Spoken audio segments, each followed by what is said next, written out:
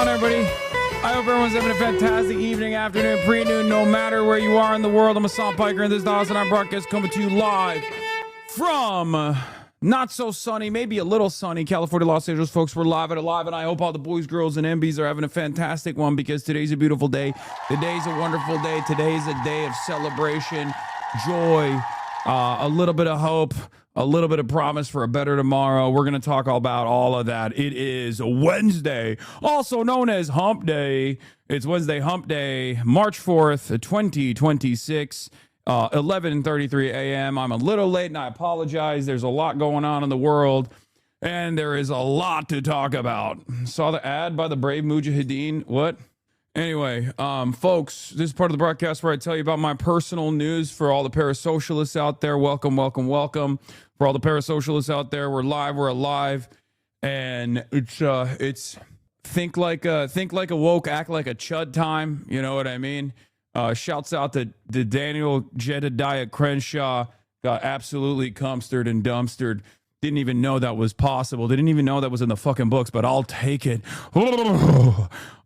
Big business deals, interviews, podcasts. Yeah, I have been doing big business deals, big interviews, no podcasts. I just worked out. I worked out this morning, and I had a bunch of calls I had to do. That's why I'm a little late. But honestly, in a pretty good mood, regardless of the fact that I'm so weak. Okay, I am so insanely weak. My legs, since I had that injury, my legs have been so unimaginably weak. Like I was having a hard time putting up 265, and it's crazy because I used to rep 310, right? And it sucks, but just a part of getting older, I guess. Since you got leg lengthening surgery, we know, bro, don't lie. Yeah. Talk to some Kurds, Hassan. You are very ignorant when it comes to Kurdish issues. I don't know. Maybe it's not ignorance, but if you could talk to some Kurds, there are many Kurdish activists you could speak with. I don't know why you assume that I don't. I like that you guys think that, you know, I turn off the broadcast and I just get into a hyperbaric time chamber or something. And or I like that your expectation is I don't do that already. All right. We haven't even started yet, though. This is personal news time. And as far as personal news goes, yes, I know. We're going to do a lot of identity politics to defend my CIA imperialist conquest. I know. Why can't we have a better world where I can do standpoint epistemology, but also to defend American-Israeli imperialism? Personal news-wise, not really much going on in my life, except for there's just a lot going on in my life, honestly. There's just a fuck ton of things happening and a fuck ton of stuff that we need to prepare for. A lot of college campuses, a lot of interviews with candidates, even though I freaking hate it. I'll be honest. I'm not the biggest fan of doing these goddamn interviews, but, you know, yeah, there's a lot happening. GLAAD Awards? No. Careful at those college campuses, big dog. The fuck do you mean? Oh, you mean like Charlie Kirk? Why don't you like it? I don't want to get into it. Okay, it's just not my favorite. Okay. Let's just get started. Let's just blast off and let's go. There's a lot going on. We got a lot of news to cover, a lot of ground to cover. You know, Amer-Israeli years of lead, baby. Iran/Amer-Israel, Epstein's fury continues. Iran Navy sunk in Sri Lanka, Tel Aviv and Texas W. Saikat Chakrabarti on later to talk about being a class traitor. Cam Kasky on to talk West Bank. Get in now. You still have Talarico on, maybe more. Maybe you can radicalize them.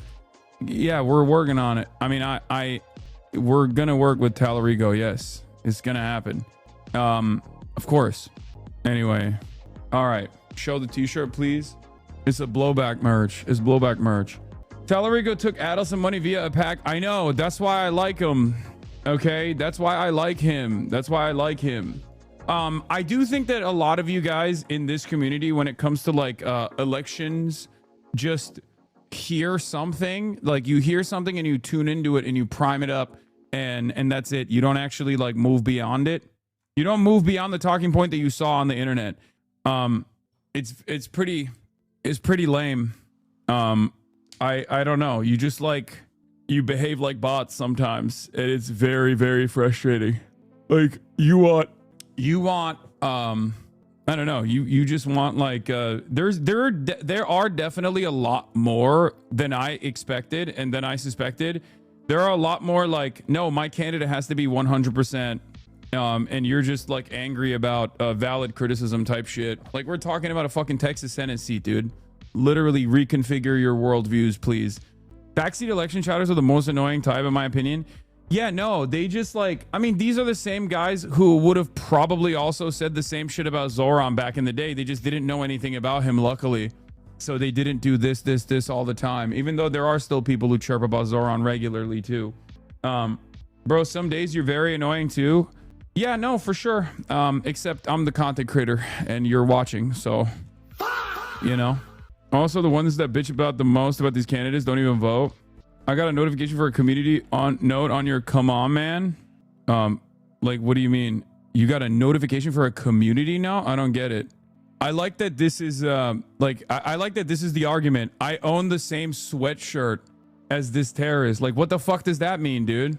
Like, I didn't even say like, oh wow, it's unbelievable. I was just talking about the fact that this timing is a little bit suspicious, don't you think? The guy literally had an Iranian flag t-shirt and a Property of Allah sweatshirt that he was wearing. It's Mike Tyson merch. If we're gonna claim this is an Israeli false flag because the shooter had the same shirt, then I guess Hassan is owned by Israel. Yeah. It's so funny that these like Tel Aviv posters like this, I'm glad that they're, you know, still working in the bomb shelters as the fucking Iranian cluster bombs, cluster munitions are peppering their fucking family homes. You know what I mean? I'm glad that they're still working extra hard in the shelter. They post like Nazi Jesus Christ. No, these are the most annoying type of like people who claim to be liberals, but they're not liberals at all. This is literally like, bro, even Reddit, NASDAQ, Omega Libs are saying this is a false flag. No, these are literally people from Israel, okay? This guy is spiritually Israeli. This guy is most likely physically Israeli. This is the most Israeli type of post. Many of them are out there, by the way. Many such cases of Israeli posting exist on the internet, and they like do this thing where they behave like liberals, and you think they're actually liberals, but then they're like always suspiciously Israel first across the board.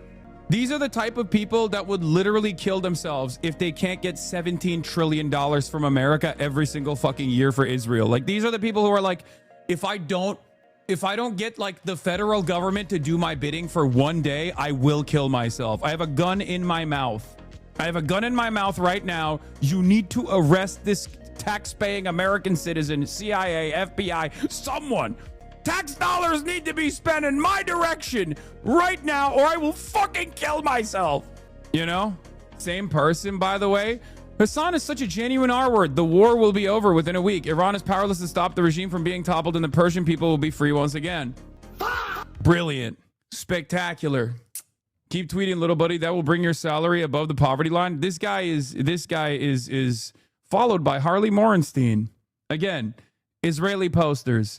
They're all around, many of which are pedophiles, some of which present themselves as liberals and present themselves as you know, woke in some ways. Some of them post like groypers. And the point that they're making is that the point that they're making here is that, like, hey, don't look at this very obvious like false flag looking incident and question it at all. Because if you do that, then I will call you anti-Semitic. Okay? Please, let this false flag go through. Can we have one false flag in the most incompetent FBI, CIA we've ever actually encountered? Can we let one false flag go through, please? What are you doing? Can we foment a little bit of hatred towards the Iranian population a little bit so we can justify our incredibly unpopular war that we're committed to because Israel really wanted us to do that? Hassan, you're being anti-Semitic. Yeah. No, it's exactly. If you look at a situation that just like smells exactly like a false flag and just say, "Come on, man," that's enough to like terror jacket you by being like, "Well, you also own the same shirt. I guess you're also a terrorist, or maybe you're also owned by Israel." It doesn't really matter. Yeah. No, definitely. The Epstein files. Don't talk about them. Don't talk about the Epstein files. You're being anti-Semitic. Can you stop talking about the Epstein files, please? You're being anti-Semitic. Can you stop repeating that Marco Rubio, the Secretary of State, said we're going to war for Israel? Can you stop doing that, please? It's really making it harder for me to defend Israel and defend Israel's war that Israel has committed America into engaging in. Excuse me. Can we just go back? Can we go back to like 2016 where I could just say anyone that even mentions the existence of Palestinian humans is anti-Semitic and the entire fucking media apparatus would come down on you? Can we go back to that, please? Anyway, are you sitting higher up? Something is different? No. MAGA wants another 9/11 even. You youngsters, wait, what? You youngsters need a 9/11 to bring you back to reality. Iran has been a thorn in our side since the 70s. It's about time someone had the courage to stand up to these American hater thugs. Bro said, I hope a 9/11 happens, dude. The average MAGA bot mentality. I'll be honest with you. Average MAGA bot mentality basically reveals what I have been talking about. Average MAGA bot is like, can we have a 9/11, please? So that we can be more invested in going to war at the behest of Israel. Incredible. Way worse than your take. Yeah, no. This guy says America deserves not one 9/11, but two 9/11s. My man said America deserves two 9/11s as long as we can defend the Israeli state. Yeah, Republicans. Anyway, no need for 9/11. Americans are killing each other more efficiently. No, the 9/11 aspect of this is just to the 9/11 aspect here is just to like galvanize the American population, to be more invested in like doing unlimited bloodshed, unlimited warfare in Iran for Israel's interest, by the way, and nothing else. Let's be real. There are many different ways. There are many different methods and many different ways of dealing with Iran. Diplomacy, obviously, is one of the most successful ways. And we have actually dealt with Iran through diplomacy in the past, and it has worked. And yet, for some weird reason, we just ran out of diplomacy. We just ran out of diplomacy this time around, guys. Also, I-24 is reporting that the Iraqi Kurdish forces have invaded Iran, like I said. It's not necessarily just like an Iraqi Kurdish invasion. It's more so that they've already been arming some of the Kurdish militias inside of Iran, but not even like the entire Iranian Kurdish population is invested in this at all. They're not. But they're going to try to make it seem like there is like a ethnic war taking place, and America has no other option but to liberate the Kurds, because they're woke. They're doing imperialism woke style. But we'll get into that in a little bit, obviously. I talked about this for the past week or so, and a lot of people are finally getting their talking points from the State Department so they can come in here and talk to me about how this is actually... we can see more of the desk now, like the Kaya button. The Kaya button, this one. Yeah, you got to think about inflation, diplomacy, too expensive these days. Yeah. No, guys, you don't understand. It's time to hear Standpoint Theory twice in a row. They're going to say, why don't you listen to the Kurds, Hassan? Especially because I'm Turkish. This is like designed perfectly for me. A Rojava advocate, for the record, that was stripped away from the Kurds after all of their fucking loyalty in service of the American State Department, the role that they played combating ISIS, another fucking design of the American State Department. And what did they get for that? Nothing. They got nothing for that. They got Rojava stripped away. They could have had an autonomous Kurdish region in Syria. They literally took that away. And now there's another grouping here where they're like, nah, it'll be fine. This time it'll be different. Okay, dude. Sure. As I've told you already, what's most likely going to happen is mass instability. IRGC and all the different forces in the region are going to be fighting. I think their goal is to basically get the IRGC, like goad the IRGC into being super fucking aggressive with the Kurds. And then actually I'm sorry, but the way you talk about the Kurds is racist, assuming they are dumb and incapable of making strategic decisions in critical times. No matter the ideology you are, the same it comes with the Kurds. Yes, I'm being an anti-Kurd racist. That's what it is. You're right. You got me. No, actually, I'm being an anti-Kurd racist if I don't let America and Israel deploy Kurds alongside special forces with air cover to a fucking sovereign country with the express purpose of destabilizing them and collapsing the fucking state to create a failed state. You're right. I don't give a fuck if you're Kurdish. Shut the fuck up. Every fucking day with these people. Holy shit. I talk about Cuba. Motherfuckers are like, well, I'm Cuban. Have you thought about communism? I'm Cuban.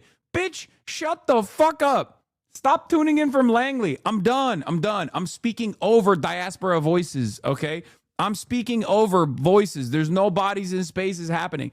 I'm speaking over your voice, okay? If you came in here and you were like, actually, I'm Palestinian and I think, Hamas is the real problem, not Israel, I would go, shut the fuck up. And it's the same principle here. You said you're in a good mood. I am in a good mood, but I knew it was going to fucking turn into a bad mood, okay? I'm in support of Kurdish autonomy. I'm in support of Rojava. I've literally interviewed people who have gone there and fought alongside the Kurdish militias in Rojava and the American. I'm in support of Kurdish autonomy. I'm in support of Rojava. I've literally interviewed people who have gone there and fought alongside the Kurdish militias in Rojava and the American State Department. One of my very close friends, one of my very good friends, Brace Belden, literally did the shit, okay? He is that dude. The idea that, like, I'm not in support of Kurdish autonomy is so fucking idiotic, okay? Shut the fuck up. Look what that got the Kurds in Syria. Hey, Hassan, do you believe this? Idiot, you are spiritually Israeli, but Turk. You are such fucking Turkish nationalist freak, holy fuck, bitch, Turkish nationalist fuck. You are exactly like the Israeli libs. You are the equivalent to an Israeli lib.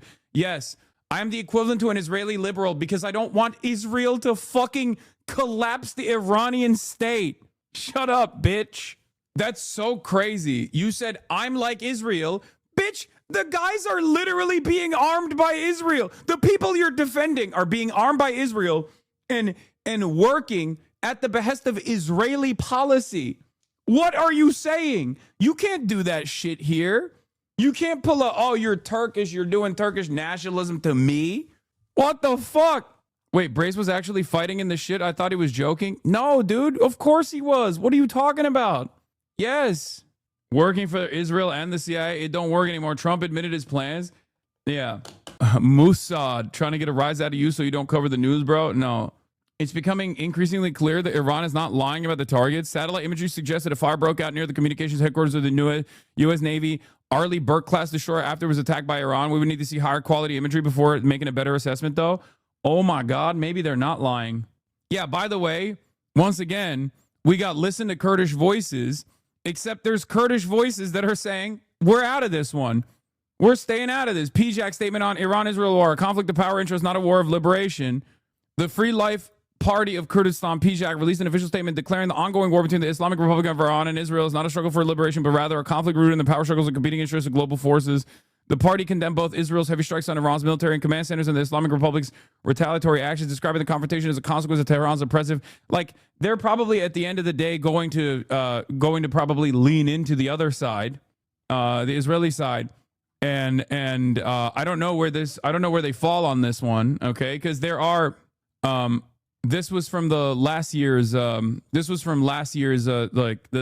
it was like from 12-Day War, right? Or even before then. Slow the fuck down. Speed reader, Jesus Christ. Anyway, I don't know why we're immediately going into the Kurdish conversation. The U.S. literally gave them the green light to Jelani and Erdogan to release the same ISIS prisoners to genocide the Kurds in Rojava. It's the Islamic Republic's fault, the Kurds and other ethnic minorities especially, but all Iranians so malleable to Western imperialist propaganda. I mean, there are a lot of Iranians that are on that fucking timeline. There are a lot of Iranians who are even inside of Iran still totally frustrated with the IRGC, frustrated with the Ayatollah, and think that like America is going to be their salvation. Okay. Having said that, if we're looking at a game of numbers, there's not a significant enough number of those Iranians to actually spark a real popular revolution. And the reason why, I mean, the proof is this. The proof is literally right here. If they had enough numbers and enough motion and enough momentum to actually spark a popular revolution in the country, America wouldn't be trying to game the fucking system this way. So the very fact that they're trying to game the system this way by first 4 months leading up to, even before the IRGC violently suppressed the protests that took place in Iran, they were fucking arming the Kurdish militias inside of Iran. That's just true. And Israel openly admits that, except, oh, I guess I'm being an ethnic chauvinist. I'm being a Turkish ultranationalist, right? They were doing that already for months. I saw reports of formation of Kurdish militias in Iraq getting ready, gearing up on the border. Even in the last 12-day war, Israel's been trying to do this since the last 12-day war. This has been their design. And the reason why they want to do it is because they don't have the real fucking popular base inside of the country. If they did, they wouldn't have to do this. They're going to bring in special forces alongside some, Kurdish brigades from Iraq, and they're going to try to fucking push your U.S. citizenship is at risk. Wait, why? What? No, I'm a American-born citizen, man. Shut the fuck up. Yeah, Kurdish language specialist with TSC, SCI clearance started going up last week across major defense contractors. I remember seeing reports of militias getting arms during the 12-day war as well. Then there was a drive-by assassination of the police chief by Kurdish militants during the mass uprisings that took place. Like, it's like, what more do you want to hear? Like, Israel is openly fucking saying it out loud, and you guys are still acting as though this is not the design here, Kurdish forces in Iraq have launched a ground military offensive into Iran against the Islamic regime, an Iranian Kurdish official tells I-24 News. According to the official, thousands of Kurdish fighters began taking combat positions inside Iranian territory on Monday, March 2nd. I personally suspect that the reason why they're doing this, is because they want to throw as many bodies as possible, and they want to create discontent, anger, and frustration within the Kurdish population, because the IRGC is going to come back and then turn around and fucking start pummeling Kurdish Iranians, okay? Because they're not going to be able to control it. They're going to think, oh, every Kurdish Iranian is now an op. And that's the reason why this stuff leaked ahead of time. That's my suspicion. That's Matthew Petty's analysis as well. Everyone I know who's actually based in Iraqi Kurdistan is extremely skeptical about this planned Kurdish uprising in Iran. What I suspect is going to happen, and this is not based on any sources, is an attempt to put the Kurdish veneer on a U.S. special operation into Iran. I think that's what it is. I think they're going to bring in special forces units quietly alongside the Iraqi Kurds, okay? While simultaneously, they're going to be like, see, the Kurds are rising up, the Kurds are rising up, the Kurds are rising up. And I think they want the Iranian government to take a heavy-handed approach, because this kind of clandestine operation is not revealed on fucking CNN a week before it happens. Okay? These guys don't do the Babe Ruth shit where they literally go, this is the way we're going to fuck up Iran, unless their goal is basically to frustrate and put the Iranian government and its military in a paranoid state where they take a heavy-handed approach to dealing with any sort of ethnic uprising amidst, ongoing bombing campaigns. And then when that happens, they film the entire process and they turn around and say, see, look how fucking ruthless these guys are. Now we're going to send in the American ground troops to protect the Kurdish and all of the other Iranian population that hate the IRGC. They're going to welcome us as liberators. That's what I think is happening here. They're throwing bodies into the fucking meat grinder, and then it gives them enough time to potentially bring actual ground units into the region, and then it justifies even further intervention. The Kurds are going to get American and Israeli aerial support in the actions, as they've said, or at least they've demanded American and Israeli air cover. They want a no-fly zone over Kurdish territory, which is fucking crazy. They want to create a no-fly zone on Iranian territory. Sources now telling CNN the CIA is working to arm and assist Kurdish forces. The goal, we are told, is to fuel a popular uprising against the regime inside. Yeah, the Kurds will conquer Iran for America. We will have greater Kurdistan, and it will be a vibrant, pluralistic, cosmopolitan democracy, not a sectarian hellhole. Which, by the way, the closest achievement to that was Rojava. And look what happened to Rojava. The Turkish government is never going to fucking allow that. They are also going to eat a piece of Iran at that point if things completely collapse. Like I said, America's going to go in. America's going to go in and go, all right, Turks, get at it. It's fine. It's, you know, their money is your money. Go ahead. Go bomb the fucking Kurdish villages with artillery, with drones, with tanks. Roll over, create a fucking barrier between the Turkish border and the Iranian border, and take up some of this Iranian territory. It's all good by us. And then Israel's going to turn around and say, I don't like that. I don't want Turkey to do that. As a matter of fact, that's really fucking bullshit. You better back away. And then Israel and Turkey are going to fucking go into conflict. This is the next 5 years happening, unfolding in front of our eyes right now.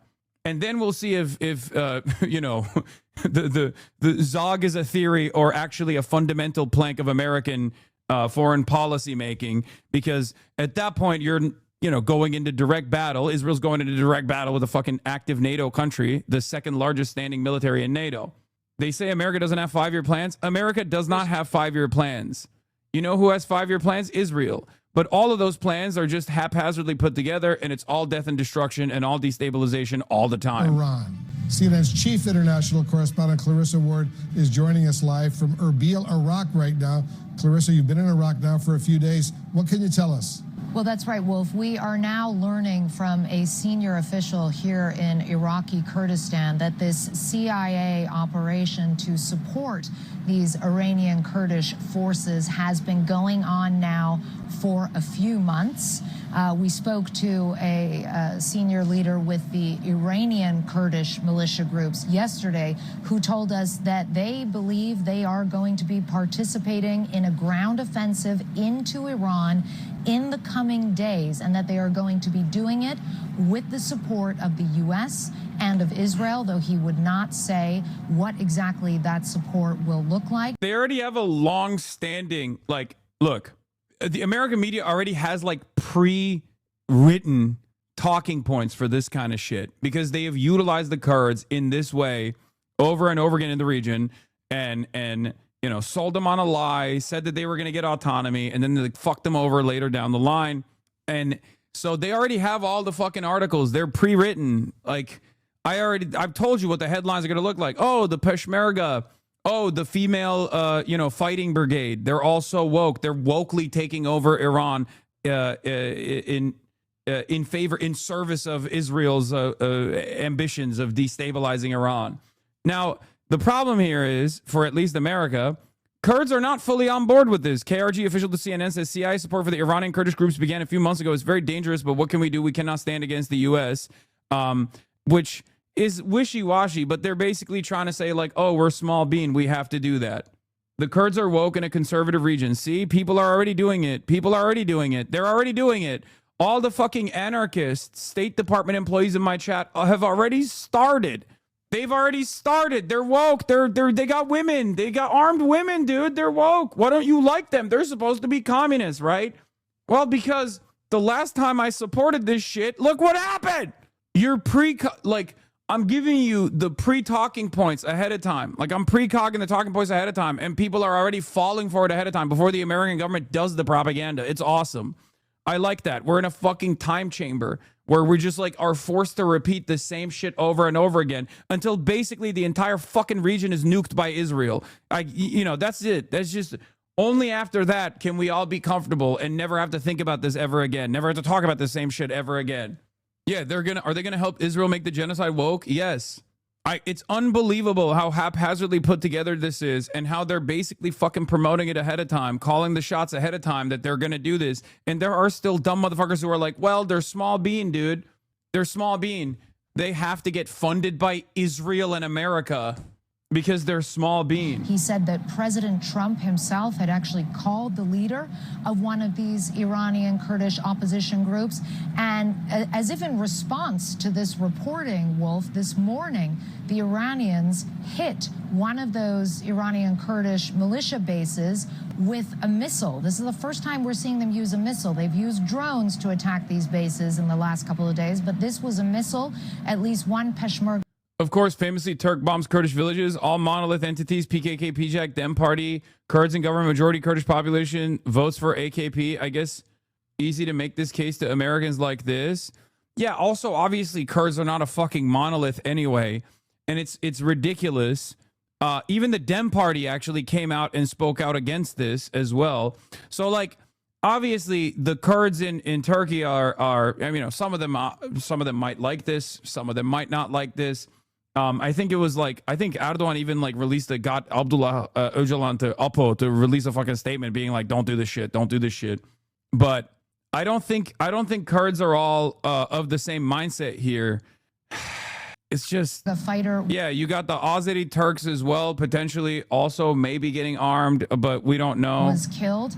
And there is now very real fear here in Iraqi Kurdistan with the leadership that Iran could launch massive retaliatory strikes if this ground offensive goes ahead. The leader here who I spoke to said that the Iranians had warned Iraqi Kurdistan just a few days ago that if a single Iranian Kurdish fighter crosses that border, there will be hell to pay. He also said that one of the issues they have here in Iraqi Kurdistan, even though they have a very good relationship with the U.S., even though they have very little love for their neighbors in Iran, is that they feel the U.S. policy or the strategic objective. I thought the Azeris are pretty thoroughly integrated into Iranian society. Well, Ali Khamenei is of Azeri descent.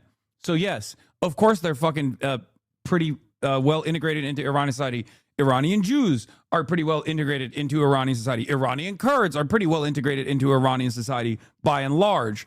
The difference here, of course, is that you can still find elements within Iranian society that are invested in, building an autonomous region or invested in fucking shit up, pissed off at the IRGC because the IRGC maybe arrested one of their friends. You know what I mean? Khamenei Meştedili değil mi ya? Ben Azeri zannediyordum ama belki de değildir. Azeri Türk olması lazım değil mi? Yoksa herkes Türk diyorum amına koyayım. Vallahi adamlar doğru. Pantronis olduk vallahi. Khamenei yarı Türk. Evet. Tamam işte. Türk'üz yürürüz. Yeah. There's a massive Azeri population. There's a big Azeri population, Turkish population in Iran as well. It is a very diverse population, okay? And a very diverse population can be fine, right? A very diverse population can be fine. This is a joke, chatters. Are you kidding me? I texted this to Ryan and Jeremy. Don't use this on. He said the USA would have just as bad as under Harris. Please be better. He also supports terrorists. Brother, you're talking to Drop Site News. Anyway, where the fuck were we? Let's continue. This war keeps changing. This source told me one day President Trump says it's regime change. One day he says something completely different. And so they have a really strong concern that among this shifting policy, they could effectively end up getting thrown under the bus, so to speak. And it's important to remember, and I know it gets confusing, well, for our viewers, that there's a difference between the Iraqi Kurdish leadership here in Iraqi Kurdistan and the Iranian Kurdish forces who are being supported by the CIA with the goal of going into Iran and launching some kind of an offensive that they are hoping could foment stability and unrest. And the Iraqi... The way that the Kurds could get thrown under the bus in this operation could literally be instantaneous, okay? They could just as well accidentally fucking bomb Kurdish positions with Israeli munitions and American munitions and then turn around and go, oopsie, maybe it was the Iranians that did that. You know what I mean? The opportunities here are fucking endless. The goal here is destabilization because they don't have the popular base to actually create instability in the country because there isn't like actual militancy that is armed and ready to go and angry to that degree with the government or at least like has the foresight to recognize that if right now they went up against the state and like tried to overthrow it in bloody rebellion, even though they don't have the organizational tools beyond like what Mossad and the CIA has been doing inside of the fucking country, if they like beyond this AstroTurf CIA-backed, Mossad-backed movement, they don't really have a lot of like popular support. They don't have a popular base in the same way that they did during the Islamic Revolution initially. Okay, because while things are bad, it hasn't gotten to a degree where people are like, we need to build cells and we need to go up against the government and we need to do a popular revolution. This is precisely the reason why Israel is trying to develop a popular revolution. Okay? And it's not just my assessment. The Israeli media is openly fucking talking about it. The American media is openly talking about it. It's fucking crazy. Israel Hayom reports that U.S. and Israel are arming Kurds in the northwest, Baluchis in the southeast, another group that I talked about. Remember when I said Balochistan independence movement will also be utilized inside of Iran as well? And Sunni Arabs in the southwest in order to sow chaos in Iran. Oh my God. Oh my God. I fucking told you. What did I tell you? What did I tell you? Even before America and Israel started bombing Iran, I told you that they are going to beef up ethnic tensions to the best of their ability to collapse the fucking state.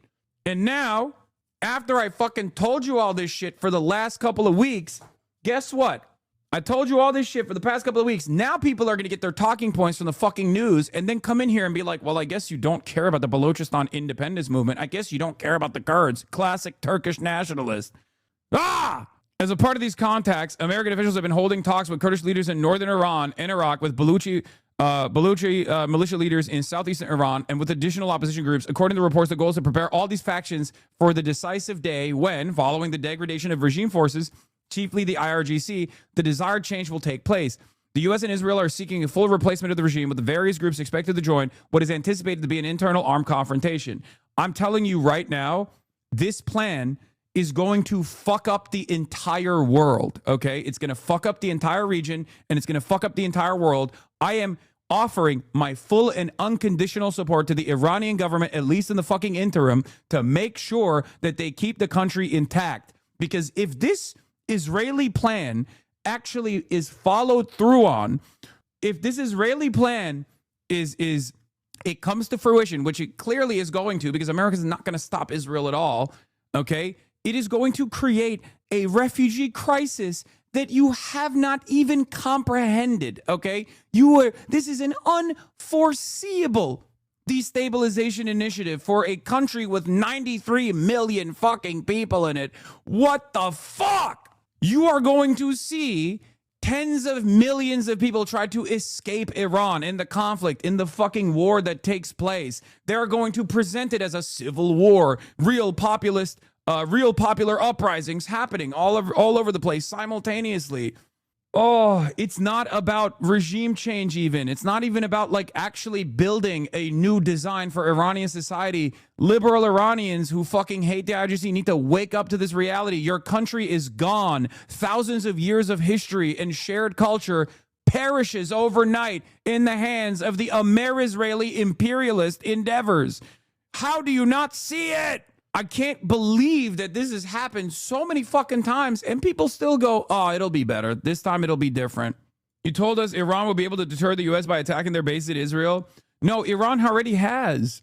As far as state versus state conflict here, Iran is, in the past 5 days, Iran has basically shown every other great power in the world, every other regional power in the world, that America is a little bit of a paper tiger. America is not capable of defending its assets. America is not capable of defending its quote-unquote allies. The only ally America cares about is Israel, and even then they're not doing a great enough job defending Israel, even though they've deployed almost all of their fucking naval assets to defend Israel, okay?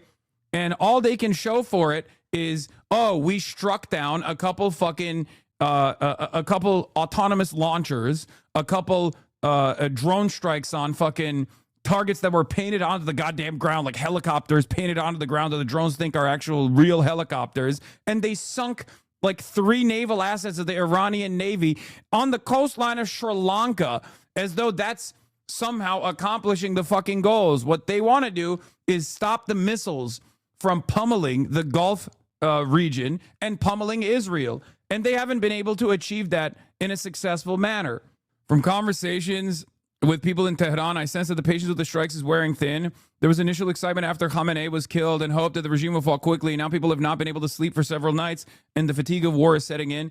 They're also shocked by the scale of the discussion. Most government buildings are in ruin. They also fear about the unknown future. One person told me that the courthouse where they had filed a personal lawsuit had been blown. Several people who had planned to stay are now considering leaving the city. Iran is such a fucking beautiful country, dude. It is unbearable to watch this much culture, this much history get fucking destroyed with vulgar American and Israeli weapons. We have no care or consideration for the world. We are such a malign, malignant, cancerous force on this fucking planet. God damn it, dude. It is disgusting. These are real human beings whose lives we're fucking destroying so that Israel can feel safe doing the greater Israeli project without any sort of regional pushback whatsoever. It blows my fucking mind. But as far as like a real blow that Iran has been able to deal to American empire, it basically showed China that, like, let me tell you something, okay? If China wants to right now, they could go and fucking take over the Philippines. Straight up. They could take over South Korea. They could take over the fucking Philippines. Any kind of like regional proxy war that America engages with China is over. It's a fucking wrap. I'm not saying that they have this kind of imperialist ambition regardless, but basically, if you understand anything from what has taken place, it is America's inability to defend its own radar installations, America's inability to defend its own supposedly quote-unquote ally nations. They're literally taking THAAD missile defense systems away from South Korea right now and trying to hastily ship them to the motherfucking Gulf. Not even the Gulf necessarily, to Israel, because they can't stop the Iranian missiles from penetrating the fucking Israeli defenses. There's obviously an escalation ladder here where the last step of the equation is nukes. Either we de-escalate or they escalate it to the maximum degree. It's unbearable. All right, give me a fucking link for Trump Live. I'll tune into the disgusting pedophile president gleefully talking about destroying an entire fucking country. We will get a big piece of that, and we'll also make life wonderful for the people of Venezuela who have been very, very badly hit. So that's a lot said in a short period of time, but you can witness it for yourself. And now we'll get on to something that I'm very proud of because it was sort of my idea, like very much so. Build your own power plant. And everybody thought I was kidding. They said, really, you can do that? How would you do that? I said, we'll get you fast permits, and you'll build your own plants, but we're going to discuss it in great detail with the biggest people in the industry and some of our great leaders and senators. And congratulations on the Medal of Honor for your 100-year soldier. 100 years old, 101 to be exact. And Daryl's been fighting that he get the Congressional Medal of Honor for many years, Daryl, right? Mr. President, I give you all the credit for overcoming. We're ruled by pedophilic monsters. The lawyers in the Department of the Navy in a way that I thought was amazing. Yeah. And nobody could have done it but you. Maybe it'll be a long. We had to get it to him a little bit quickly, but he looks like he's in good shape. He's got some years left, right? He's planning to come back here for your next Medal of Honor ceremony. And, he's also going to be the star at Tailhook this summer if you want to come to Reno. Well, I congratulate you for that success. That was amazing. He didn't stop. I've known him a long time. He never stops. So congratulations. It's very nice. We're here this afternoon for a historic signing that will help keep down utility bills very, very substantially, and electricity prices for millions of Americans, and in many cases for a lot of people that don't really understand why they're going up, but they're not going to be going up. They're going to be actually going down. Today, we followed through on an announcement I made in my State of the Union address last week as America's largest tech companies officially signed the Ratepayer Protection Pledge. It's a big deal.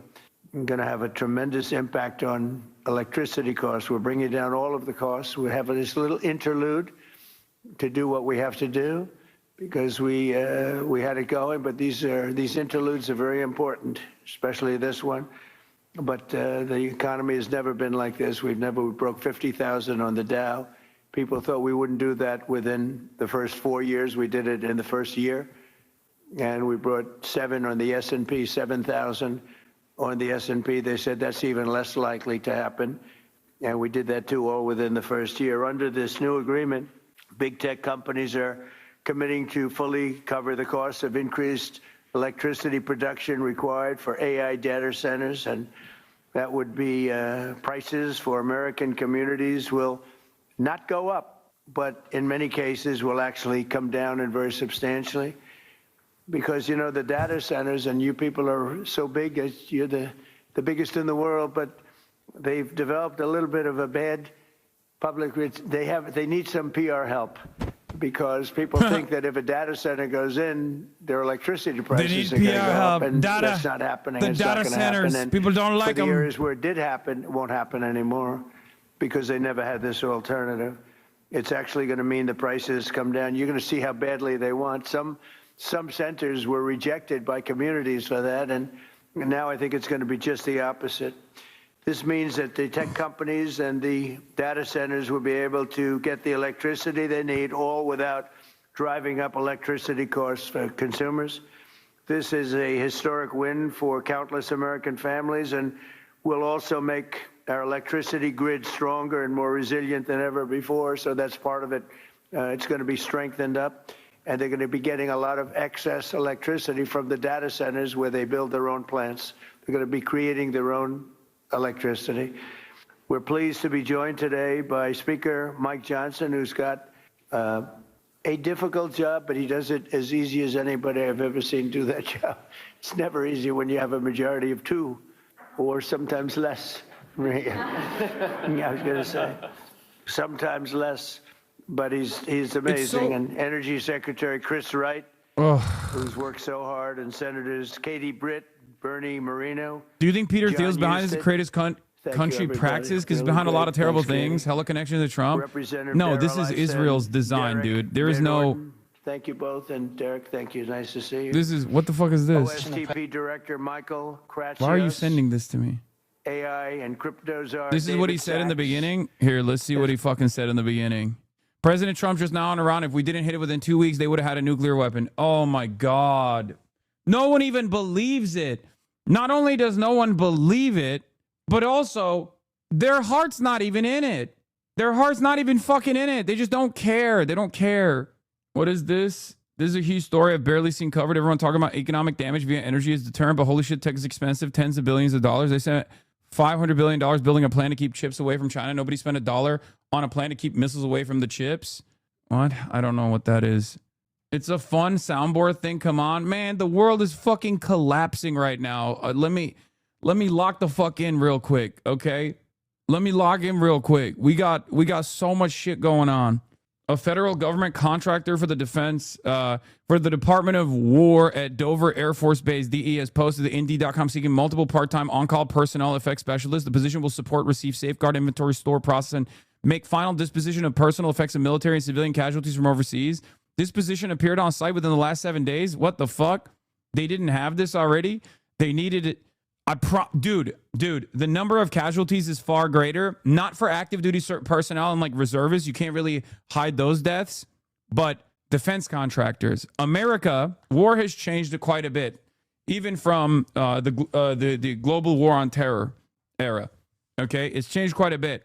Right now, America utilizes defense contractors quite a bit. There's also forces there that are in the CIA, you know what I mean? Like they're on the State Department side, and when they die, you won't hear about it. And I think they're probably melting a lot of defense contractors without, and you don't get to hear about it at all. Instead of like active duty reservists, because the active duty reservist protocol for informing like next of kin is intact. I don't think they can, as far as I understand, I don't think they can hide those as well or as easily. I'm sure if there's like a special circumstance, if there's like an entire like naval asset that burned or something, they can try and hide it to the best of their ability in order to withstand the PR shock that will come as a consequence of that. But they can and do with regular frequency hide the total number of casualties and the total number of deaths when it comes down to contractors that they deploy in the region. So if there's like a lot of these at these bases, if you have, I mean, there are chatters in here who might even literally be at the bases right now. There are chatters in here who, well, you probably can't watch right now if you're literally in the Gulf. I suspect that they don't let you watch or use your phone any longer. I think I saw the CENTCOM notification that said don't use your apps at all. But if you've ever been stationed in one of these bases, you can tell me if that's the case or not. But I'm pretty sure, I suspect that like some of the guys that they're some of the people that may or may not have been killed is they're if they're defense contractors, like we will not hear about it. U.S. contractors in Kuwait decry meager bunkers and pay cuts amid Iran war were treated as expendable. Employees say they've heard little from major defense contractor V2X Inc. about safety and evacuation protocols. Yeah, they are expendable. Why doesn't China use this to crack down on Taiwan out of American influence? I don't want to get into China right now. All humanity. The American people deserve to know what's going on, what kind of conduct their government is doing, how their government is abusing their money, their tax money, their image in the Middle East, in the Islamic world, just in furtherance of the whims of Benjamin Netanyahu. Yeah. I don't think these guys understand. I could watch it from Saudi Arabia, but I live and work here, not military. Yeah, no, I'm saying if you're a military, if you're in the military right now, if you're active duty and you're in the Gulf, they don't want you to use, I saw the CENTCOM notification. They don't want you to use, a lot of phone applications because they suspect that either China or Iran is using that for targeting. And that's the reason why they have these drone strikes that take place on civilian properties like hotels and apartment complexes where like, why the fuck are they hitting these hotels? Why the fuck are they hitting these apartment complexes? It's because there's assets, and CENTCOM thinks that the way that they're finding the strike targets is the phone applications that people are using. Yeah, it's the same as don't smoke at night back in the day. Yeah, pretty much.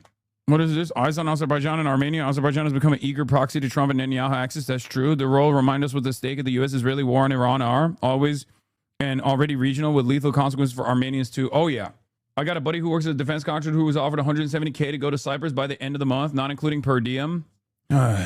Anyway, my cousin's boyfriend was stationed in London past 2 years. On the 25th, they deployed him to an unknown location, told him to stop using apps. My cousin talked to him on Friday the 27th, but hasn't since. He's an engineer, and she thinks he's in Israel or somewhere with a desert climate because he sent her a Snapchat, but hasn't been on since. He sent a fucking Snapchat? God, the American military is so fucking stupid. I'm sorry. Same with the Israeli military. We're so comfortable. We here in the Western world, in the heart of empire, are so used to our fucking treats. We have no OPSEC. We have no OPSEC whatsoever. That's why all the fucking Israeli occupational forces, the neo-Nazis, were like filming themselves doing war crimes over and over again because they were like, oh, this is great. This will look so good on my social media. Yes, I love Israel. I love doing war crimes against Hamas. No fucking OPSEC whatsoever. Anyway, I'm all over the place right now. I talked about my suspicions of like defense contractors possibly getting smoked with some of these drone strikes. I assume that is like a real point of concern. But yeah, I think the numbers are probably a lot higher when you calculate the total number of casualties. When you look at the actual defense contractors have probably also been killed. It's not. And here's the other thing. You'll have your approvals within 2, 3, or 4. Yeah, this motherfucker's still talking about all this other shit like energy deals and whatnot. But we are going to get back to Iran, what the goals are, what the ambition is, who we're doing this for, and what the clandestine operations are on the ground. As I showed you, Israel itself has openly revealed that their goal here is to create as much chaos as possible against the Revolutionary Guards and utilize the existing ethnic tensions to foment like some kind of to basically create chaos in the country, right? If you get the IRGC's ground units to move around, because on the one hand, you got to squash a rebellion that's taking place over there with like the Balochistan separatist movement. On the other hand, you got to go to like the Kurdish ethnic enclaves and stamp out protests and discontent and like actual fucking, it's not even like a protest at that point. It's just like straight up warfare. especially when these guys are gearing up, tuning up the IRGC to react with to react against what these guys are doing is objectively terrorism at that point, right? In that predicament, you have the military's existing units spread out to the best of your ability, and it makes it, I guess, easier for American troops to eventually come in if they were to do like a landing operation, which again, very limited options as far as where they could invade Iran from, where they can create like a supply line, because Iran, as I've shown you before, if you look at a fucking topographical map, is surrounded basically 3 parts by mountains. Okay. So they're going to try to divide the IRGC. They're going to try to divide the forces if there is actually additional boots on the ground participation from American units. Let me tell you who's not going to be on there. Let me tell you what boots are not going to touch Iranian soil. Israeli boots. Just so we're clear. It will be American boots. It'll be your neighbors that go and fight and die in the Iranian mountainside for Israel. It will not be Israeli boots that touch the soil. Make no fucking mistake. Okay? Israel, small country. Israel, too small. Israel, tiny nation, size of New Jersey. No politic here. No politic, I say. You know? A coalition of the willing. But that's what this is. That's what's going on. That's what they're gearing up for. You know, it's pretty crazy how open the American media is in their coverage so far as well. Like, hey, Kurds, sorry, we just handed you over to the Syrian government after years of successful cooperation. Would you like to repeat the same thing in Iran, but faster? One person familiar with the discussion, this is on CNN. One person familiar with the discussion said that the idea would be for Kurdish armed forces to take on Iranian security forces and pin them down to make it easier for unarmed Iranians in major cities to turn out without getting massacred again, as they were during the unrest in January. Another U.S. official said the Kurds could help sow chaos in the region and stretch the Iranian regime's military resources thin. When I say it, people go, Hassan, you're an ethnic supremacist. You're a Turk. Of course you hate the Kurds. But CNN is literally writing verbatim what the design is here. Okay? It's very clear. And to the Iranians that are, you know, to the Iranians in the diaspora who want to make sense of this, or maybe they want to hear from an opposing perspective, and they're getting really mad at me, and they think, Hassan, you don't understand. Like, we love Israeli bombs or whatever. I want my grandparents to die because as long as, like, we can have a free and liberal Iran, I need you to understand, you are not going to have a free and liberal Iran. You are just not going to have an Iran at all, okay? You are not different, okay? You are not different than the Iraqis. You are not different than the Libyans. You are not different than the Afghan population. I know you think you are. It's a very well-educated populace, okay? I know you think that you can overcome this. You can't, because at the end of the day, when a fucking American bomb is flying overhead, it's going to destroy your home. It's going to kill you. It's going to kill your children. It's going to kill your neighbors. Okay? It doesn't matter how big brained you are. It doesn't matter how invested in liberalism you are. America and Israel's designs for your country is not that. Okay? So if you have any suspicion in your heart that America and Israel actually want to liberalize Iran and create a liberal secular democracy in Iran, drop it now, okay? They are not invested in this at all. And I know it feels crazy for a guy living in the imperial core, living in the United States of America. Oh, classic commie. He just loves the IRGC. I don't give a fuck about the IRGC, okay? I don't give a fuck about the Ayatollah. I don't give a fuck about the IRGC. I mean, I think that they have put on a strong opposition against Israel in the region, and that's great, but that's totally separate from their domestic repression, okay?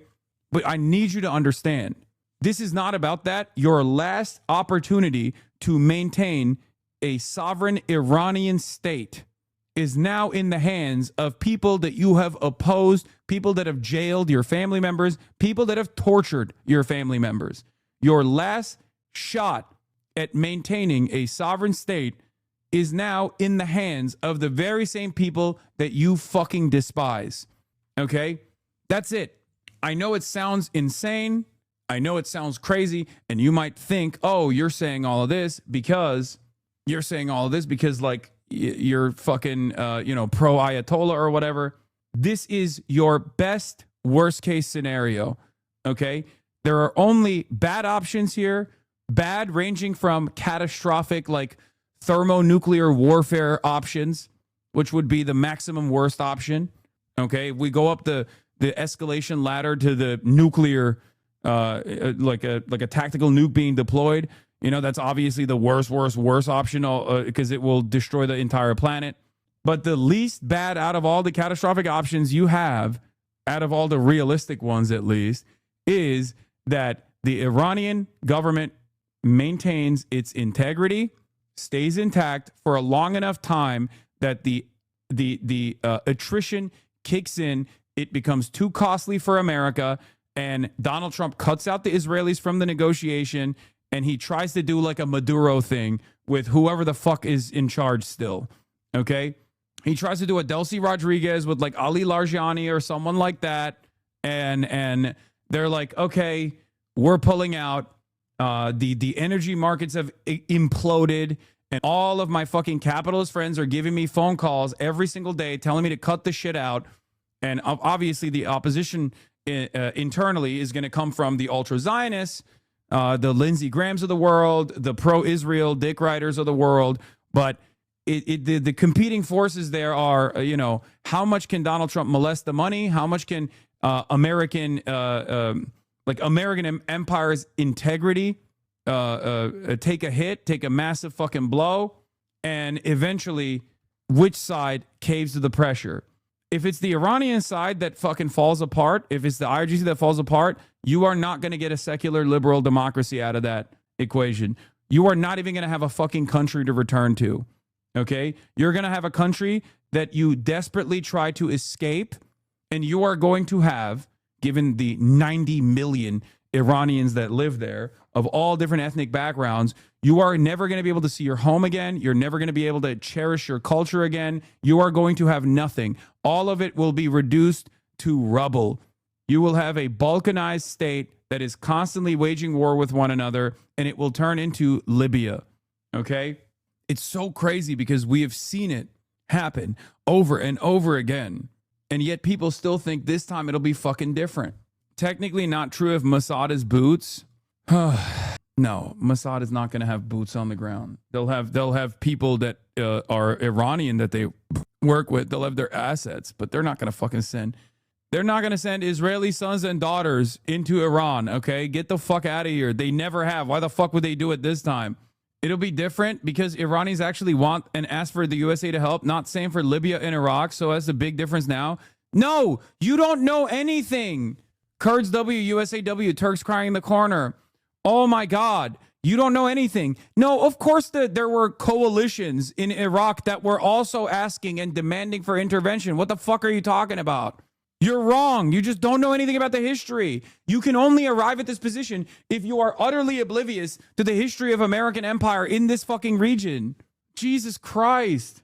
In the eyes of Israel, you are no different than a Palestinian, okay? They do not give a fuck about you. You are literally the same as Palestinians. The same as the Lebanese population living in southern Lebanon that has to fucking now move again because, Israel has decided we're going to go in and we're going to take more Lebanese territory. I don't know why you can't understand this.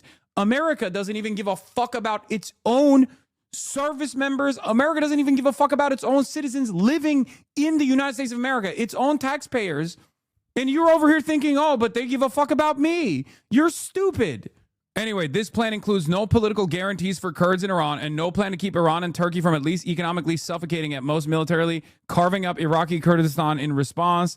Doesn't make sense for them to go along with it, but seemingly there's enough movement that they can claim that the Kurds are totally on board with this to once again make it seem like there is enough movement here. There's also this other side. Israel Hayom, another ethnic group waging sustained insurgencies, the Baluchis, a Sunni minority straddling the territories of Iran, Pakistan, and Afghanistan, who seek self-determination and autonomy. The IRGC has in recent years conducted an unprecedented crackdown on the Baluchi minority. The central active organization on the Iranian side is Jaish al-Adl, which in December 2025 merged with the additional groups into the Popular Fighters Front and declared a broad struggle against the regime. The third ethnic minority in Iran with a history of armed resistance to the government is Arabs of the southern Khuzestan province, predominantly Shia Arabs whose population numbers more than 1.5 million. In 2022, large protests against Tehran's rule took place in the province, and clashes between Arab separatists and regime forces resulted in several deaths. Dilawar Karwan says U.S. ground strategy is to foment Kurdish rebellion fielded by SDF veterans displaced from Syria and likely led by American commandos, all covered by U.S.-Israeli air power. Very worrying. IRGC would have to respond very hard to totally crush the rebellion. Straight out of the Iraq playbook, the formation of a no-fly zone over Kurdistan in Iraq was a key piece in the overthrow of the Ba'athist government.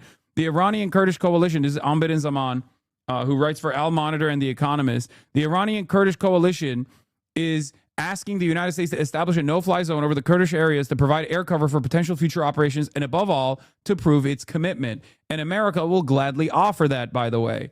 Okay, Hassan, you absolutely have to stop ignoring the populations that speak from their perspectives. You have to listen. Yeah, you have to listen to idiot voices in idiot spaces. We have to give them space to spew bullshit. That's what equality is all about. Yeah, you have to listen to MAGA voices. Excuse me, why are you not centering MAGA voices in this conversation? Excuse me, why are you not centering Israeli voices in this conversation? I don't know, because I don't give a shit. Because I'm looking at action and reaction. I'm looking at the results. I'm looking at what the intention is. And I know what the intention is. It's complete death and destruction for possibly hundreds of thousands of Iranians and tens of millions of Iranians displaced, never to be able to return to a place that they call home. That's what has happened over and over again, and that's what will inevitably happen here. How the fuck do we not see the same exact story, the same exact song and dance, sometimes the same exact fucking actors, and there are still people going, I don't know, maybe this time it's different. No, the fuck it's not. The biggest problem from the American side here, is straight up the fact that they just don't have an ISIS equivalent inside of Iran, because Iran has been very successful in eviscerating ISIS. Okay, if they had an ISIS equivalent inside of Iran, it would be over. It'd be over in a fucking heartbeat. But they will. There will be an ISIS equivalent inside of Iran eventually. Sometime, maybe literally ISIS. You never know. ISIS-I, they might call it. Hassan, is it true that the Islamic Republic has completely cut off the internet communication path so people don't get pre-attack warnings? So many people I follow are posting this on their Insta story. It's saying that the Islamic Republic is trying to kill and harm Iran. Sounds like propaganda to me. I don't know. I mean, I don't think the internet is actually fully cut out in Iran at all, but maybe. Yeah, the I in ISIS actually doesn't stand for Islamic State, Israeli State. We'll be able to. Yeah, this is the guy, this is the guy commanding the fucking forces, by the way. This is the attitude that he has. And a lot of dumb fucks still think that this is not, a lot of dumb fucks still think this is going to be positive for the Iranians, dude. Holy shit. To do nothing about it.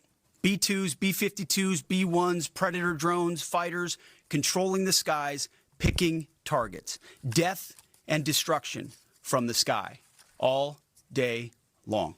We're playing for keeps. Our warfighters. It's like epic Fortnite Chungus is what they're doing, while simultaneously they're like, it's anti-woke. We're actually invading Iran anti-woke style. It turns out the Ayatollah was woke, and we're destroying it. We're doing war, but this time we're war fighting in an anti-woke manner. All the previous reasons why we failed, quote unquote failed, obviously it was for, our capitalists didn't fail. It was fantastic for them, but we technically failed our objectives of like regime change or creating a stable, liberalized region, a secular republic or whatever the fuck. They've always failed over and over again because that wasn't the real ambition at all. But this time it's different. This time we're casting aside all of the woke neocon liberalization attitudes. We're playing for keeps. We're going to fucking destroy the country. Heck yeah. Have maximum authorities granted personally by the president and yours. I'm going to give you. The fuck is this? Hegs's presser makes clear he thinks Trump will win this simply by being anti-woke and prosecuting the war. They really believe in the magical power of anti-woke. Yeah. Yeah, our real war fighters, their dicks are hard. Our war fighters with their hard dicks are going to come in with their cocks locked and loaded, and they're going to fuck the ground. They're going to do it. Hell yeah. We're going to rape and pillage. Hoorah. Real war fighters are in charge, everybody. Let's fucking go. Anti-woke style. Anyway, as far as the talks or what's going on, there's also some suspicion that Trump might not be listening to Daddy all too much because he's obviously looking for a fucking exit ramp. CNN openly abides by Israeli military censorship. Oh my God, CNN accidentally confessed live on TV that a massive censorship Israel's doing damage in optics control. We're not showing you that because the Israeli government doesn't allow us to show where that may have come from. We're not showing you that because we're not going to show, the Israeli government does not allow us or want us to show where that may have come up, that interceptor. But I'm not going to go up there. Yeah, it's because their interceptors are fucking in civilian areas, obviously. That's the reason. But yeah, of course, CNN abides by Israeli censors. What are you talking about? Anyone that covers news inside of Israel literally is telling you what the Israeli government is allowing you to see. I hope you understand that. These countries have complete, these countries try to have complete narrative control in a heavily populated and densely populated area to the best of their fucking ability. And they do this all the time. In the first couple of days, if you recall, I showed you some of the impact sites. They had Israeli reporters on the ground doing English coverage because in the first couple of days, they wanted to garner sympathy. When they realized that they couldn't garner any sympathy whatsoever because everyone was like, we know you're a genocidal nation that's bloodthirsty and is trying to do the same thing you did to Gaza, to Iran this time, says you. They went, okay, we shouldn't be showing the impact sites at all. We should actually hide it because it only makes it seem like Iran is actually reaching its targets, and it only shows the Iranian side that they're actually successfully striking the heart of fucking Tel Aviv or the heart of Jerusalem. Saudi former intel chief is saying Israel is why the U.S. is doing this. Yeah, everyone is saying Israel's doing this because, of course, that's it. That's the truth. It's hard to fucking look at this as anything but the truth. As you guys know, I have said over and over again that I am the number one guy for the American asset in the region, the aircraft theory. Okay.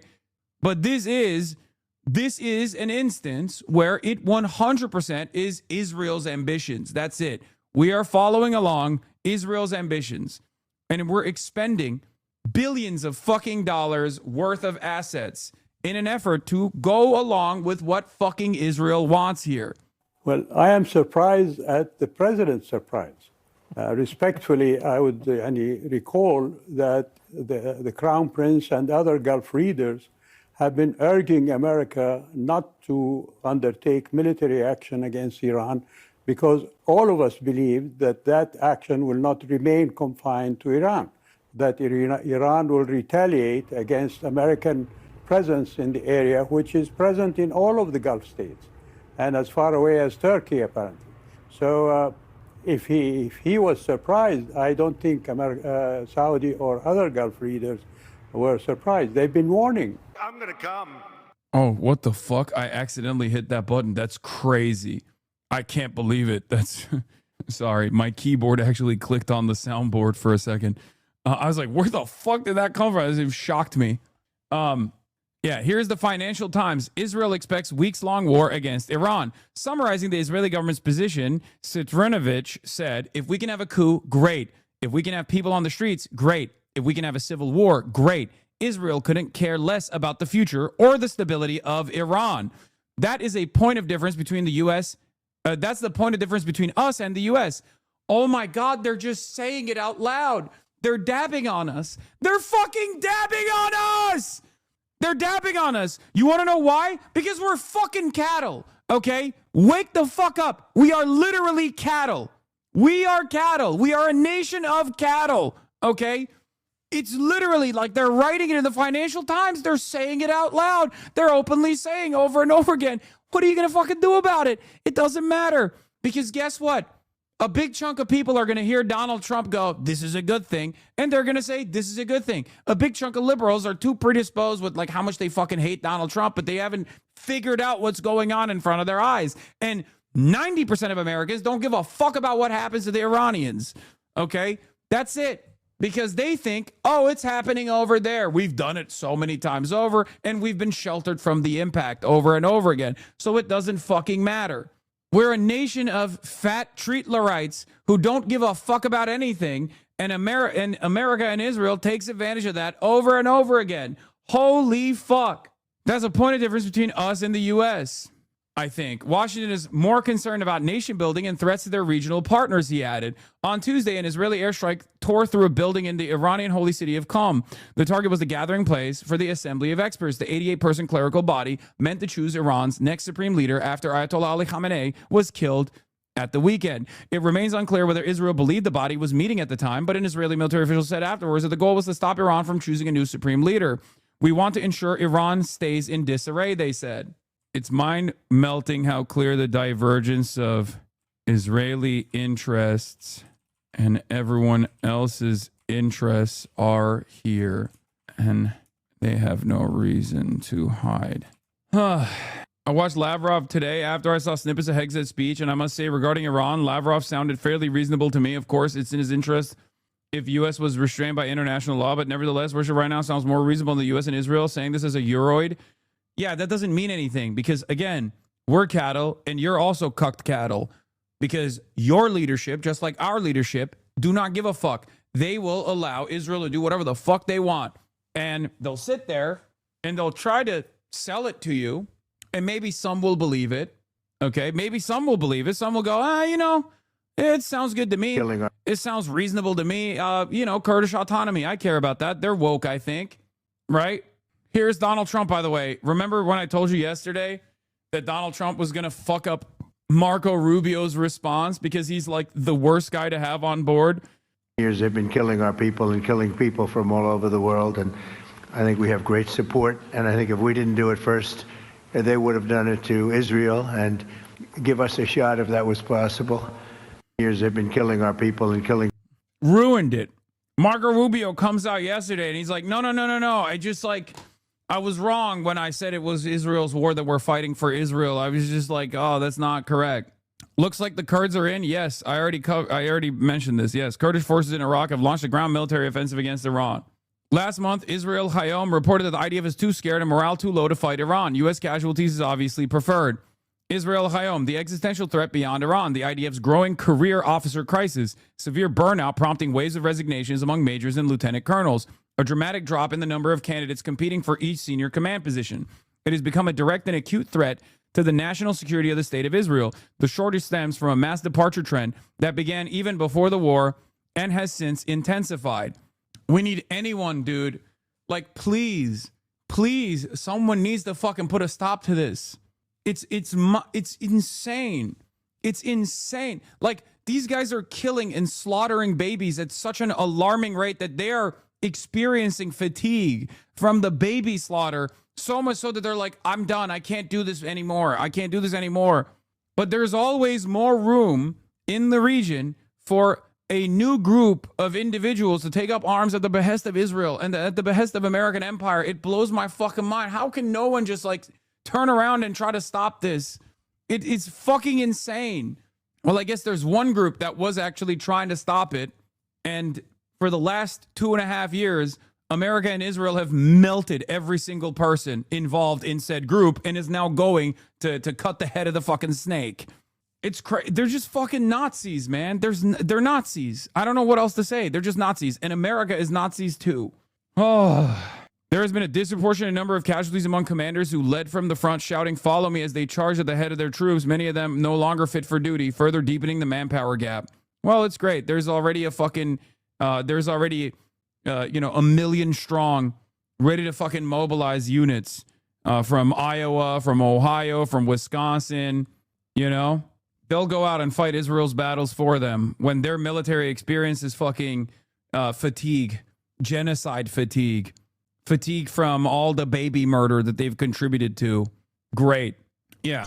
It's great that we've launched a regional war based on a feeling, which is also bullshit. It's not even real. This is just like they're not even doing a good enough job of selling this shit. That's what's so fucking frustrating too. They're not doing a good enough job selling this shit. Their messaging is so inconsistent. And it is becoming increasingly clear to me that it doesn't even matter. They don't even need messaging discipline here. And the American Cattle Brigade will come into my fucking chat and justify it regardless because a bad guy died. The United States was going to strike our assets in the region, and he made a determination to launch Operation Epic Fury based on all of those reasons. And the president had a Kegsbreath also called it Israel's war. Oh, fantastic. Fantastic. To our steadfast partner, Israel, your mission is being executed with unmatched skill and iron determination. Fighting shoulder to shoulder with such a capable ally is a true force multiplier and a breath of fresh air. We salute your courage and your contribution.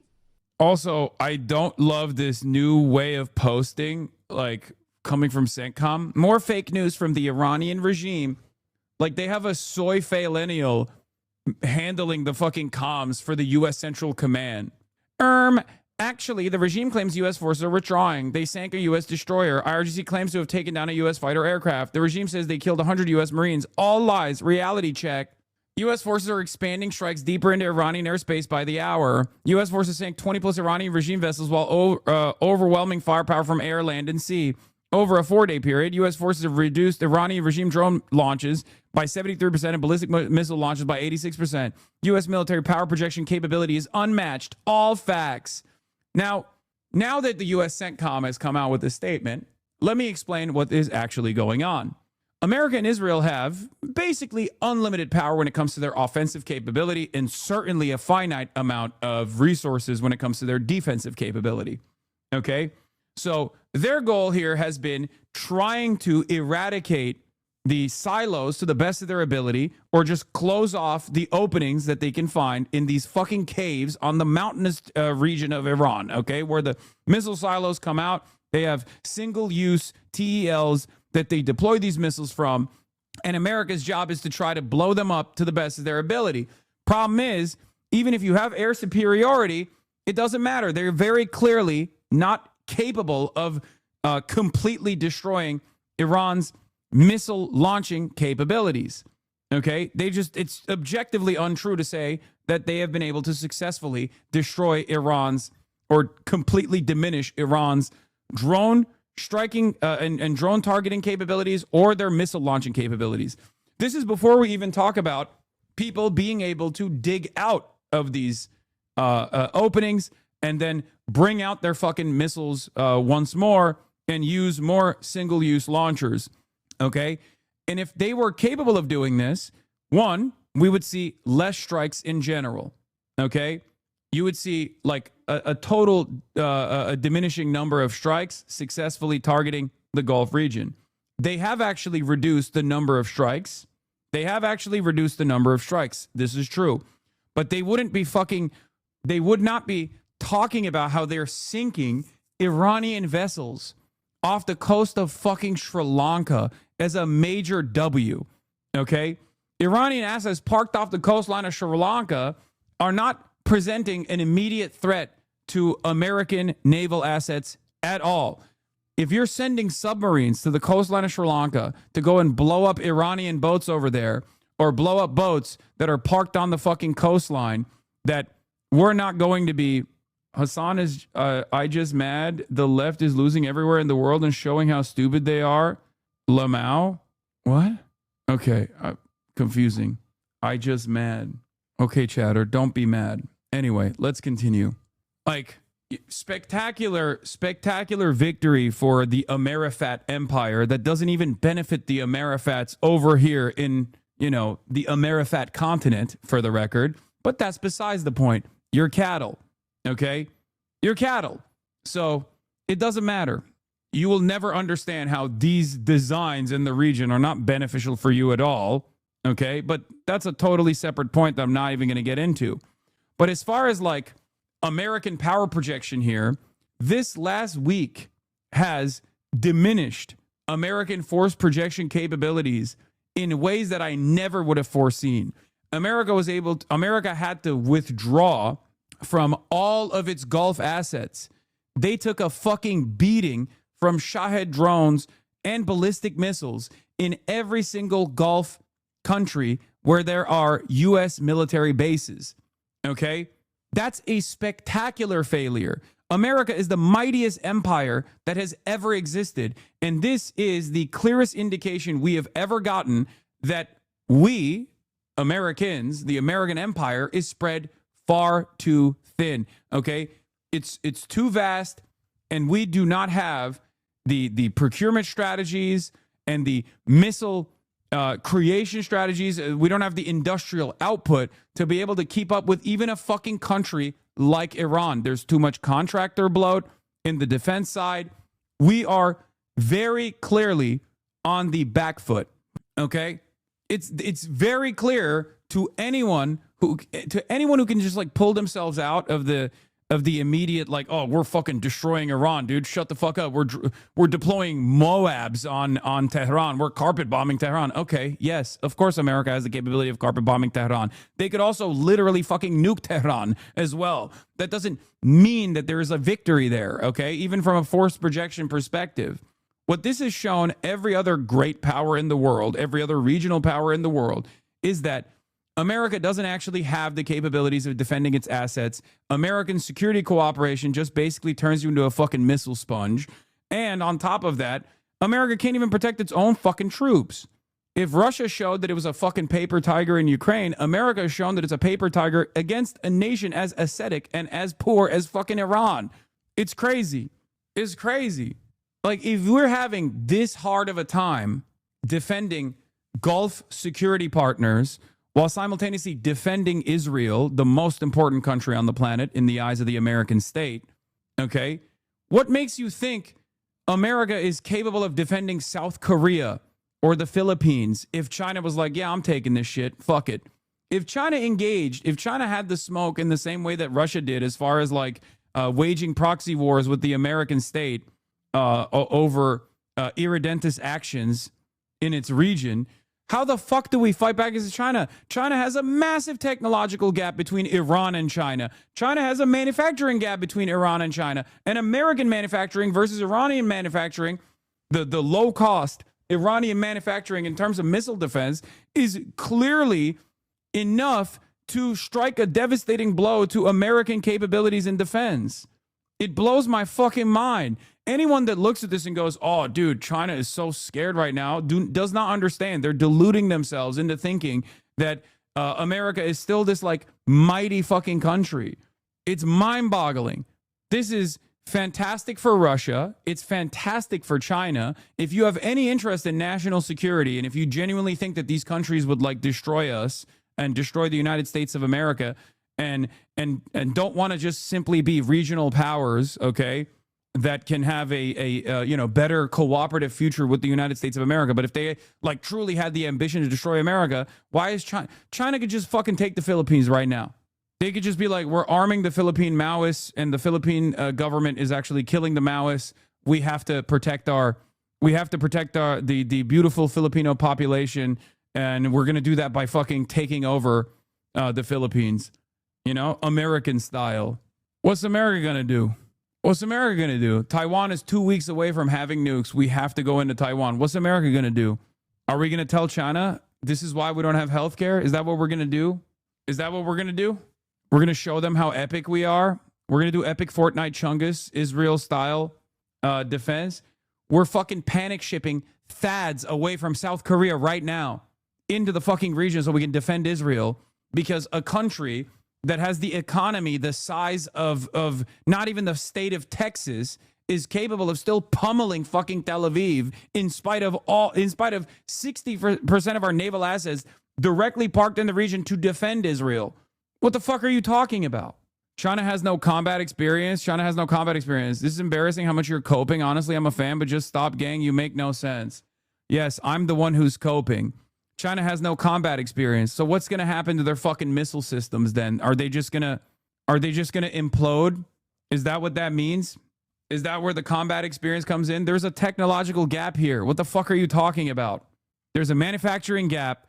There's a technological gap. This is before we talk about export controls. Okay, let's say China's like, we're liberating the Philippines. We're liberating the island of Philippines. It's the only country in the Asian region that does not cooperate with China and does not want to create a security cooperative agreement with China. They go in and they say there's already a base of support amongst the Philippine Maoists that have been violently suppressed by the Filipino government. We have to protect these we have to protect the Filipino population. We have to go and we have to go into the island. Okay? We're going into the island. We're encircling the island. We're taking over the Philippines. What the fuck is America going to do? What is America going to do? America can't defend Ukraine. America can't defend Israel. America can't defend any of the fucking Gulf countries. How is America going to defend the Philippines? China knows it can't face the U.S. on the battlefield because the second Taiwan Strait crisis. Do your research, Hassan. I'm not even talking about Taiwan. I'm talking about fucking the Philippines, okay? China is liberating the Philippines in this hypothetical scenario. What does America do? I'm not even talking about Taiwan. Okay, how about Taiwan? It's pure imperial hubris. Wake the fuck up. They got their asses handed to them straight with straight American support, which was happening in the Philippines too. Okay. All right, chatter. America's munitions stockpile has diminished. Okay? It still has offensive capabilities that are virtually unlimited, but their defensive capabilities have diminished spectacularly. Now, let me ask you this question. What happens when China says, oh, well, sorry, we are running out of supplies because we have our own ambitions here, and we have to do tight export controls on magnets and rare earth minerals that are necessary for American national security defense? Where do you go? How do you build the missiles? Are you going to make it in your fucking backyard? How are you going to build the missiles then? Now that the stockpile is diminished, how are you going to build the missiles? Where do you go? Do you go to Australia? Shut the fuck up. Are you going to just build them in your backyard? Are you going to materialize a refinement strategy overnight? It took 30 years with central planning for China to get to this level of monopoly control over every single key item necessary for American national security and American defense. And you're over here talking about a country that can barely build 12 fucking THAAD launchers a year. And you're like, or 12 missiles a year, talking about how they're going to be able to do this while China does tight export controls. Yeah, I'm the one who's coping. We have contingency plans. Are you serious, gang? What are the contingency plans? What are the contingency plans? Explain to me what the contingency plans are. What are the contingency plans? Nuclear holocaust? Mutually assured destruction? Is that the contingency plans? Thousands of Iraqi Kurds have launched a ground offensive in Iran. U.S. official tells Fox. Yeah, they're going to launch Godzilla. We have a fucking unlimited budget in the military, and we're having a hard time dealing with Iran. We can't even stop Iran from blowing up the fucking Gulf countries' American bases. They've taken out billions of dollars worth of fucking radar systems in the goddamn region. And you're over here going, oh, dude, there's a will, there's a way, brother. What are you relying on? I'm showing you what's happening right now. You said we have contingency plans. Are you serious, gang? You think America, which has been preparing for a war with China, doesn't have backup plans? That doesn't make sense, gang. What are the plans? I already know what the actual limited options are. That's why I already referenced them. You don't even know which country America could go to. That's why I said, are they going to make Australia refine all the fucking rare earth minerals necessary to make up for literally our over-reliance on China in the event of a tight export controls? You think I'm in the war rooms? No, dumbass. You haven't even done the readily available reading. That's the problem, because you're coping. Like, you literally said, oh, bro, America is America. That's your argument. Your counter argument is America's America. You think they don't have a plan? I don't know, man.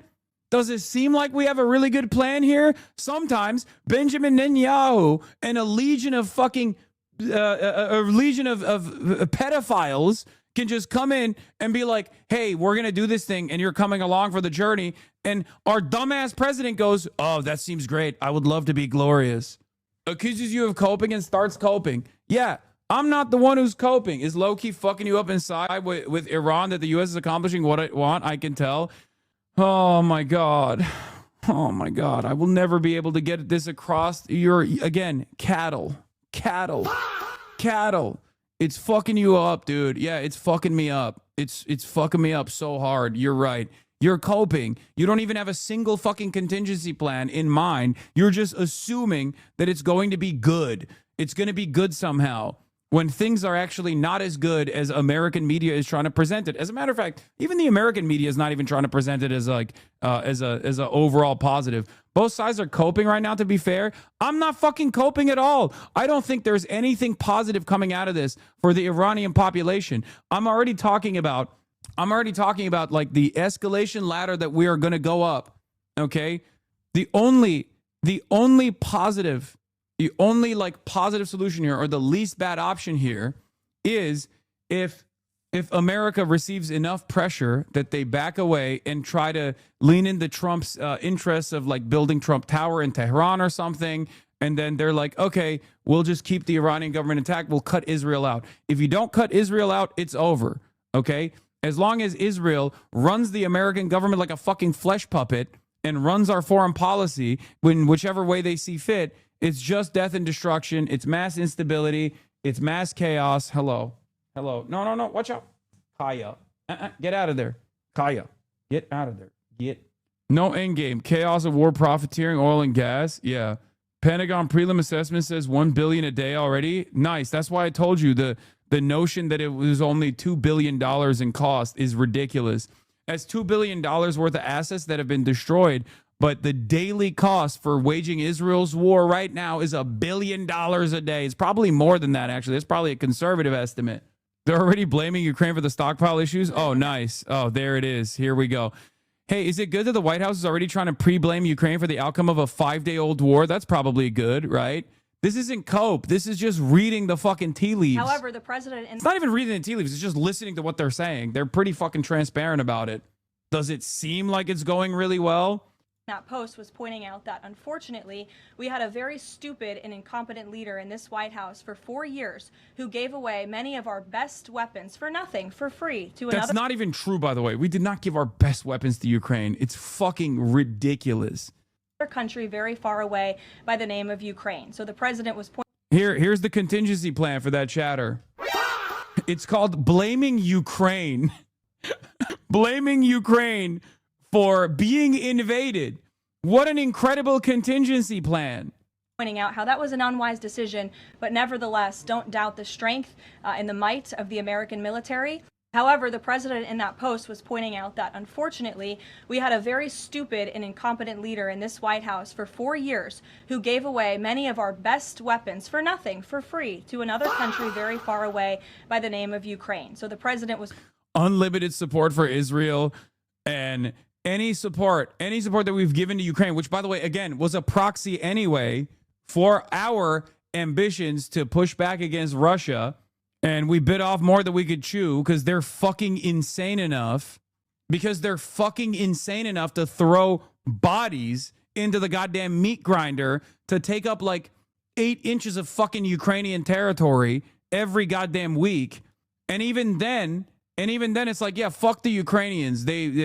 How desperate they are, how hungry they are for our best weapons. Fucking bullshit. We didn't give them our best weapons. Get the fuck out of here. And now the EU, out of the gas crisis pressure that's taking place, that's taking place in the fucking Strait of Hormuz because of Iran, is urging Ukraine to allow access to pipeline carrying Russian oil. Fantastic.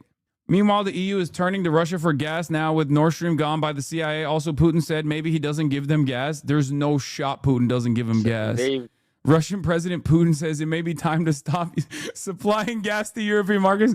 No shot. Just said, starting the 25th, they want to restrict Russian gas purchases, and then in 2027 they want to further restrict gas supplies from Russia. Now there are new markets that are opening up. Maybe it would make sense for us to stop our supply to the European markets, right? Dude, is there a continent more cucked? Like, I yell about the Gulf nations all the time, but is there really a group more cucked than Europeans, than the Euroid nations? He'll have buyers in India and China and South Korea and Japan since the supply to Asia is blocked. Oh yeah, no, I know. He doesn't need to fucking sell to Europe. I think he could use this as an opportunity to restart relationships with Europe after fucking pummeling Ukraine. But Europe, every decision America makes, Europe gets fucking destroyed in the process. Every single decision that America makes, Europe is fucked. And they still haven't figured it out. Or at least if they have, they're like, well, we gotta abide by our masters. Spiegel, Mr. Lux, are the Israeli and U.S. airstrikes against the Iranian regime a cause of joy or concern for you? An armed conflict is always a cause of concern. What bothers me about the debate we're having in Germany is that we're only discussing principles. International law is undoubtedly important, but we should adopt the perspective of the people who are so oppressed by the regime that they welcome bombs falling on their own country. Now, to turn to the markets that are emerging and to consolidate our standing on these markets. This is not about politics, but if in a month or in 2 months they'll stop buying our gas, maybe we should preemptively turn to other markets in order to consolidate our standing there. This is not a solution. This is just what I'm thinking. It's not a done deal. I will instruct the government to work with our companies on this matter. Incredible stuff, man. You usually have to go to Reddit to see pictures of people being cucked, but the Germans are just posting on Maine. Oh no, Germany as Germany as a nation state, which is like literally the fucking economic engine that drives the European Union, is so servile, so reduced. This is what happens when you don't denazify Nazi Germany, by the way. Yeah, Ecuador kicks out Cuba because of U.S. strikes. I know, I saw that. We're going to talk about that too. There's events being put in motion there too. What do you expect to come if the Kurds offensive, if anything? I think it's not about reaching a serious, sincere military objective for the Kurds. I think it's about just like destabilization while they continue pummeling Tehran and mass chaos. What? It's just, yeah, it's misery maxing, if you want to call it that. I don't understand how people can't comprehend it. Like, what's going on right now is literally, what's going on right now is so fucking devastating and so destabilizing. And people think like, oh, I have like a hidden investment in the IRGC or something, and that's why I'm coping, and not because I'm terrified of the death and destruction that's unfolding in Iran right now, and also terrified of what comes next. Remember after 9/11, they took almost 2 years convincing the American people that Iraq was responsible for 9/11 and was creating weapons to do something worse. Now it's just like, I felt like it. Yeah, definitely a reduced media capability, a reduced government in terms of propaganda. But I think it doesn't matter, right? I think it just doesn't, like, there are people that still come into this chat that go, oh, keep coping. You know what I mean? Like, as though every bomb that drops on the Iranian population that kills the Iranian people is not paid for with your tax dollars that could have gone to fixing your fucking roads, that could have gone to giving you health care. And the bombs that we're dropping this time around is being dropped directly for Israel's ambition in destroying a country with 93 million people. It's so crazy that people are desperate. They're so desperate to like feel like they get a W here. Like they want to feel like they have an investment in this. And most of the Americans that look at this in horror realize that they have no power. They have no way to put an end to this, because let's be real, what democracy exists when it comes to foreign policy? Never seen a covert CIA separatist military operation so heavily advertised as is happening, as wildly and as loudly as they can PR it. You'd almost think the CIA was running a deception operation here to stoke IRI paranoia to get them to massacre local Kurds. I think that's, if I was a very real force like PJAC and I was covertly sneaking my fighters into a war zone, I don't think I'd be thanking my sponsor for blabbing it to my enemy. Yeah, I think that's, I genuinely think that that's the case here too. I don't think these guys reveal the cards this early, you know what I mean? In the past, they never would have blown their load this hard and gotten a CNN hit. I suspect they don't have the popular support inside of Iran, and they have like a reduced capability of like maybe doing some terror campaigns here and there, and they hope that the government comes down super hard on the Iranian population to create a popular mobilization. So Kurdish leaders come out and say they don't want to get involved in supporting U.S. Israel, and then suddenly there's an electricity blackout, and Israel announces that Kurds are mobilizing on their behalf where there's no internet, when leaders already said no, right? I'm sure. Yeah, I mean, you don't hear from every single person anyway. Oil hits $100 a barrel. It's going to go, 150 is when, I mean, this is a Shanghai International Exchange. Oil has hit $100 a barrel. We're cooking the Asian markets. Anti-war protesters. What is this? Senator Sheehy joined Capitol Police in lifting up and ejecting anti-war protester Brian McGinnis from the SASC subcommittee hearing. McGinnis is a Green Party candidate running for Senate in North Carolina. An anti-war activist filmed in the video below. Out. No one wants to fight for Israel. His hand. Oh, they broke it. I think he broke his... Let go of your hand. Let go of the door. Let go of the door. They broke his arm? Fuck. Oh, you heard the crack, dude. That's crazy. That's pretty cool. Holy shit.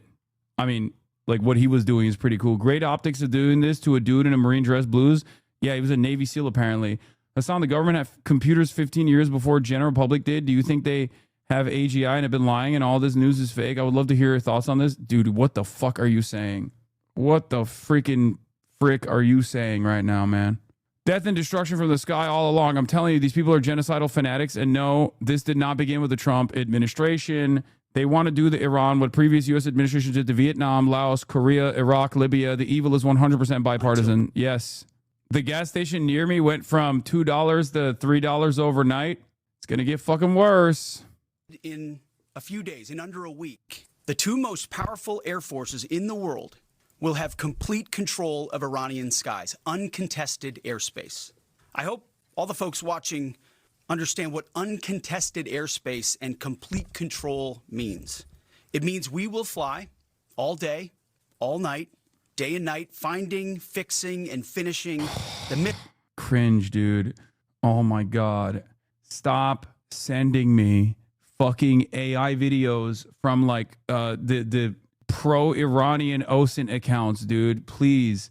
It's just AI slop all around. It's unbelievable how much fucking AI slop people post. Missiles and defense industrial base of the Iranian military, finding and fixing their leaders and their military leaders, flying over Tehran, flying over Iran, flying over their capital, flying over the IRGC, Iranian leaders looking up and seeing only U.S. and Israeli air power every minute of every day. This goes hard for every dumb fuck, by the way. Like, you know, like every European tuning into the Asmongold channel is like, oh, yes, this is so good, yeah. Oh, I love this. It feels like I'm calming. It feels like I'm doing it, yeah. Oh, are we killing the people? Oh, it's so good. Meanwhile, enjoy not having fucking gas in the upcoming weeks, dumbass. Oh, you're based! Your base is so based. I love the Americanish genocide. I love it. It's like I'm doing the genocide myself. Meanwhile, I have no autonomy, no sovereignty. Yeah, it's fine. I love being the servile dog of the Americanish state. Oh, please. Until we decide it's over. And Iran will be able to do nothing about it. B-2s, B-52s, B-1s, Predator drones, fighters, controlling the skies, picking targets. Death and destruction from the sky all day long. We're playing for keeps. Our warfighters have maximum authorities granted personally by the president and yours in. Oh my God. 12-year-olds with fighter jet magazine collections are so stoked about this. No, it's not. It's worse than that. It's like 45-year-olds living in their fucking parents' basement with no job prospects and no positive outcomes for a fucking future that are lucky enough to maintain that shelter for as long as they can until, God forbid, their parental unit experiences a debilitating medical disaster and therefore collapses the family's finances, and he no longer has that shelter anyway and no job prospects. Remember, I need to explain that to you one more time, because guess what? AI is taking over whatever kind of IT position they could have possibly gotten in the fucking future, okay? And they sit around, 45 years old, no bitches whatsoever, okay? No job whatsoever, no money whatsoever, and sit in their crusty fucking boxers in between watching the Bungulator or whatever the fuck is called, the burnt peanut stream and the Asmongold stream, flipping in and out, thinking, well, America has a mighty military and they're killing a bunch of brown people overseas and that makes me feel fucking powerful. Okay? That's it. Hey, maybe you can join ICE, the fascist the fattest Hitler brigade anyone has ever seen. Maybe you can join that. While American officials could not be more explicit that this is a war intended to maximize death, destruction, and despair inside of Iran, there are Iranis outside of Iran who believe this war is for democracy. I don't even care about listening to fucking Iranian voices, the diaspora voices. I think many of them that celebrated will come to that conclusion fairly shortly, okay? Yes, right now they think, oh, this is to liberalize Iran or whatever. They're silly enough to believe that Iranians will be different, okay? However, very soon when they get that devastating phone call from the remaining family members that, you know, their grandparents got fucking ethered by American weapons that they paid with their tax dollars to go and bomb Iran, an act that they celebrated, they'll probably change their fucking tune. They'll change their attitude, okay? Kurdish Soviet, please listen to Kurdish voices. Shut the fuck up. I'm disappointed. Please listen to Kurdish voices. Have you centered Kurdish voices like Brace Belden? Yeah, I have not. I have actually. There's been a second awful burnt peanut tattoo. I think these are all AI, by the way. I don't believe that any single human being would do that. In 2003, it fell to popular commentators like Thomas Friedman to articulate the real reasons for war. Suck on this. Now Trump officials just shout the vulgar psychology out loud, while crucially, most Americans don't feel or understand it. And the ones that do hear it, though, no, this is going to the intended audience. I think at this point, they've realized that there is no need for popular support for stuff like this, right? There is no need for popular support, and they don't even have it, quite frankly. And basically, Kurdish sources deny reports that a ground offensive has begun. Okay, this leads me to believe that Israel is trying to get the IRGC to go blow up Kurdish villages. I think that's the reason why they're leaking these reports ahead of time. That's what it feels like. They're trying to be like, oh yeah, no, the Kurds are definitely coming. The Kurds are definitely coming when they're not coming. One must ask the question why they are so forthcoming with this otherwise covert operation. Do not come. I'm going to come. Do not come. Every American outlet is reporting based on administration sources that the Kurdish offensive has started, while journalists who's plugged into Kurdistan is denying it. Something is up. I spoke with 4 Iranian Kurdish officials. They denied the report that any ground offensive has started. There has been an coming from Israeli sources about utilizing Kurdish militias in Iran ahead of what would normally be a covert operation. It's reminding me of Pompeo and Israel admitting Mossad involvement. It's reminding me of Pompeo and Israel admitting Mossad involvement ahead of the mass unrest in Iran. Do with that information what you will. If you recall at the time, I said it is unique to have American and Israeli organs of propaganda come out and actively say Mossad is actually a part of these protests. Okay? I think they're trying to do the same thing. I think they're trying to say, oh, any day now, any moment now, you know, our forces are going to mobilize. We're coming for you, because they want a heavy-handed approach from the IRGC. It has to be true. Assam billionaire media says it's true. Come on, paid media can't be lying. There's been an unprecedented amount of reporting coming from Israeli sources about utilizing Kurdish militias in Iran ahead of what would normally be a covert operation. It's reminding me of Pompeo and Israel admitting Mossad involvement ahead of mass unrest in Iran to invoke a heavy-handed response, which they did. Random lurker here just saw a news article with female Kurdish soldiers. You called the woke Kurdish articles. Iran's Noor news agency, citing knowledgeable sources, reported that Yemen has conveyed messages to Arab countries urging them not to consider any direct action against Iran, warning that any miscalculation would prompt a response from Yemen. Thousands of Iraqi Kurds have launched a ground offensive in Iran, U.S. official tells Fox. Either CIA stuff can't keep a secret for shit, or they're roping in people mafia style by being complicit. No, I think there is a little bit of truth. I think there is a little bit of truth in, like, obviously Mossad involvement, both in the protests that took place. Probably someone got on their signal chat again. No, they're just trying. Dude, what is unique? What is unique about this is not trying to create a popular uprising with different ethnic groups inside of Iran. That has always been the goal. what's unique about it is that they're calling it ahead of time. They're openly revealing their hand. Normally, you don't do that. Here, I'll give you an example. CNN did not report last time, leading up to the 12-day war, that the American government and the Israeli officials were arming Kurdish militias. And they've been doing it for months. They revealed that only now. Why did they reveal that only now?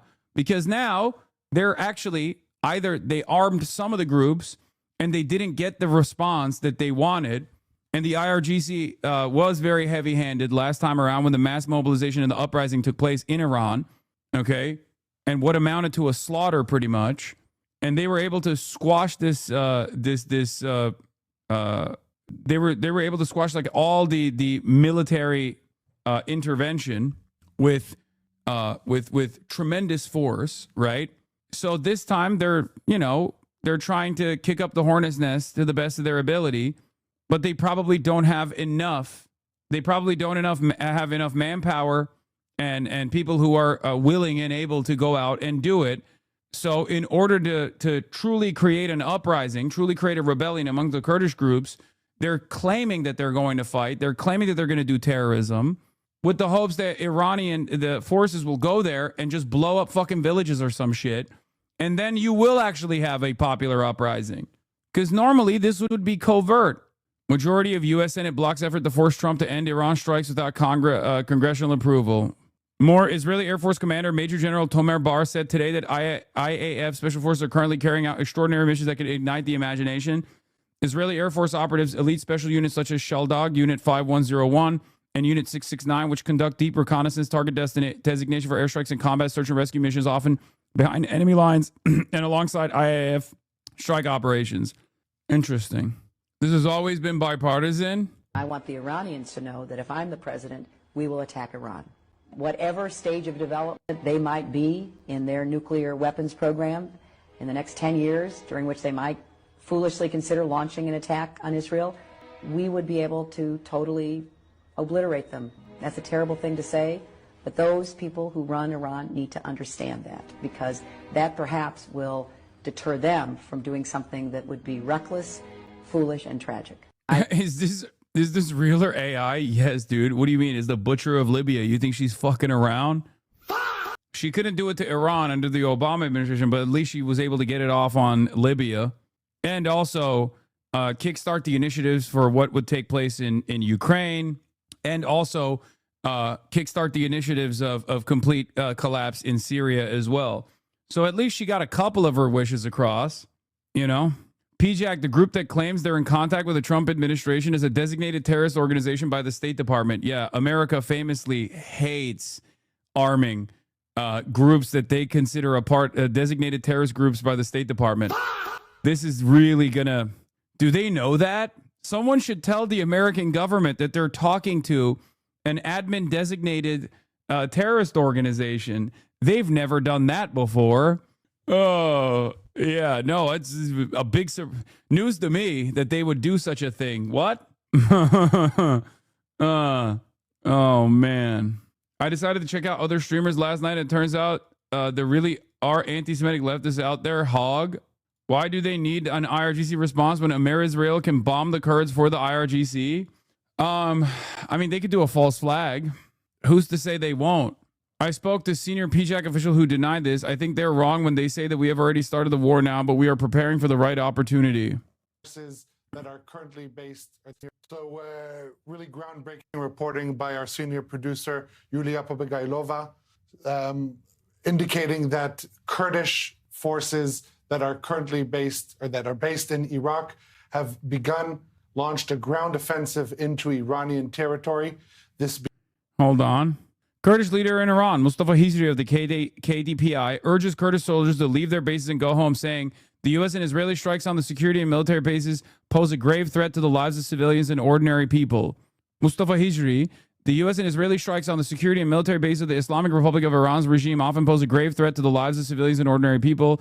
I urge all soldiers and personnel who possess choice and a desire of freedom across Iran, and especially Kurdistan, to abandon the barracks and security and military bases of the regime's IRGC. Yeah, he's talking to the Kurds that are in the IRGC.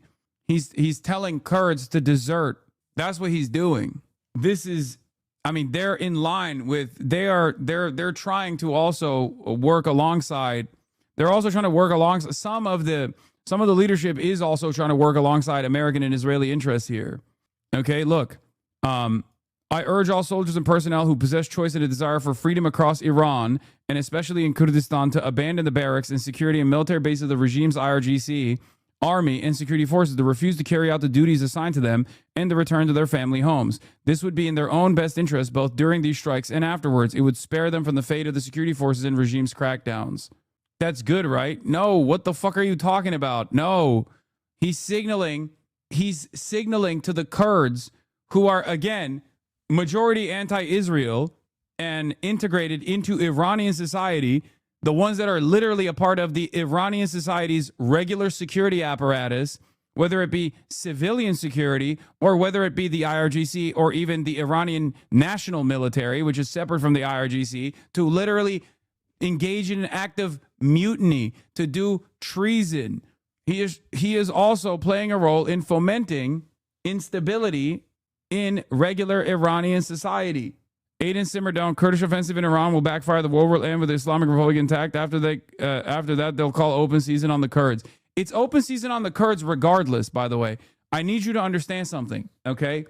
It's either open season on the Kurds if the IRGC goes and starts bombing Kurdish villages, or it's open season on the Kurds after mass destabilization occurs, and then the Turkish government, the Turkish military comes in and bombs Kurdish villages.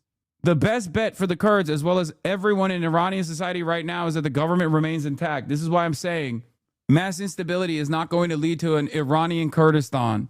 Is this war going to keep escalating? Yes. What is this? Our perfect Dubai life is under threat. How British families are dealing with the attacks.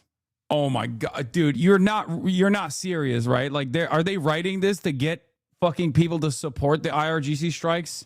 Like, are you fucking kidding me? Oh, shut the fuck up. No.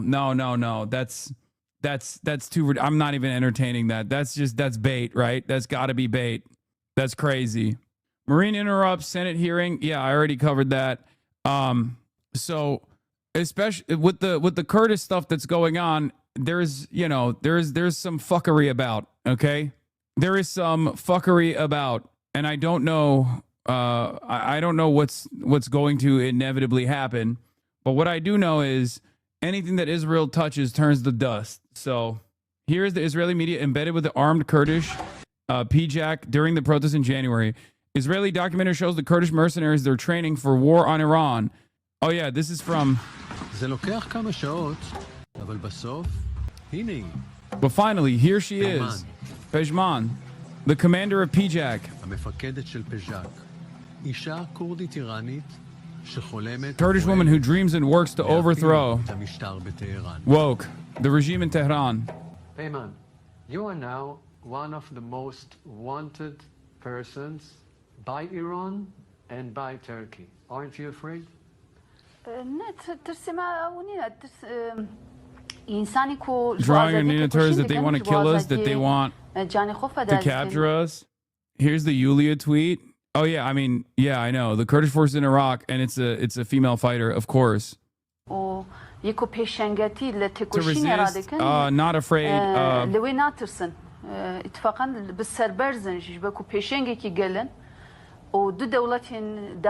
Governments that cooperate with Turkey. Is the Iranian regime a fascist regime? I know it doesn't matter, but leftists seem to think that Iran is somehow not responsible for killing protesters. Okay, I'm going to try to do this to the best of my ability to help you understand.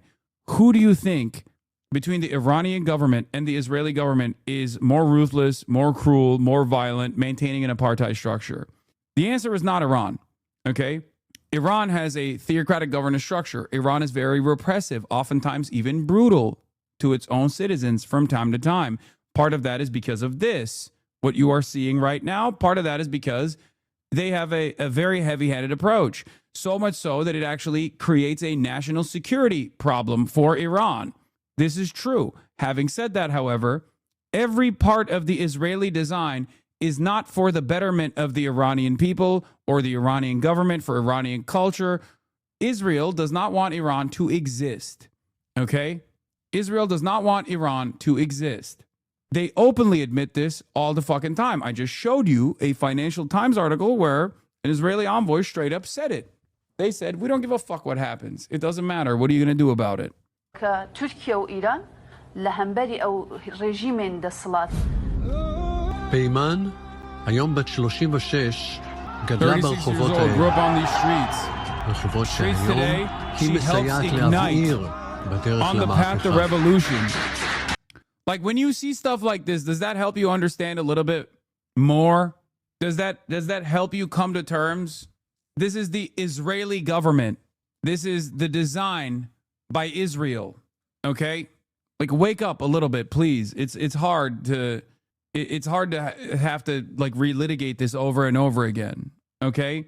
Yes, this is a documentary on the Israeli side in Hebrew where they go into the tunnel systems under Iran, or I think this might be in Iraq, where they're openly saying like, oh, our assets are fomenting discontent, trying to spark a rebellion, trying to spark an uprising. כי החיים באיראן לא הותירו לה שום ברירה אחרת. Because the Iranian system gives women no life, meaning very little opportunity. Every woman is forbidden. This is also an abject lie. Okay, before people yell at me over this, yes, there are a lot of repressive components in Iranian governance in the way that they deal with women. Abso-fucking-lutely. It's idiotic. It's backwards. I hate it. Okay, but the idea that like Iran is like the Taliban is fucking ridiculous. So why is she saying that? Why is she making it seem like Iran behaves exactly like Afghanistan to an Israeli audience? Why is she leaning into this notion? Iranian women have a higher level of educational attainment than Israeli women do. That's not even a fucking joke. That's not bullshit. That's just facts. Okay? Iranian women have the highest level of educational attainment per capita than virtually every other country on the planet. Okay? Just so you understand, there are repressive elements that deny Iranian women freedom in regular society.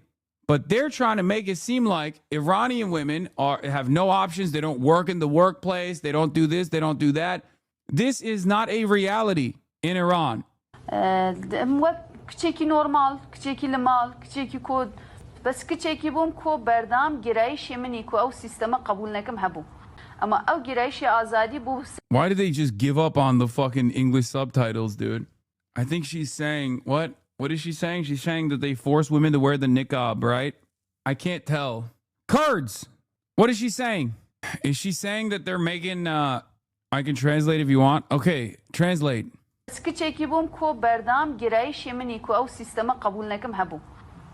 Oh, now you want to hear from Kurdish voices? Yes. Typical Ottoman ordering the Kurds in the chat. I am joking. What does she say? Our stance is Marxists should be against all fascism everywhere, Israeli, American, and Iranian. Still doesn't mean some fascists should be allowed to bomb the shit out of others. Yeah, I don't know if you understand this, but like she is an asset for Israel and America, okay? Like I don't know how else to explain this to you. I understand your concern about funding and priorities. It's natural to want to see investments in our own country. The aid we provide to Israel is actually strategic investment in our own security and prosperity as they're a vital ally in the region. Sharing intelligence and technology to help us safe from terrorism. And most of the aid is spent on American-made defense equipment, which benefits our economy. Shut the fuck up. She did not say that. I'm going to text. Okay, she said something about that's a text message from what she was saying. That chatter was like totally... Okay, there's not a single fucking Kurdish person in the chat. Jesus Christ. Iranian women don't study and don't have any saying in society. Proceeds to attack a all-girls school is so fucking stupid. Yeah, okay, so I was right. She's talking about regime suppression for women in niqab being forced upon them and shit. Okay, so she says, I'm a Kurdish woman who does not agree with this system.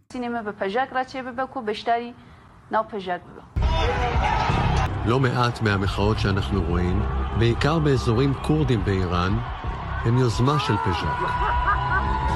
זה מתחיל הרבה לפני, שנים של חינוך למחאה. Years of education for protest. Okay. Anyway, here's what Israel's saying. Already on Monday, we're talking about thousands of Kurdish forces crossing the border, taking offensive, positions in the mountainous area of Mariwan. This is the mountainous range really on the border between Iran and Iraq. This is based on information from an official from the coalition of political forces of Iranian Kurdistan.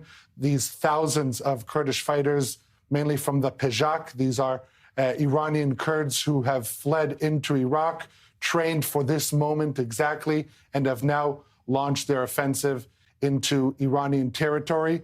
And as we speak, there's reports of intense airstrikes on IRGC positions in Mariwan, which would indicate coordination between the Kurdish forces and whoever is striking those positions, be they American or Israeli forces.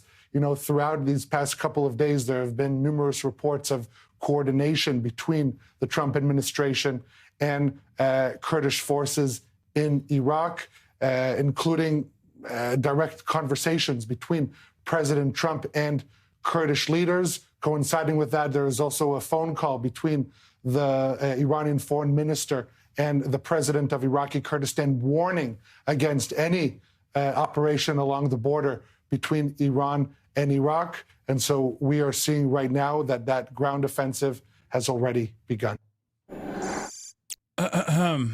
Wait, I didn't know Iranian women are allowed to gallivant.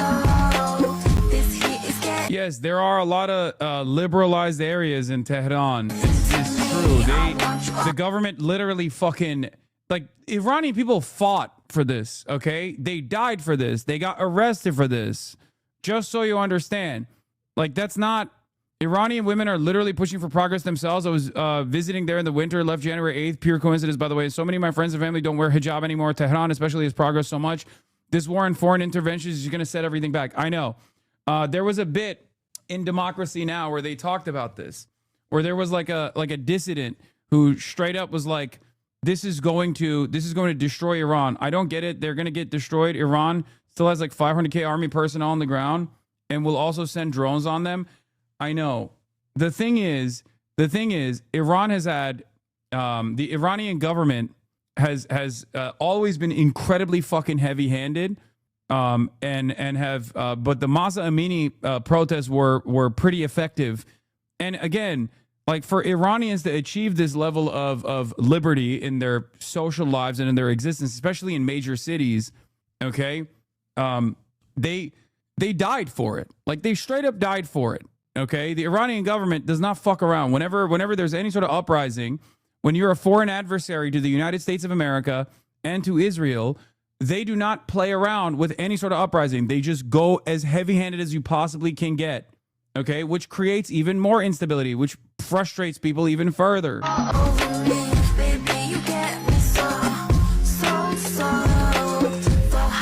Murdering civilians is just heavy-handed. I don't know what else you want me to say. I'm saying they're fucking ruthless. They're brutal. What the fuck do you want? Do you want me to sit here and justify nuking Tehran? Because that's not going to fucking happen.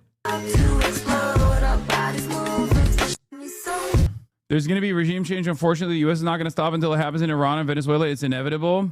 It turns out the Iranian warship sunk by Trump forces was at India for a Navy event invited by India. Looks like India deceived Iran and sold them out. This is a blatant war crime. Oh. How'd that fucking...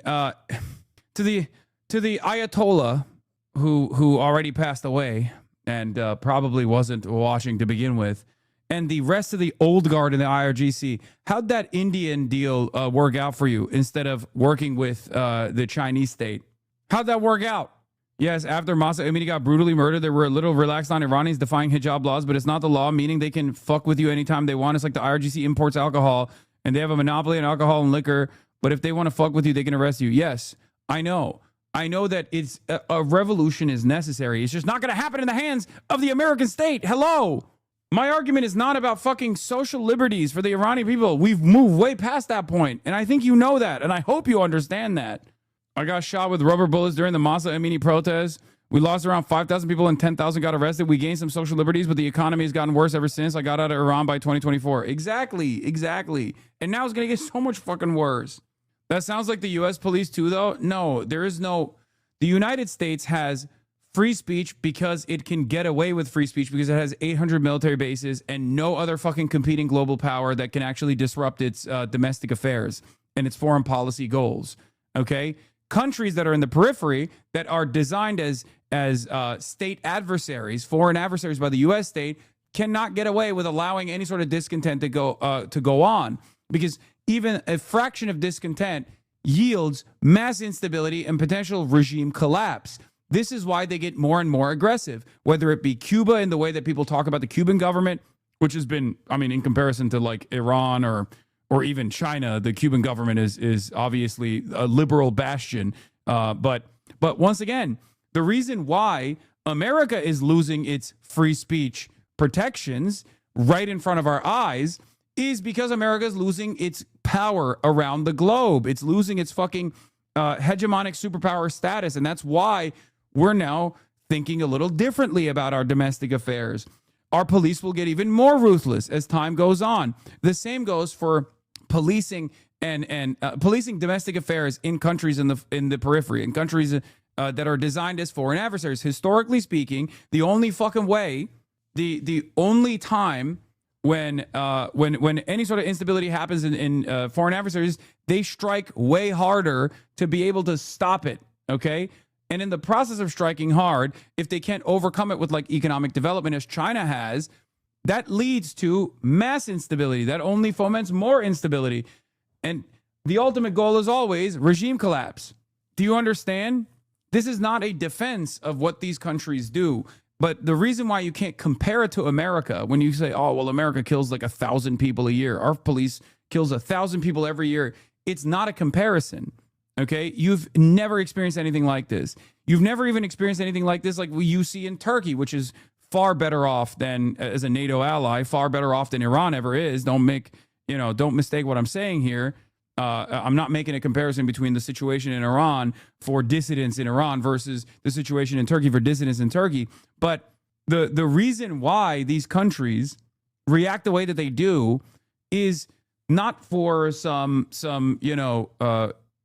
like, I mean, I guess it's different for different countries, but like the reason why they strike down as aggressively as possible towards any kind of discontent is because they are understandably fearful of what that discontent yields, which is complete collapse of the system. They don't want to turn into fucking Libya. They don't want to turn into, the Kurds are not mobilizing. It's fake news. I have family there one of whom is a known journalist. Yeah. I think that I was talking about this already. I think it's because they want to make it seem like the Kurds are attacking Iran so that Iran takes a heavy-handed approach and like strikes Kurdish positions aggressively. Although internally in Iran, there are some Kurdish leaders that are demanding mutiny. America gives these countries no option out, right? Where the only opportunity is either a permanent power vacuum and ISIS-style fucking groups like warlords dominating the goddamn land, okay? Or a hyper-authoritarian form of governance that looks a lot like a fucking dictatorship. And it's ironic because given those two options, the hyper-authoritarian government is still better than like a bunch of different regional warlords constantly duking it out with open-air slave markets and shit like that. Do you understand? There is no perfect liberal vision in the aftermath of American instability actually getting the results that it wants, okay?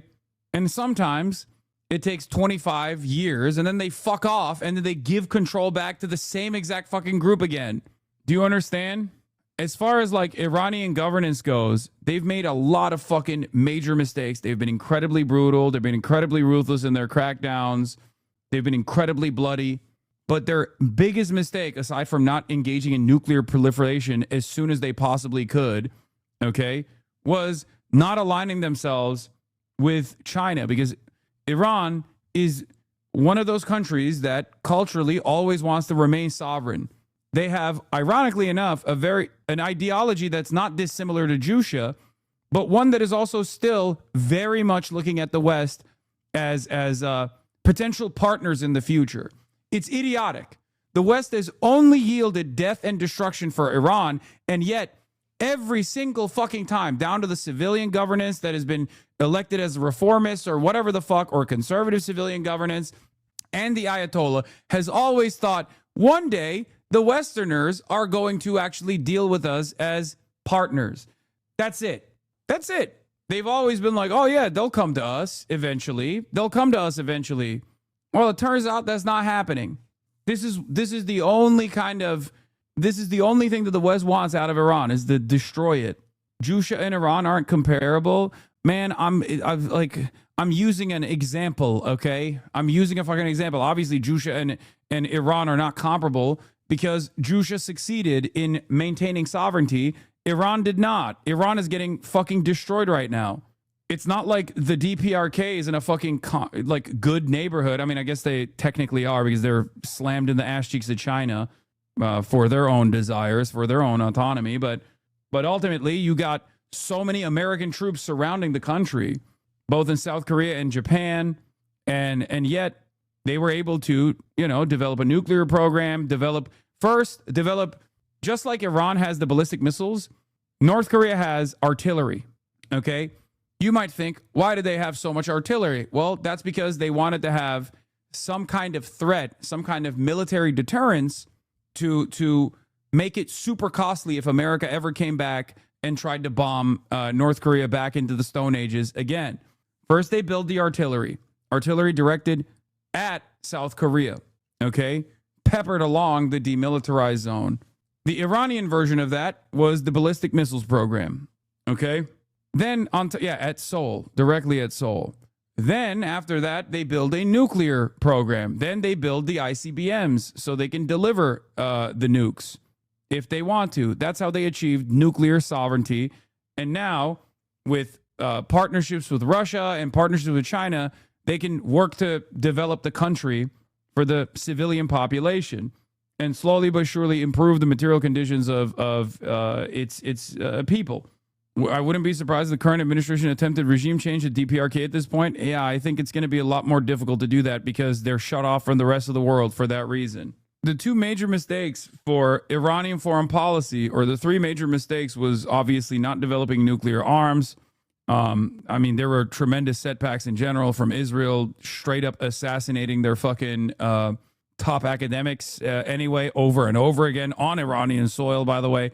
And then not dealing with China earlier because they've always been very Western facing and also very invested in sovereignty and not really looking for help from any other global power, whether it be the USSR at the time or whether it be China in the recent times. They've been very suspicious about dealing with foreign major powers. It's been 4 days already. Why haven't the U.S. and Israel been banned by the IOC and FIFA for launching a war of aggression? Quite sure that was the exact amount of time it took to decide on banning Russia. Well, yeah, it's not going to happen. No material analysis? What?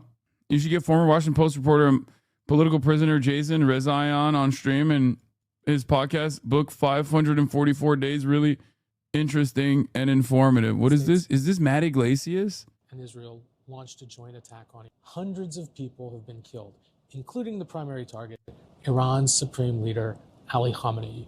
I've been getting a lot of questions about if this is a good or a bad thing.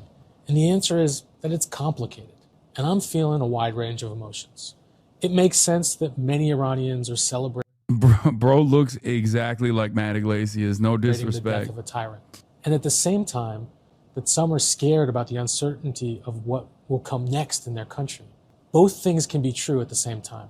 I'm also anxious because the system he ruled over is still intact. And of course, as with any war, the real price is being paid by...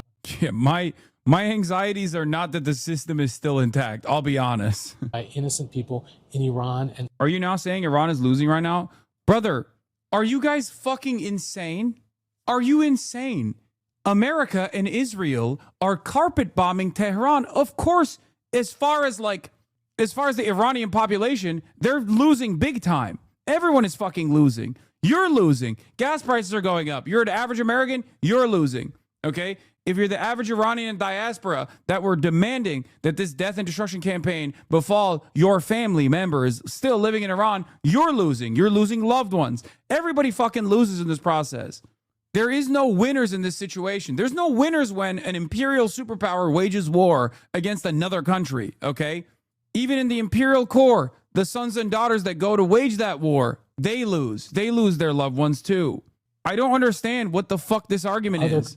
Like, Afghanistan was lost, technically, by the American side when the American withdrawal took place and the Taliban took control over the country.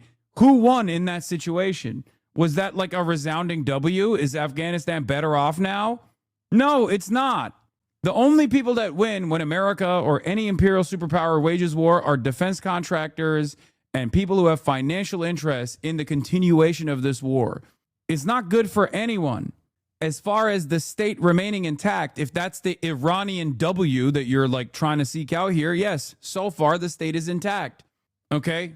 If that's your W or L, so far the Iranian government is intact. So far the Iranian military is intact. Countries in the region. There are massive shifts happening inside Iran right now. Bombs are still dropping. But there are a few international news outlets with a presence inside the country.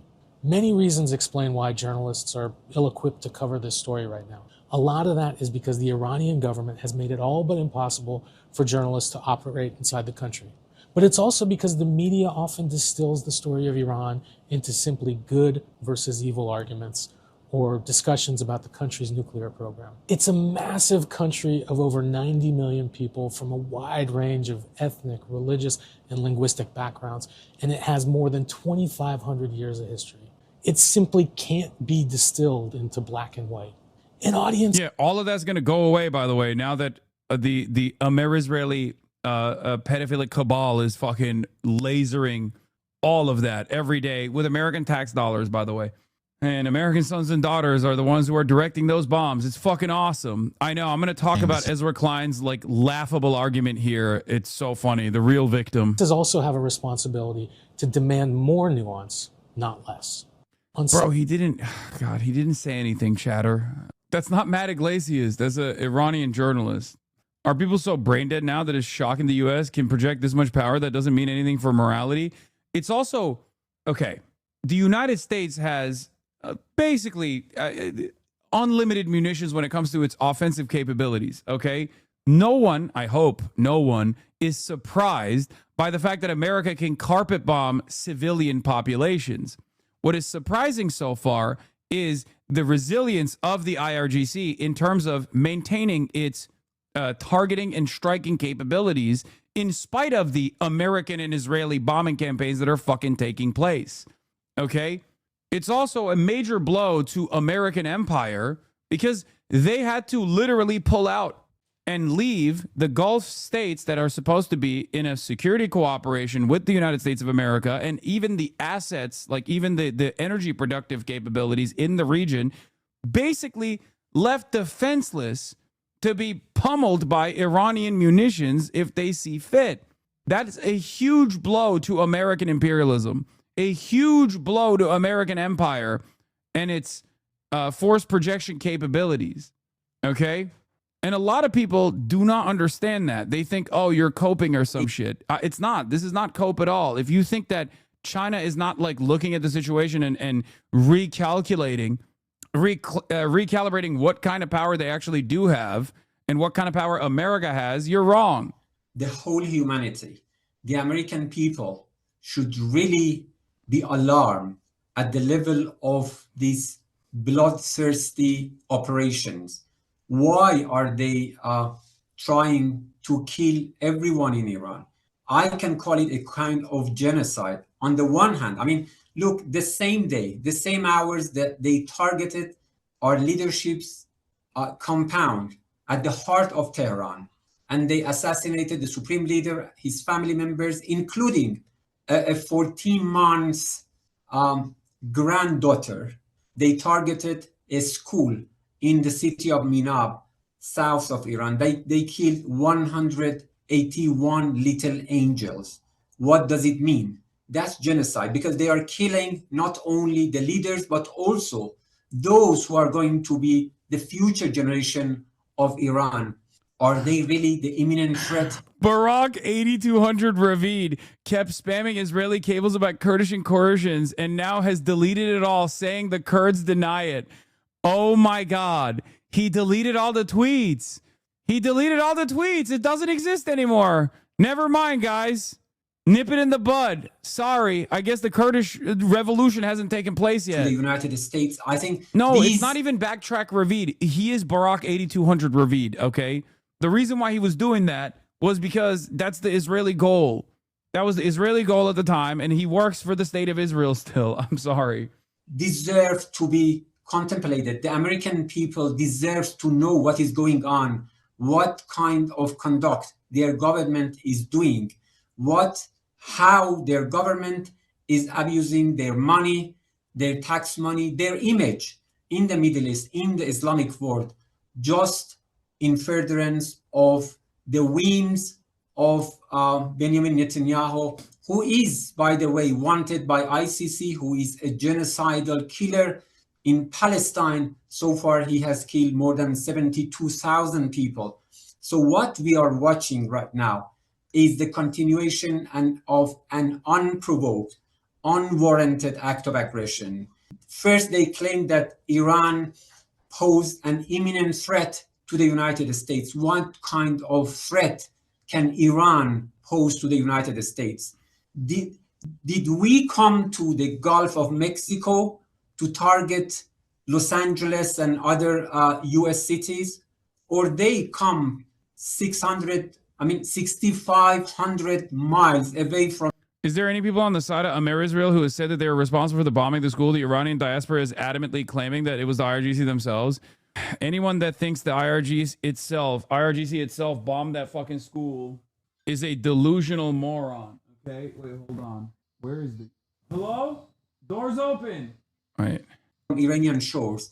And they are just targeting every part of Iran. They are killing our citizens, municipalities, schools, hospitals, medical centers, sports clubs. Everywhere is being bombarded and targeted by missiles by Israeli and American. Okay. Local authorities declared it's not true for PJAK attack.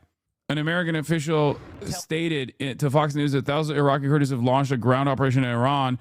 Local sources have denied media reports claiming that militants affiliated with PJAK have launched a ground operation in western Iran. Yeah, I guess it's they're holding off for now. It's not happening for now. Can I get the red sauce too? Here, I'm gonna give you the white one. I don't need this, but I think so. Let me see. Yeah, just the fuck you doing? I'm getting food. I'm eating food. Am I allowed? Am I allowed to eat food before I do this interview in a little bit? No one believes this but liberals. I don't even think liberals are asleep at the wheel, man. I don't think liberals even fucking believe. His latest tweet, update. There is conflicting reports regarding what is currently happening in the northwest Iran with the border of Iraq. It's unclear whether a ground operation by the Kurdish Iranian militias has indeed begun or whether this move may take place in the coming hours. A senior official in one of the Kurdish Iranian factions denied to me that a ground operation has begun. I will update as soon as the situation becomes clearer. It's very strange, man. Very strange stuff. If left alone, Iran would come to the Gulf of Mexico in less than 10 million years after Pangaea is reconstructed, but nobody talks about it. Yeah, the idea that like Iran presents any kind of threat to America is fucking laughable. The idea that Iran would present any sort of threat to America or even Israel for that matter, if Israel was just a normal country in the fucking region, is also laughable. It's stupid. Anyway, as far as the I like I said, I think the reason why they're doing this, the reason why they're doing this shit is because they want to create instability and goad the Iranian government to take like super fucking brutal actions against the Kurdish population to create actual uprisings. Anyway, telling Fox thousands of Iraqi Kurds have launched a ground offensive in Iran. Decimated, destroyed, defeated. All words the Pentagon used to describe Iran's various military forces on day 5 of Operation Epic Fury. Moments ago, President Trump touting, then it's big, a U.S. official telling Fox thousands of Iraqi Kurds have launched a ground offensive in Iran. Decimated, destroyed, defeated. All words the Pentagon used to describe Iran's various military forces. Anyway, let's get to there was also a really funny thing about who struck the school. Eylon Levy is such a fucking asshole. He came out and said, where is it? Hold on. Israelis are now blaming Americans for the Minab school bombing in Iran, which killed over 160 plus children and staff. America First folks need to see this.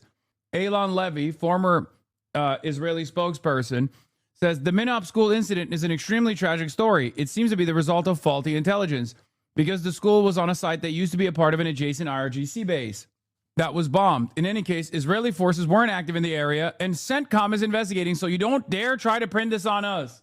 He literally was like, everyone knows Israel's appetite for killing schoolgirls at schools, but don't you dare. This is American.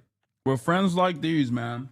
Also, Hegseth's bombing strike map literally shows that Americans most likely bombed it. Okay? And while we were talking, Senate voted in favor of war. We have there that sort of 48-52 U.S. votes in favor of war. A bit better. Shouts out to John Fetterman. He did that shit. All right, let's get to the elections that took place last night, and then I'll talk more about Iran if there's more updates. James Tallarico has defeated Congresswoman Jasmine Crockett, while longtime Republican Senator John Cornyn will face a runoff against State Attorney General Ken Paxton. While Paxton is... Tallarico bros, we're going to make it. For all the Tallarico bros in the chat, things are looking up, okay? We're going to war with Iran. It's insane. We are already in war with Iran, chat. What do you mean? We've been in war. An ally of President Trump, the president did not endorse any candidates in this primary. Ed O'Keefe is in Austin with the latest on this first key vote. It is officially midterm election season, Ed. Good morning.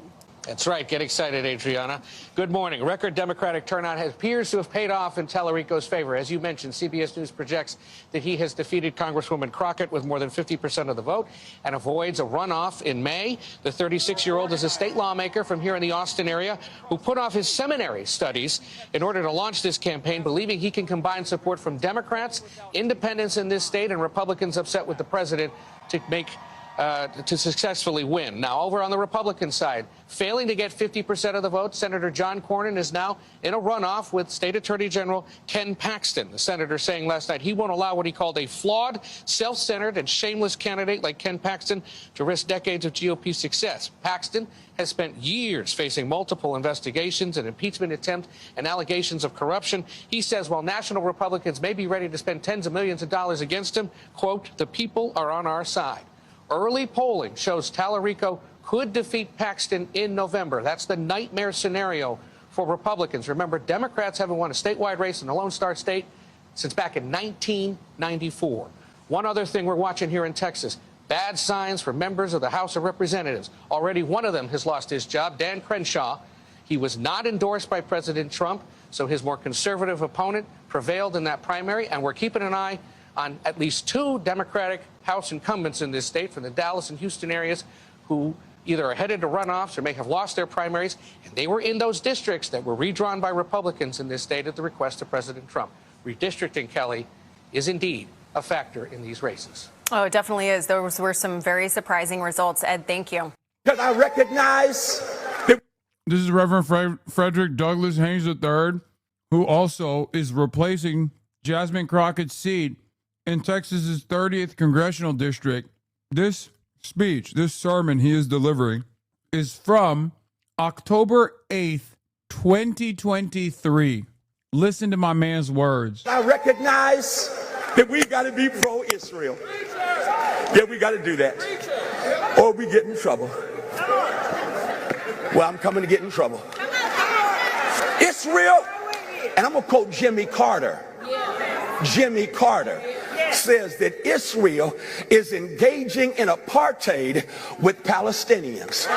And so the Palestinians who don't have the weaponry of Israel, the Palestinians don't have the financial backing from the United States that Israel has. And so they throw their rocks and shoot their arrows, and Israel is able to bomb them and kill them. Watch in the news the disparity between Palestinians being killed and Israelis being killed. It is totally unfair, but this country is going to stand on the side of apartheid because that's its track record. It stood by apartheid in South Africa because it created apartheid in this country.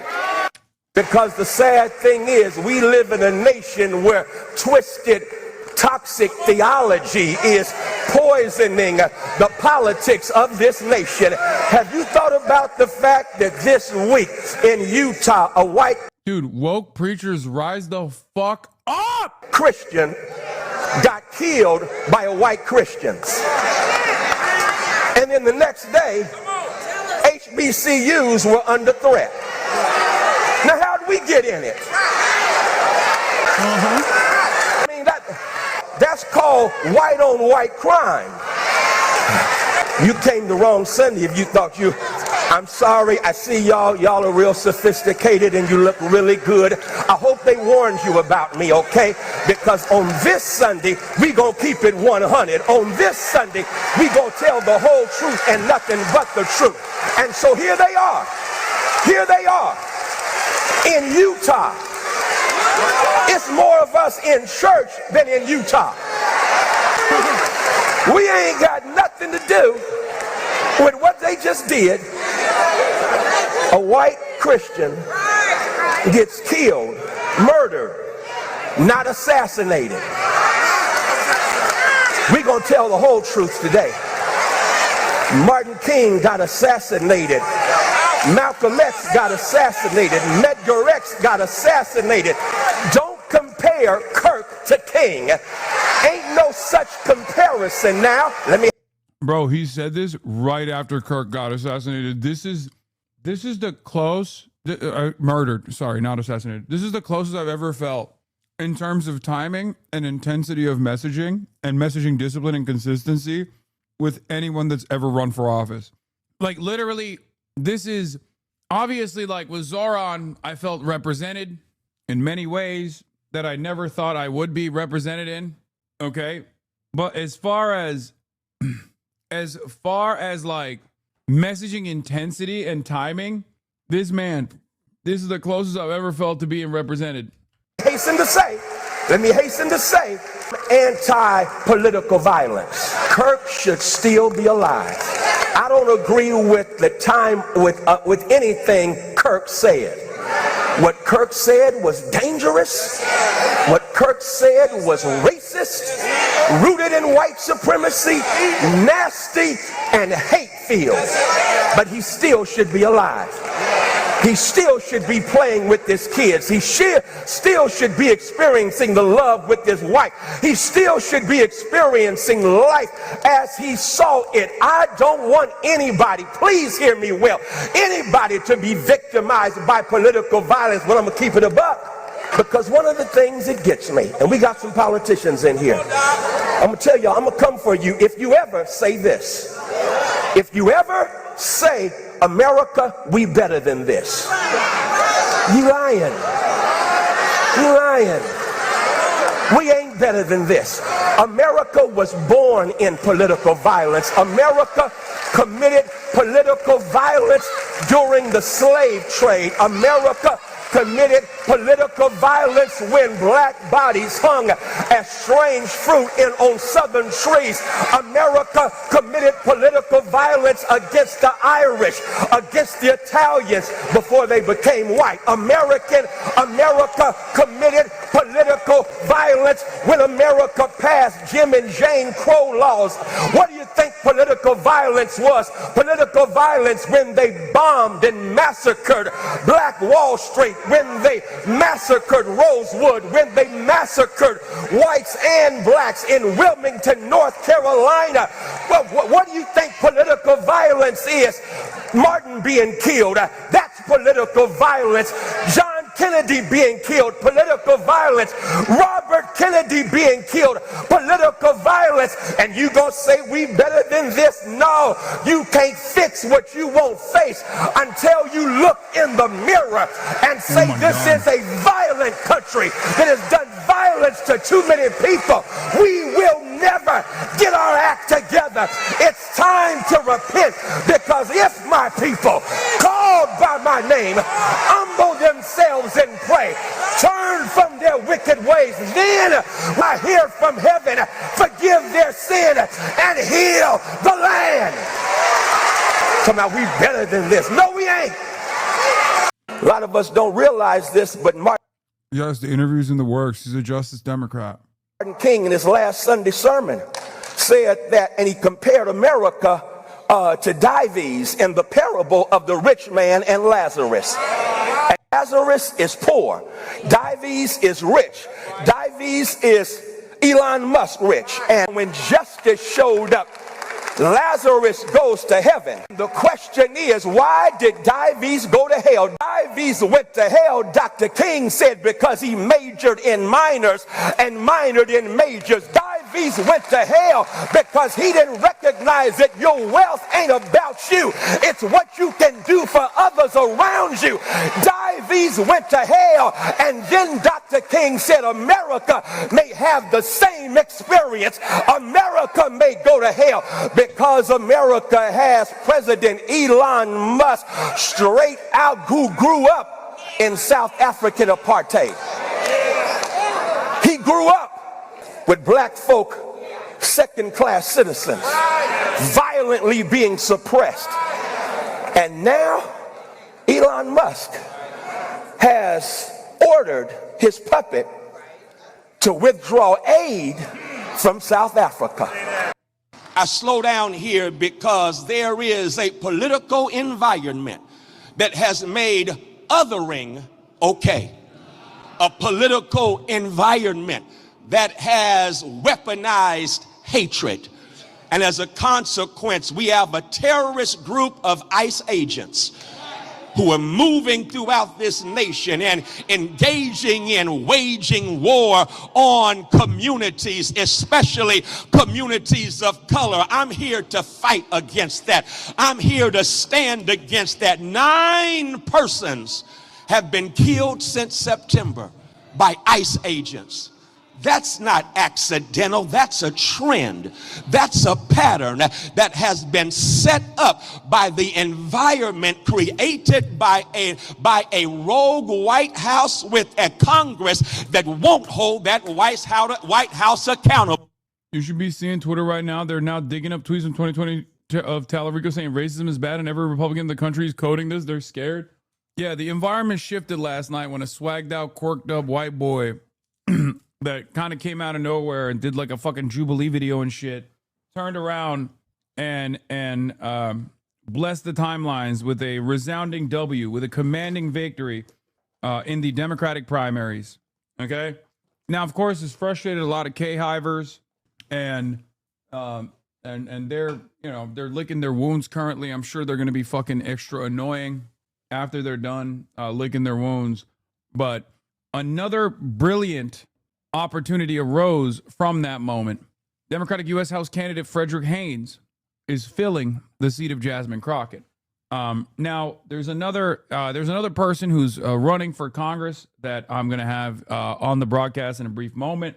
Hold on, I gotta throw this stuff around. It's Shoykot, right? Am I saying it right? Shoykot Chakrabarty in the building, ladies and gentlemen. He's running for Nancy Pelosi's seat. I am very familiar with, yeah, you can pull that. I've known all about Shoykot for many, many years. All right, you got it? Dolce & Gabbana. Yeah, it's a Dolce & Gabbana Razor collab. You are way more brolic than I thought you were going to be. Let's just start there, you know? Okay. Shoykot, nice to meet you in person. Very nice to meet you, Hassan. I've been a fan of your work for a while, but there are also moments where I've been a little bit confused about like some of the things that you've done. You're running for Nancy Pelosi's seat that's being vacated, which is strange because she's so young. She's so young. Probably one of the youngest communist voices we have in Congress, and it's really devastating for the left flank movement, the socialist movement in this country, to lose such a reliable and valuable spokesperson for our cause. And yet you are selfishly running to fill the role of Nancy Pelosi, the shoes, fill in Nancy Pelosi's shoes. I've heard that so many times. in one of the bluest places in well, I was gonna say in one of the bluest places by the population might be very blue, but I think like the moneyed interest is not. Yeah. And speaking of moneyed interest, you are technically moneyed interest. You're very moneyed up. Yeah. So let's start there. You've called yourself a class trader. What does that mean for you? Why do you say you're a class trader? How rich are you, and will you give me $1 million? If you're doing good work, Hassan. I mean, yeah, I worked in the tech industry when I first came out to San Francisco, but I didn't grow up rich. I grew up middle class. Went to public schools in Texas, and my parents grew up frankly poor in India. I was the son of immigrants from India, right? And especially my dad. My dad was a refugee because of partition. And you're really well read on history, so you actually know what partition is probably. But for people who don't know, partition was this terrible event where the British cut up India across religious lines, and my dad's family was one of the 15 million displaced families during that. And so after he was born in what's now Bangladesh, back then it was East Pakistan, came over to Calcutta, and they ended up squatting in this abandoned Muslim dentist's office or a house. He probably had to go the other way. And, he grew up struggling. He had a family of 12 in this tiny 1-bedroom apartment, often had no idea where his next meal would be coming from. And those stories really shaped a lot of my childhood. My grandfather was a teacher. He started the public school in that refugee community. And even now, when I go back to visit Calcutta with my dad, there's people on the streets. This is this massive neighborhood with millions of people that live there. They will call out my dad and be like, "Your dad saved my life," right? That was the value of that service. And so my dad came here with literally $8 in his pocket. I used to say he came here with $20 in his pocket, and he actually fact checked me on that over Thanksgiving. He was like, "No, it was $8." Okay, we're first call out. Yeah. You've been lying about how much money your father had. This is the attack ads that are coming in. Yeah, exactly, right? So I'm sorry, Dad, if you're watching Hassan for some reason. But why say some reason? Oh, I mean, I don't know. Actually, I don't know what my dad watches these days. I am the number one outlet for unks, especially unks from developing nations, from Bangladesh to all around, really. No, I believe that. So yeah, Dad might be in the chat right now. Yeah, low key, they watch me with their hands clasped behind their backs, like they're watching Al Jazeera. They're like, "What's going on? What's Israel up to now?" Is what they're saying, and they're watching me. Anyway, long story short, I didn't grow up political. I was saying all that to say, I didn't grow up political. I grew up with my dad's stories, and honestly, I didn't know. I speak Bengali, and I thought the word for politician in Bengali was the same word as crook until a few years ago. And so when I graduated college, I ended up coming out to San Francisco to work in the tech industry, and part of that was to make money, to put my family on financial stability. And part was I was a little naive. I thought I'd be using tech to solve some of these big problems in the world. Were you an effective altruist? No, that didn't exist back then. Yeah, but you were inventing it from first principles. No, I wasn't even that much into it. I was just like a kid taking the first job he could. Yeah, I don't even care about doing. I was just like, tech seems cool. Yeah, I'll go try to make my mark. And I came out to SF, and you work in the tech industry, and you see all the problems all around you. The homelessness was going up literally while I was there. I came out in 2009, the cost of living was skyrocketing in that 2-year period. And I ended up, I joined this company, Stripe, as a second engineer. And, because I was in the right place at the right time, I ended up making a lot of money. And that was a profoundly radicalizing. What's your net worth right now? I call myself a centimillionaire. Okay, we go band for band. You got me. Wait, centimillionaire? What's that? The 100 million? In the hundreds of millions. Yeah. In the hundreds of millions? Yeah. Damn it. Subscribe. I can't even. We went band for a second, for 1 second. I showed my first money wad, and he was like, sheesh, you're done. Okay, so you have multiples Well, okay, to be fair, the last guy that sat in that seat was Tom Steyer. So No, I don't got Tom Steyer money. I'll say that. But what the fuck am I doing? I'm like, I'm the most prominent socialist voice in North America, and I've had a centimillionaire and a billionaire. What is happening? I've sold out. Everyone was right. I'm a sheepdog for the Democratic Party, and also, propping up wealthy people. Moving up in the world, Hassan, is how you know, right? So you're. I mean, I got a little bit. I got a little something. It's fun. It's some light. Some light. That's why you're sitting on the Dolce & Gabbana Razor collab chair. So you're a centimillionaire. My last question was, before we get into the Clash Trader equation, my last question to you was, how many millions will you give me? Well, I try to figure out who needs it for what. So what do you need it for, Hassan? Arm the revolutionary vanguard. No, just kidding. All right, we'll get to that in a second. So you're a Clash Trader. Yeah, you got a couple $100 million, not a big deal. But somewhere along the line, you realize like this is unsustainable. This isn't working because before you ran for office, before you started running for office, you were in politics. Yeah. I've been. I mean, so the whole long. And people might be surprised where you were in politics. Right. I mean, it's because I've had that whole story. I mean, like, it's crazy that you can just end up working at a place early on and just be in the right place at the right time, and you hit the startup lottery like I did, and you can have everything. And then, I worked hard for a couple of years, but they're like teachers, nurses, the people actually run society, they work hard every day and they can't afford a home in San Francisco, right? So I didn't know, I mentioned I wasn't political, so I didn't know exactly what the problem is, but I knew this wasn't it. And so I quit tech. And at the time, the only person I heard talking about this stuff in any sort of a serious way was Bernie Sanders. And that's how I ended up joining the Bernie Sanders campaign in 2016. And I also got just really interested in this question of like, how have we gotten out of this mess before? How have other countries gotten out of this mess before? And I, read a lot. I had a whole, kind of new worldview that came up over the last 10 years. But that's why I've, worked on taxing the rich. And new worldview, which is like the oldest guy in American politics who is, I know, right? Who has like a 800-year track record of promoting an even older ideology that I also happen to subscribe to as well. Yeah.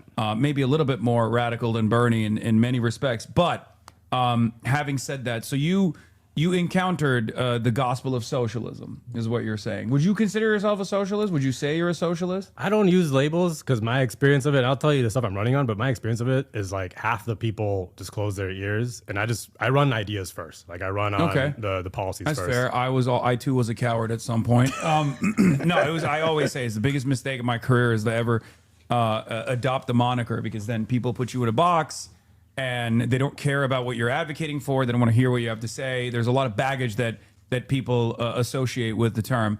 It's fine. Okay, next question. What's up with brown boys wearing Casio watches regardless of how much money they have? Because Zoran has like... So this is actually a gift from my dad for my 40th, because he always wore this watch. Is it like a swag thing? Is that... No, I think it's just literally what every immigrant like dad wore their entire childhood. Okay. So that's what I got nostalgia for. Okay. I mean, I couldn't help but notice because he pulled up with the is it the same Casio? I don't think it was the same Casio, but he pulled up with the Casio when I talked to him as well. So you also worked with AOC for a little bit. Yeah. And I think that was very good. I think this was like your political experience is in the early stages of like, I guess, the new American democratic socialist movement. Like your politics experience comes from that background, just so people understand. Then you left politics, you went back to, I guess, like the tech space a little bit, or you were still, fundraising for candidates? Like, what did you do? I never left politics. I worked on Bernie. There's a group of us who started Justice Democrats. Yeah. And the initial idea around Justice Democrats was recruit hundreds of people to all run for Congress on. This guy is also a Justice Democrat. I know. He's on the Justice Democrat lineup. Justice Democrats took a lot of W's home last night. So obviously we're going to be talking about that as well. Yeah. But, that was the project through which we recruited AOC, ran her campaign in 2018 when she won as her chief of staff. I did the Green New Deal work with her in D.C. And after that, I've been running a think tank called New Consensus, where we've been doing basically like I call it a sequel to a Green New Deal, but like a comprehensive, detailed plan for how do you actually build a new economy? How does like the nation intentionally build the economy it wants to build? So we call it the Mission for America. Part of it is like, we talk about the political strategy, we talk about the institutions we got to build, but we also talk about this whole other mode of governing you got to get into, that countries get into when they want to take this stuff seriously. So that's been the focus of my work for the last, since I left AOC's office. Yeah. I'll be honest. There have been a lot of people on background that have vouched for you. One of them is my uncle. He really likes you, just so you know. Another one was my spy that I think at some point worked with you and had nothing but nice things to say. Eric Hovagim, who he's a Hassan Abihed who now lives in China, content creator. He's great. It definitely, because when I saw that you were as rich as you are, and also on top of that, there was an instance where I believe you had fundraised against a DSA-backed candidate in San Francisco. I had a little bit of, I was a little bit worried. But you seem very solid. What was the reason why you fundraised against a DSA candidate, which I believe was also endorsed by Nancy Pelosi? Yeah, it's a confusing situation locally. I mean, long story there. Like the guy, I wasn't fundraising against him. I was backing this guy Bilal, and I've known him. We worked on climate stuff together at the state. Brown Boy Coalition? It wasn't exactly Brown Boy Coalition. I mean, we did like an op-ed on a Green New Deal for California. But the bigger thing is like I have the same housing politics as like Zoran, right? It's like I think we have to build tons of social housing. I think we need rent control, and I think we need zoning reform, and we actually need to make it cheaper and easier to construct, right? And in that race, he lined up more with my housing politics, so that was one reason. But I just want to put it in context because, as you mentioned, like I'm a centimillionaire, so I do support tons of candidates and causes every cycle. So like that cycle, the biggest amount of my efforts were towards protecting people like Summer Lee and Jamal Bowman and Cori Bush, who are just getting this onslaught of AIPAC money coming their way. And it was also California Prop 5. I don't know if you remember that, but it was like a proposition to basically raise taxes to unleash tens of billions of dollars of affordable housing money. So I get, when you support a bunch of stuff, you don't always line up on every single one. Yeah, no, absolutely. I have this theory that unfortunately, blue safe havens, like blue strongholds like New York and California, have oftentimes created some of the most annoying neoliberals in the party that safeguard third way neoliberalism and centrism when there is so much more room to grow in terms of left position politics, left populism in general. Nancy Pelosi basically was the major hurdle to a lot of leftist politics being realized in the country from her position, from her throne, really. I mean, she's still Speaker Emerita and has done things directly from a hospital bed when she was traveling, when she fell and broke her hip, to make sure that AOC was not appointed as the lead in the House Oversight Committee to become one of the voices of the party. What are some of the reasons why you feel best suited for this role? So the reason I'm running ultimately is because I don't believe the current Democratic Party is at all capable of doing anything in this moment. They're not capable of stopping Trump. They don't have a vision for what a new economy would be that would actually stop fascism from coming back anytime. And, I did the Justice Democrats thing to try to push the party leadership.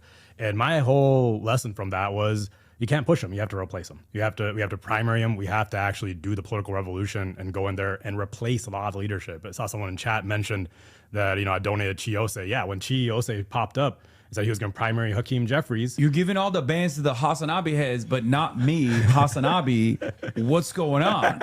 If you run for office, Hassan, I'm not. You know where to come ask it. But okay. Look, I was disappointed she didn't end up running. But yeah, I basically think we've got like a 2 to 4 year period where maybe we can completely change the party and actually build an economy that works for working people. And that's possible right now. And that's literally why I jumped in, and you're seeing it all across the country, right? There's candidates popping up all over the country, people like Reverend Haynes here and Nida Alam and others who want to challenge the establishment. And I've been reaching out to them. I'm trying to organize with them. I'm trying to talk to them because I think there could be a team of us that actually make it happen. I think so too, and that is what I'm trying to do. A bunch of other content creators are trying to do to the best of our ability with the limitations that we have, obviously. But I do think that there is an organic movement that's building, and not even because tens of millions of Americans in the countryside or tens of millions of Americans living in rural areas have tuned into my broadcast and become hypnotized with the socialism beam or anything. They're just recognizing that the contradictions are worsening, and they're recognizing that their material conditions are worsening, and the American trajectory is downward right now. Yeah. And when they see that, when they experience that, and then on top of that, they see state repression, whether it be unlimited tax dollars going to a foreign country like Israel to wage a genocide, to conduct a genocide with no accountability whatsoever. And then the domestic repression that comes along when you protest it, or whether it be all the money going to ICE to build a Gestapo force for Donald Trump that's unaccountable. When people realize that, when people start experiencing that, they get very frustrated, and they don't really have a really good outlet to communicate their desires and communicate a positive change for themselves.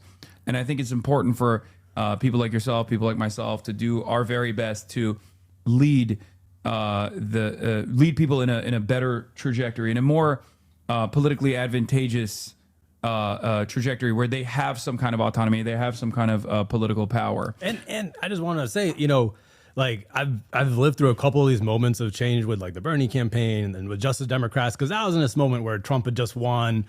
People were pissed. People wanted to look for some vision for the future. And there was this blip that allowed the squad to get elected, AOC to get elected.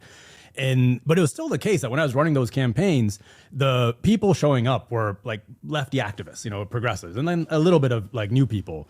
Right now, the people showing up to my campaign, the people I see stepping up to run for office, it's everybody. The mainstream Democrats are realizing that this current party is hosed, and we have to completely change it and do something new. And so we have to jump on it. It's happening all over the world. I mean, it's usually right-wing movements that are coming to power, but not everywhere. There's Morena in Mexico that, came to power, made people's lives better. And now they're the most popular party in the world, right? Yeah. So, no, absolutely. A question I have for you is a question that I ask everyone that's running. I call it the Zoran method, but if you were to be defined by 5 policies, what would your top 5 policies be? All right. We'll say number 1 is we got to make the essentials affordable by just having the government provide them. So that means universal health care. Medicare for all is a great start, but that's not a healthcare system. It's a health insurance program. We got to expand beyond that to direct government provided healthcare. I think something like the Nordic country system or the NHS is really the gold standard here. It means public power, which they have in cities all around California. They pay half of what we do. Publicly owned broadband. It means building tons of social housing and getting private equity and hedge funds out of our housing market. So that'll be number 1. Number 2, end political corruption. If we're asking for the government to do stuff for people, you got to be able to trust the government. So that means no congressional stock trading, no revolving door between Congress and the lobbying industry. I like a fully publicly financed election system, so no private money at all in our campaigns. And actually, hold accountable all the people who are doing corrupt stuff right now, investigate them, throw them in jail. We have to actually hold powerful people accountable if we want people to trust that this stuff works. 3, we got to end all the freaking wars. I mean, and get the power of declaring war back into the hands of Congress, slash the military budget, end U.S. interventionism all over the world. We've killed millions of people over decades of failed foreign policy. And that's been a bipartisan consensus, right? That's been Democrats and Republicans doing that. We have to completely break that, because right now we've created a system where Trump is now basically dragging us into World War III. I know the way to put this is don't have World War III. None of this will matter if we have World War III, right? Number 4 is no one else really talks about this part, but I think we need to start planning for a publicly owned economy. And what I mean by that is, I know this is not news to you, but what I mean by that is right now, we've got AI and robots that might be replacing a whole lot of work. And the way it's going right now is essentially, if you think about it, some of these industries, it's already happening, the insurance underwriting industry, financial services. I'm a coder, right? So coders might not exist in a few years. These AI companies are just going to subsume all these industries and end up owning a huge part of the economy. We're going to end up in this Mad Max dystopia where a few companies and people own everything and everyone else is in this permanent underclass. So instead, what I think we should do is try to create the Star Trek future, right? Where if something doesn't require work, we just provide that as a public option, essentially for free to the public. And then number 5, I'd say it would be to enact a mission for America to actually build a clean economy that creates prosperity for all. And I've talked about how we got the comprehensive detailed plan over at newconsensus.com. You should check it out. But we need whole new institutions for public financing that we don't have. We need a different kind of political strategy, and we have to get into this different mode of governing. We've been calling it mission mode, for lack of a better word, that basically every country goes through when they dramatically transform their economies. And if I can throw in a number 6, it would be build the train. We got to build the train. We got to build the train. Stop. Got to build high-speed rail. Enough. You're just, I mean, you're doing this on purpose. I got to grab a drink. Hold on. God damn. Build the train.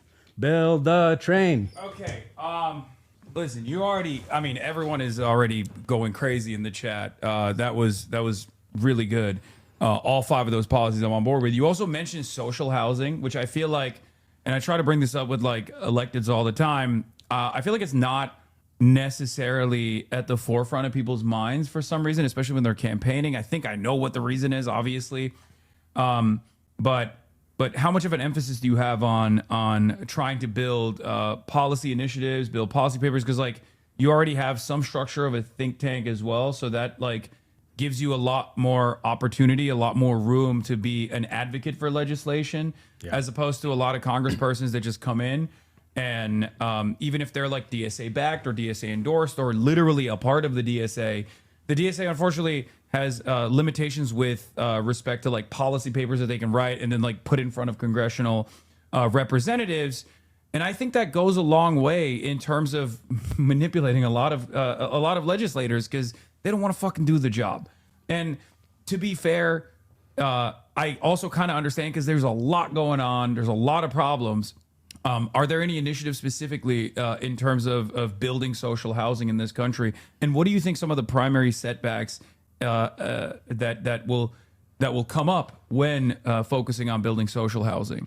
Yeah. So at the think tank I run, New Consensus, we do have really detailed policy papers. I'd say the one of the most detailed proposals we have is for bringing back something called the Reconstruction Finance Corporation. This is a state-owned corporation that existed during the New Deal and the World War II era. It was basically our engine of growth and development during that whole period. And it's kind of like a public bank. I think people know about public banks. Like it definitely, can do low interest loans and do all that kind of stuff. But it had a more proactive role in the market than that. Like it had this proactive role where it would go out and figure out what's missing, what can we not do, and why is it missing, and what do we need to spin off to do it. So I bring that up because I think we just don't have that organ in our government at all. So the RFC could do things like directly finance affordable housing and social housing, but it could also spin off a public developer if you can't find a nonprofit developer to do it, to build the social housing. You could do things like, and it did do this during World War II, stockpile building materials to control for inflation costs. It's just this whole thing. And the crazy thing is it's not like, some new idea. Basically, every modern developed country has some form of public finance. And it really boils down to this idea that we should, as a nation, have national goals. This is why I think things like AI and where we're at are really forcing this conversation, but we should have goals. Like a 5-year plan. Yes. Maybe. Should. I agree with that. We should have goals, and we should use the economy to achieve those goals. Whereas right now what we have is an economy that's driven just by profit, and then the nation follows. It's the tail wagging the dog, right? But it is like the whole idea around mission mode that I was talking about is you make plans, not just passing. You don't just pass policies and take your hands off the steering wheel. That's how we did in World War II. That's how Europe rebuilt after the war. That's how all the Asian countries got rich. And you also have to have institutions that finance and coordinate those plans. That's what the RFC was for us. And we had a bunch of state banks back in the day too. But long story short, I think it's not just because a lot of people talk about the Faircloth Amendment. We have something called the Faircloth Amendment that prevents building new public housing in the country. And we absolutely need to repeal that. But it's not enough to do that. We actually have to create agency as a nation to be able to then go do it. Yeah, that sounds great to me. What do you think about a federal jobs guarantee? Yeah, I think we got to do it, especially in the age of AI. we talked a lot about it in 2018 when I was in there with AOC. We're trying to popularize the idea. My only thing is I think a federal jobs guarantee has to be combined with an actual program of the jobs you're building, right? So that's why when I talk about like the Mission for America, I mean, I'd love to see a federal jobs guarantee as like the way we start retraining the workforce into some guaranteed job at the end, right? Okay. I mean, the way I see it is we always have some pre-existing structures that we can point to as far as like competent institutions. One of those institutions is ironically the military. Yep. Except, you know, as time has gone on, the enshittification has also taken place in the military, like privatization and the major defense contractor bloat that exists, the expansive, the unimaginably expansive budgets for the military. That's like this unaccountable force that can't pass a budget ever. What's your solution? Because you talked about like ending all of the wars, but what's your solution to that? Can the military be restructured to work in favor of the citizens, whether it be citizens overseas, but certainly citizens here in the United States, because it's a massive jobs program in the hands of the federal government. And it's a very skilled workforce. So yeah, I absolutely do. We have some plans for doing this in the Mission for America, but we should repurpose a lot, like the Army Corps of Engineers, to be building infrastructure in the country, right? I mean, we did some of this during COVID, right? Where like we built these military hospitals. I mean, they didn't get used, but they got put up really fast. But also the way we did the manufacturing miracle for actually mass manufacturing the vaccine was like, there was this general, I forgot his name, but he got put in charge of the whole supply chain. And he was literally like flying around the country, figuring out what the bottlenecks are and getting people to work together and then just solving this problem. And that kind of massive logistical support is something the military is good at. It's literally the same thing we did during World War II, where like, you know, we had the war, but we had to build this whole new economy at home to, create the arsenal of democracy. And FDR literally made this guy, Bill Knudsen, who was like he used to run GM, but he was like an engineer. He made him a 4-star general, gave him a plane, and he would fly around, you know, trying to get all these factories to get on board, building what we needed to build, sharing the IP, doing everything we possibly can. So yeah, we gotta reuse the military for good stuff, not just bombing countries. I agree. Speaking of the military and endless militarism, what's your take on what's going on right now? As it seems, Israel, after waging a very bloody genocide and taking over even more territory in both Lebanon and Syria, has decided to goad the American government or bring around the American government to its final ambition of completely destroying the Iranian state. What's your attitude about that, and what's your attitude on Israel's genocide of the Palestinians as well? Because I think people will want to hear that as well, because I see it as a litmus test for the most part. Yeah, I mean, I've made it I'll talk about the Israel genocide in Gaza first. I've been pretty vocal about this from the start of my campaign. Israel is committing genocide in Gaza. We should not be providing any funds to Israel because they're going to use that to commit genocide in Gaza. It's against our own laws. It's against international laws. And of course, it's just morally horrific. So you're also committed to know that you don't make a distinction between offensive and defensive Correct. weapons. Yeah. I mean, I don't think Israel makes a distinction between offensive and defensive No, it doesn't. funds. It's fungible. And also any dollar that goes into Israel means it's a dollar that they can use in building their offensive capabilities. It's ridiculous. Unless, I mean, if there were any other country, this wouldn't even be a discussion. Yeah, right? If there's any other country committing genocide, no one is being like, why don't we arm the Russian civilian population with anti-aircraft munitions? Right. And like the thing is, there's also a real meaning to the word genocide. Like if you look at, when the word genocide got defined by the ICJ, we actually have a obligation to try to stop it. Right. So it's not just that we should stop funding the genocide. We should be using whatever pressure we have, just like we did in South Africa, to stop the genocide, right? That's incumbent on us.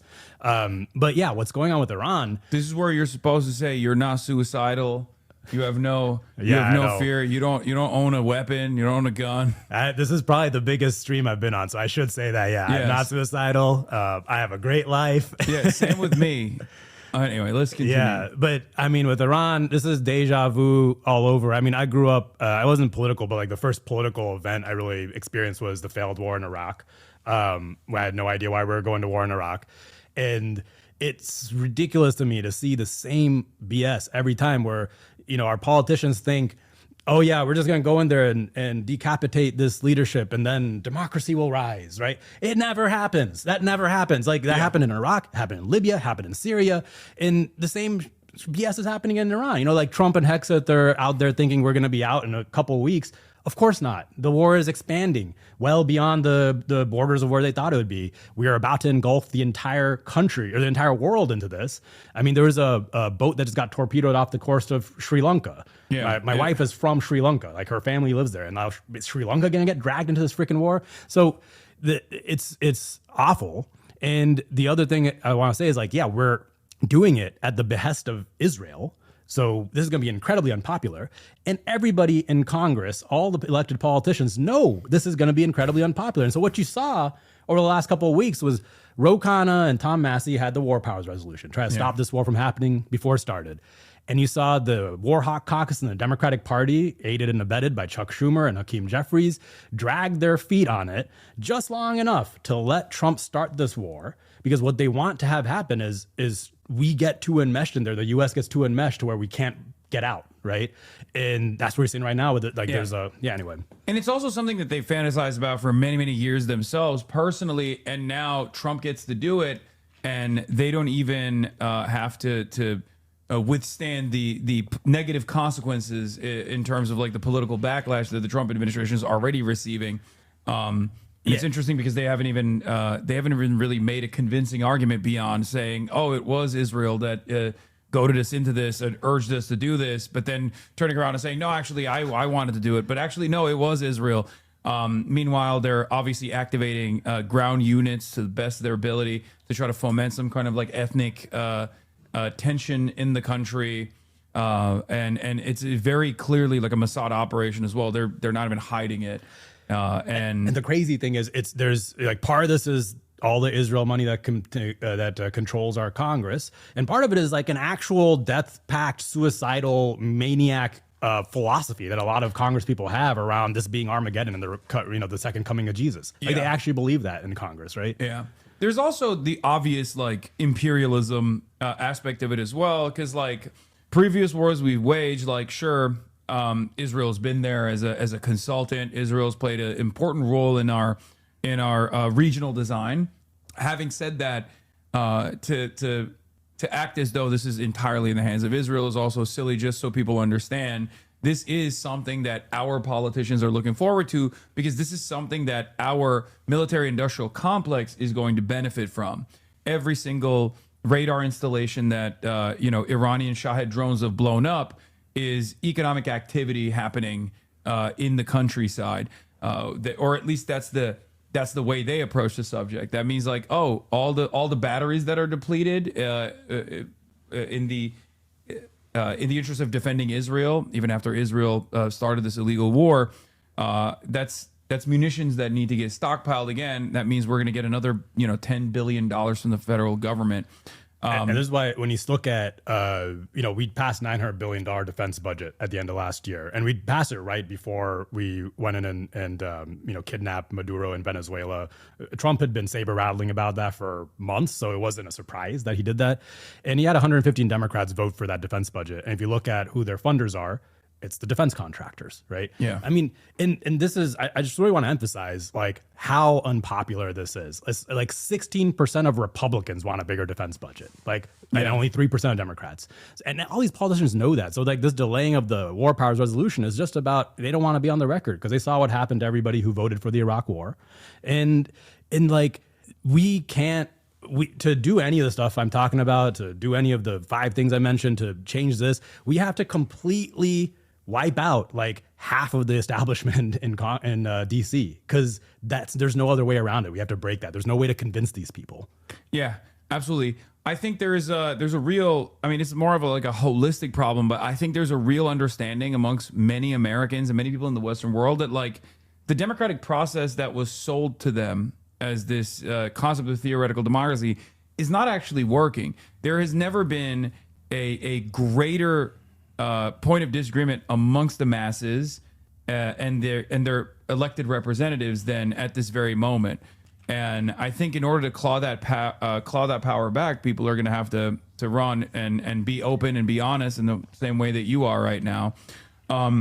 Let's see. Let's ask you some other questions. You've argued that voters chose Trump in 2024 because they wanted economic change. What specific day one structural changes will you fight for? Because I already asked you the top 5 policies, but I want to know more in detail about like what kind of legislation you'd push for day one. Yeah, I mean, day one in 2026 is still going to be a Trump presidency, right? So there's a set of things where I think we actually can get wins, and then there's going to be a set of things where I think we have to really set up the fight and the entire grounds for in which the 2028 election happens. So the place where I think wins can happen is going to be a lot of anti-corruption measures and actually foreign policy, because I think those are areas where there's a massive amount of bipartisan consensus, at least amongst people. And there's some bipartisan consensus in Congress, actually. Like when I did I tried to work on the stuff to get the U.S. out of Yemen back when there was a massive famine going on there. And we worked with like Matt Gaetz' office on that, right? So there is some of that in Congress. And the thing is, though, when you go to Congress, leadership doesn't want you to have a vote on these issues because they're covering for their members. So the way you force the issue is you use discharge petitions. That's the same thing Ro Khanna and Tom Massie did for the Epstein files. You basically force a vote. Leadership hates it. I don't care. And so that's what I'm going to do on, banning congressional stock trading, banning the revolving door between Congress and the lobbying industry, trying to shrink the military budget, trying to get us out of war in Iran, I don't know what the situation will be by that point. But then the other part of it is going to be the grounds on which the 2028 election happened, which I think is going to be, it's like cliche to say, it's the most important election of our lifetime, but it is going to be an incredibly important election, right? And that is going to be a combination of the ideas that exist and the political power that exists. I believe we build that political power by, racking up some W's in Congress with a team of us who are fighting against the establishment and actually making some wins. You turn that into hundreds of people running for Congress, somebody running for president who have a real vision to turn things around. But then I'm going to introduce legislation for things like recreating the Reconstruction Finance Corporation, right? To like actually do public financing. I'm going to introduce legislation for, how do we start having the public ownership economy? How do we start maybe taking equity stakes in these AI companies? Or, an idea that we've been pushing at New Consensus, which might happen is basically, what do you do when these AI companies, when their bubble bursts, right? There's something that I think was really interesting that Jeremy Corbyn tried to put forward in the Labor Party back in the day, which was through public finance banks, offering workers a first right of refusal in terms of bankruptcy. If a company was about to go insolvent, then the workers could set up like a cooperative corporation to seize control over the company in its entirety, rather than offer like some kind of golden parachute to the executive class and then like literally tell all the workers to fuck off and hopefully they can get like a limited amount of welfare if they're lucky enough. I think this is a radical and transformative idea that could aid in workers taking ownership over their own work in many industries that are basically on the verge of their bubbles bursting, whether it be AI or numerous other sectors. Yeah, I love that idea. I think an AI, like the thing that as we had in mind, and I'm curious to get your take, because part of this is like, these are all new ideas. We're trying to figure out what's actually going to happen in the future, right? Yeah. But imagine the AI companies, the bubble burst, and these companies plus their banks, it's a huge amount of our economy, and they're going to come to the government and say, give us a bailout, or because we're too big to fail. So in that moment, imagine that instead of bailing them out, we actually buy them out for pennies on the dollar. Similar idea to what you said Corbyn did, except not necessarily the workers, but the government does it. Turns all the data centers into essentially public utilities, or turns the companies into like not-for-profit, mission-driven companies. And we open source the models, and we use the compute power as our version of electricity. Like I think what electricity was to the 20th century, compute power might be for the 21st century, right? Mm-hmm. And then these essentially become utilities that we then use towards the good stuff. Yeah, we'd use it to cure cancer rather than making more slop feeds. What do you how do you feel about the nationalization of our extraction industry? Because you brought up the Nordic model quite a bit. And one of the biggest benefits is obviously like sovereign wealth funds that are directly funded by the entirety of the extraction industries in Norway. Whether that be oil, whether that be the forests, or virtually all of the natural wealth that natural resources the country has, in some way, shape, or form, is controlled in the hands of the government. And then, the surplus labor value that they extract, they put back into the sovereign wealth funds. Is there any interest in doing something like that? Yeah. So in the Mission for America, we have, it's like I think we're at 22 chapters now of like detailed plans for what to do about every sector of the economy. And one of the plans is for how do you nationalize the fossil fuel industry? How do you not call yourself a socialist? You already wrote Das Kapital, it seems. I'm just saying, like, these ideas, especially because in some cases I'm going a little bit more radical than, say, like some of the lefty groups are. Like, I always get asked, like, are you for stopping all fossil fuel extraction? I say, no, I'm for nationalizing it, right? And also, I mean, nationalizing it is the first step, but that doesn't mean you like improve or increase production or increase the productive capabilities. Nationalizing is an incredibly important first step to move into a radically transformative vision of what we must do with energy to begin with. Exactly. Like, and there's this other component to it, which is a lot of these industries, just like the military, have really highly trained workforces, right? So you don't want to just actually have them go totally bankrupt and have all those workers lose their jobs. They could be using those, the people working on offshore oil company, rigs should be working on offshore wind farms. The people who've been, fracking for natural gas could be working on plugging a lot of these methane leaks all over the country, right? Yeah. And so if you nationalize it, you can start directing it in a sane way towards what you want to do, and you can start winding it down in a controlled way, right?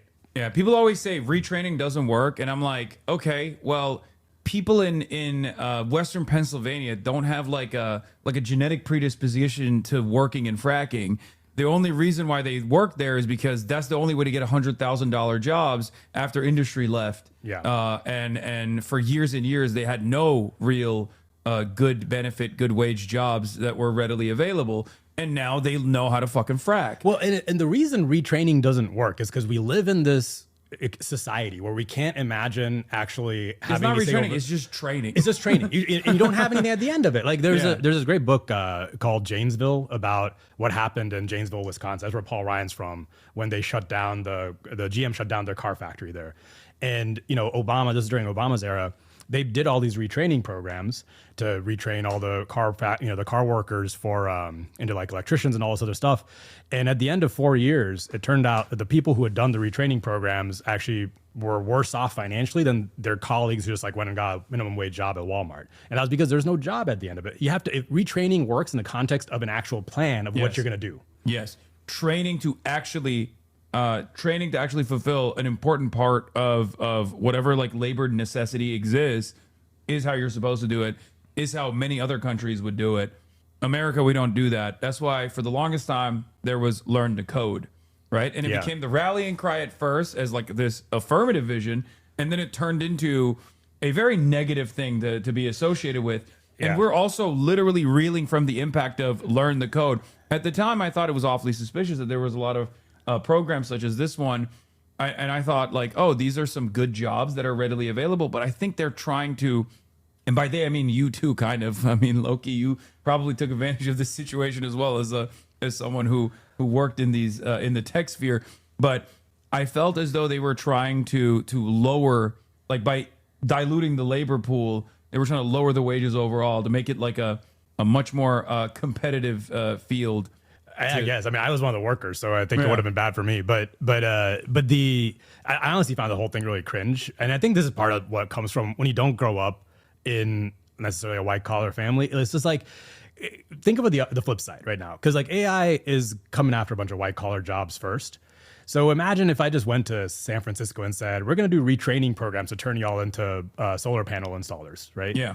Would that fly in San Francisco? Like people would push back against that, right? Like, so it's very natural. Like I think when you just go to a community and actually, say, that's not even true. It would fly if you went to like some of the more underserved communities in San Francisco, and you were like, we're building a factory here. First, we need working hands to build a fucking factory.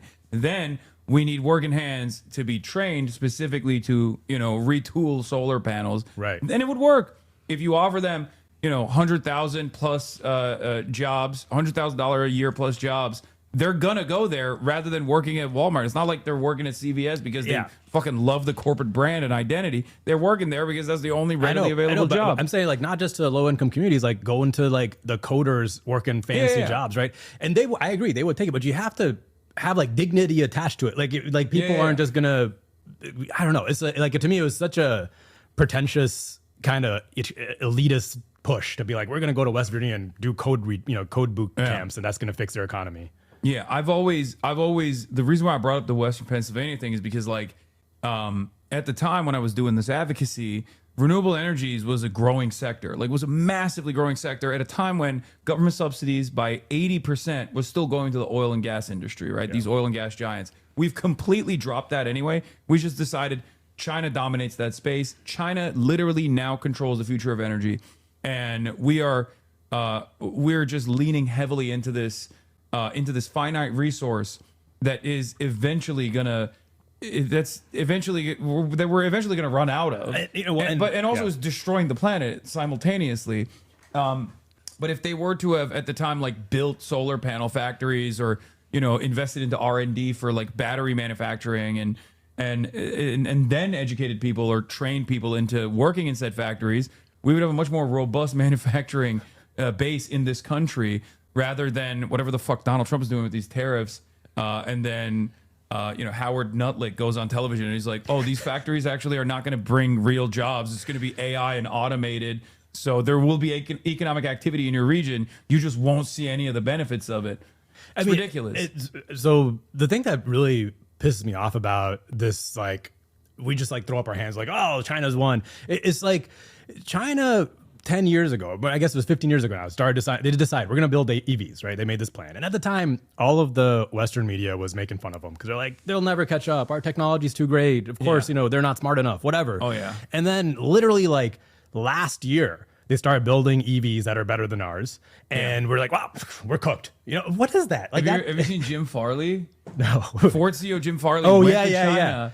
His daily driver is a Yangwang. He brought back a fucking EV from China, and he openly says his daily driver is a Chinese electric vehicle. And he literally said, if these cars come here, it's over for Ford manufacturing. And it's a problem of like our industries are not innovating and actually. Oh, sorry, it's a Xiaomi SU7. Xiaomi, yeah. I have a lot of fans. But I actually have a worry about this because if you travel around the world, you see Chinese EVs everywhere, right? Like, yes. It's in America, if you're like, unless you're Jim Farley, you actually go try. I think the car manufacturers here, they have this sense that they don't realize how bad it's gotten, so they have no incentive or any reason to try any harder because we've essentially created this completely protected ecosystem for them with the tariffs and the sanctions. And I'm not like, sanctions and tariffs and stuff matter in the context. I'm a fan of trade protectionism by design, but I also believe that you have to make competent product and competitive products. Exactly. You can't just go to Laos and be like, you have to buy F-450s. Yeah, and you can't go to Italy and be like, you have to buy a car that requires you to have a commercial driver's license that literally cannot operate on the regular roads in Europe. It has to be combined with a real plan for how do you build your industry, and the tariffs have to wind down. Like, that's what China did, right? They protected their industry for 10 years, and then they said at the end of that, you're going to have to compete internationally. And so they forced their companies to be good enough to do that. Yeah, and the tariffs are actually demonstrably having a negative impact on American manufacturing anyway. Not only have we experienced a lot of job loss in the manufacturing sector, which is hemorrhaging regardless of what anyone says or does, but also beyond that, I mean, the way to restart American industry, if that's like an issue of national security concern, which I don't even care about, I don't deal in terms like that. But even if you wanted to build a robust manufacturing base, like, you need some level of central planning that puts the working class first. I mean, and the thing is, like, we have done this in the past. I mean, that's why, like, when I talk about the World War II example, Exactly. You know, that we did that, and that, you know, like you can call it whatever, like social. We didn't call it socialism back then, but Yeah. it's just like the American system, and that playbook that we developed of, you know, making these plans for how to build up an industry, financing it, actually, you know, making goals. That is the exact same playbook that, you know, Germany used after the war, that South Korea used, that Taiwan used, that Singapore used, and that China used. The only difference is China just continued using it. They didn't decide, you know, after they got richer, they didn't say, all right, now it's time for private capital to run everything. Yeah. And while there is the existence of like you know, private enterprise in China, there's still ultimately a lot of state control over every aspect of capital, including directly changing capital flows that go along with their goals, that go along with their trade agenda, or go along with their manufacturing agenda. And I think there's the first step is just like have the ability as a state to, you know, finance what you want to build, make plans for what you want to build. And that's why, you know, for me, like building the train is not, it wouldn't just make my life easier to come, you know, back and forth between LA, because I'm going to be on your stream all the time, Hassan. But it's more that, to me, it's like this test of, can we do anything as a country? You know, like if we can't build high speed rail, we are hosed. And if you remember, you know, when China built their first mile of high speed rail, it was from Shanghai. Is it 2008, I think? Yeah, it's like around there. Because I remember actually I had a stopover in Shanghai soon after it got built, and it was like all the news. And it was like a mile from the airport to the city center. And at the time, it was the most expensive per mile project in the world of rail, you know, and all the, you know, as usual, all the Western media, All the everyone Western was making media was fun like of it. laughing at, like and the ghost cities. Yeah, and their response was, well, we'll just keep going, right? And then over the next 10 years, now they build rail faster and cheaper than anybody, and they own the whole industry. Why don't you want to spend all of that money instead on something productive, like dominating the periphery nations militarily, so that we can extract super profits for, you know, for a handful of people that are all mentioned in the Epstein files? Yeah. Well, I guess we tried that route and it's gone us here. Do you ever feel like real late stage capitalism hasn't been tried? We're in the middle of it, right? Okay. We're in the middle of it. So it hasn't been tried. There's more room for growth. There is more room. I don't know how long the late stage capitalism keeps going.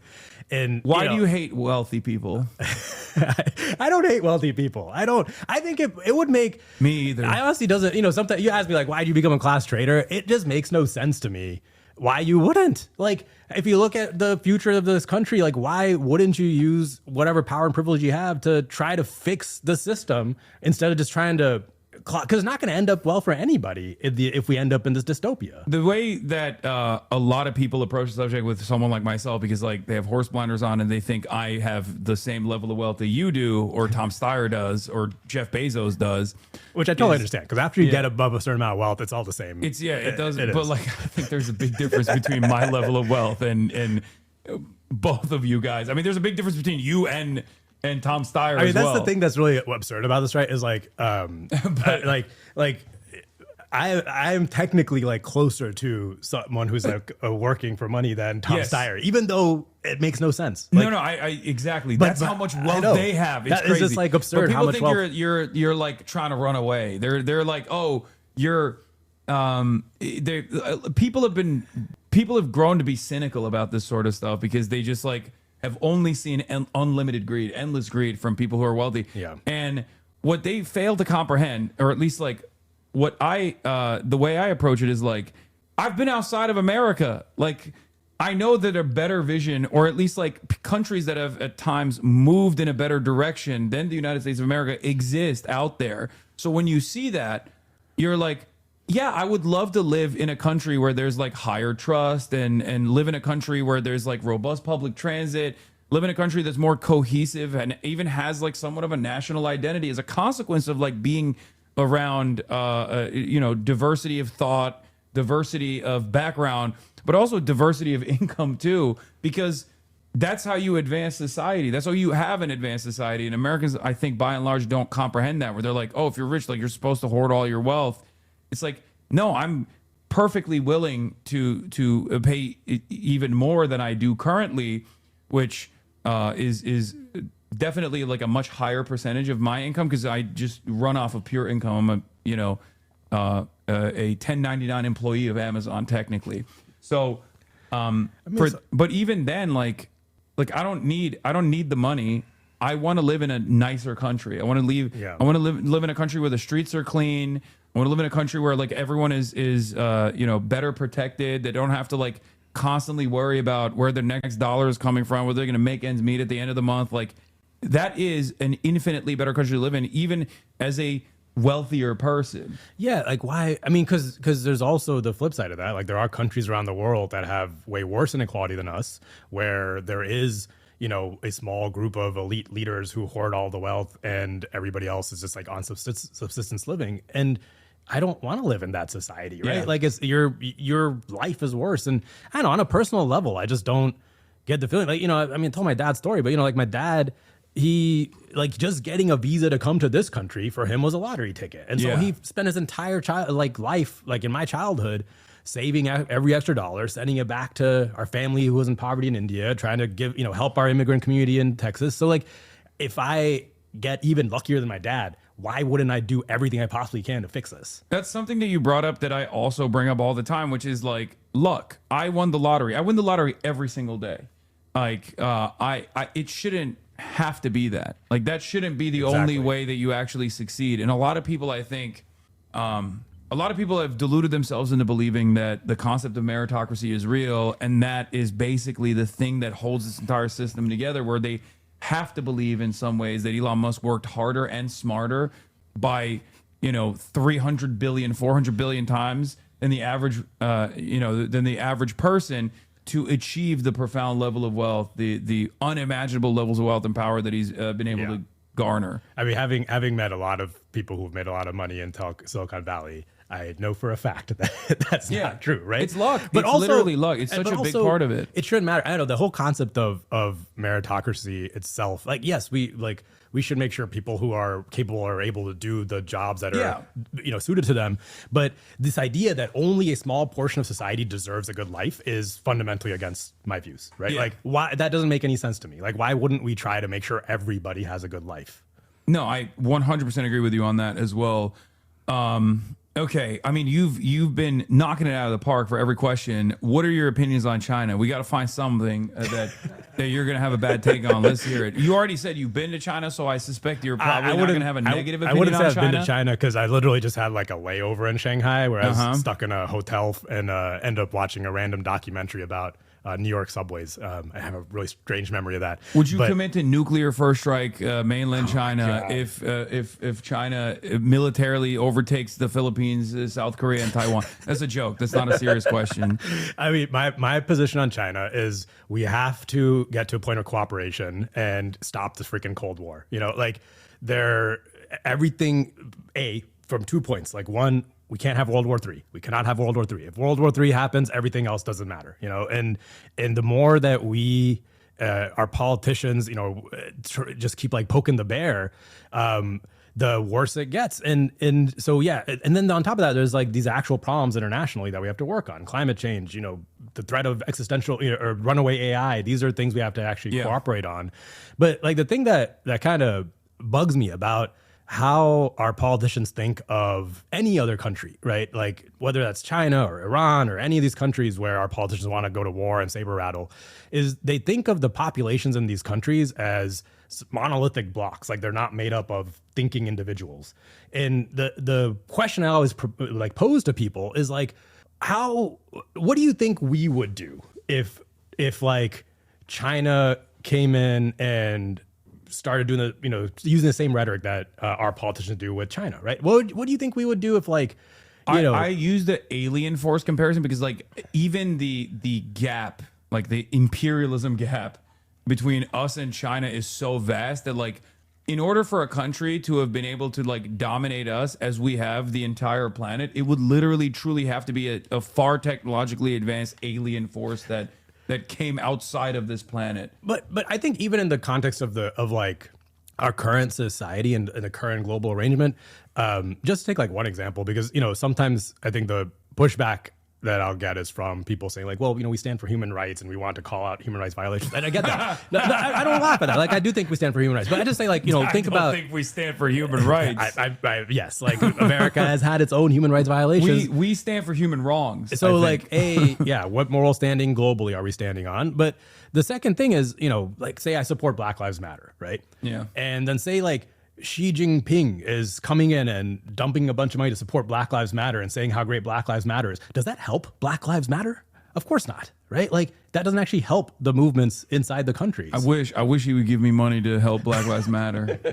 But what I'm saying is like we don't. Dear Leader Xi, I'm right here. Like whenever he won't give me money, so maybe you will. Okay.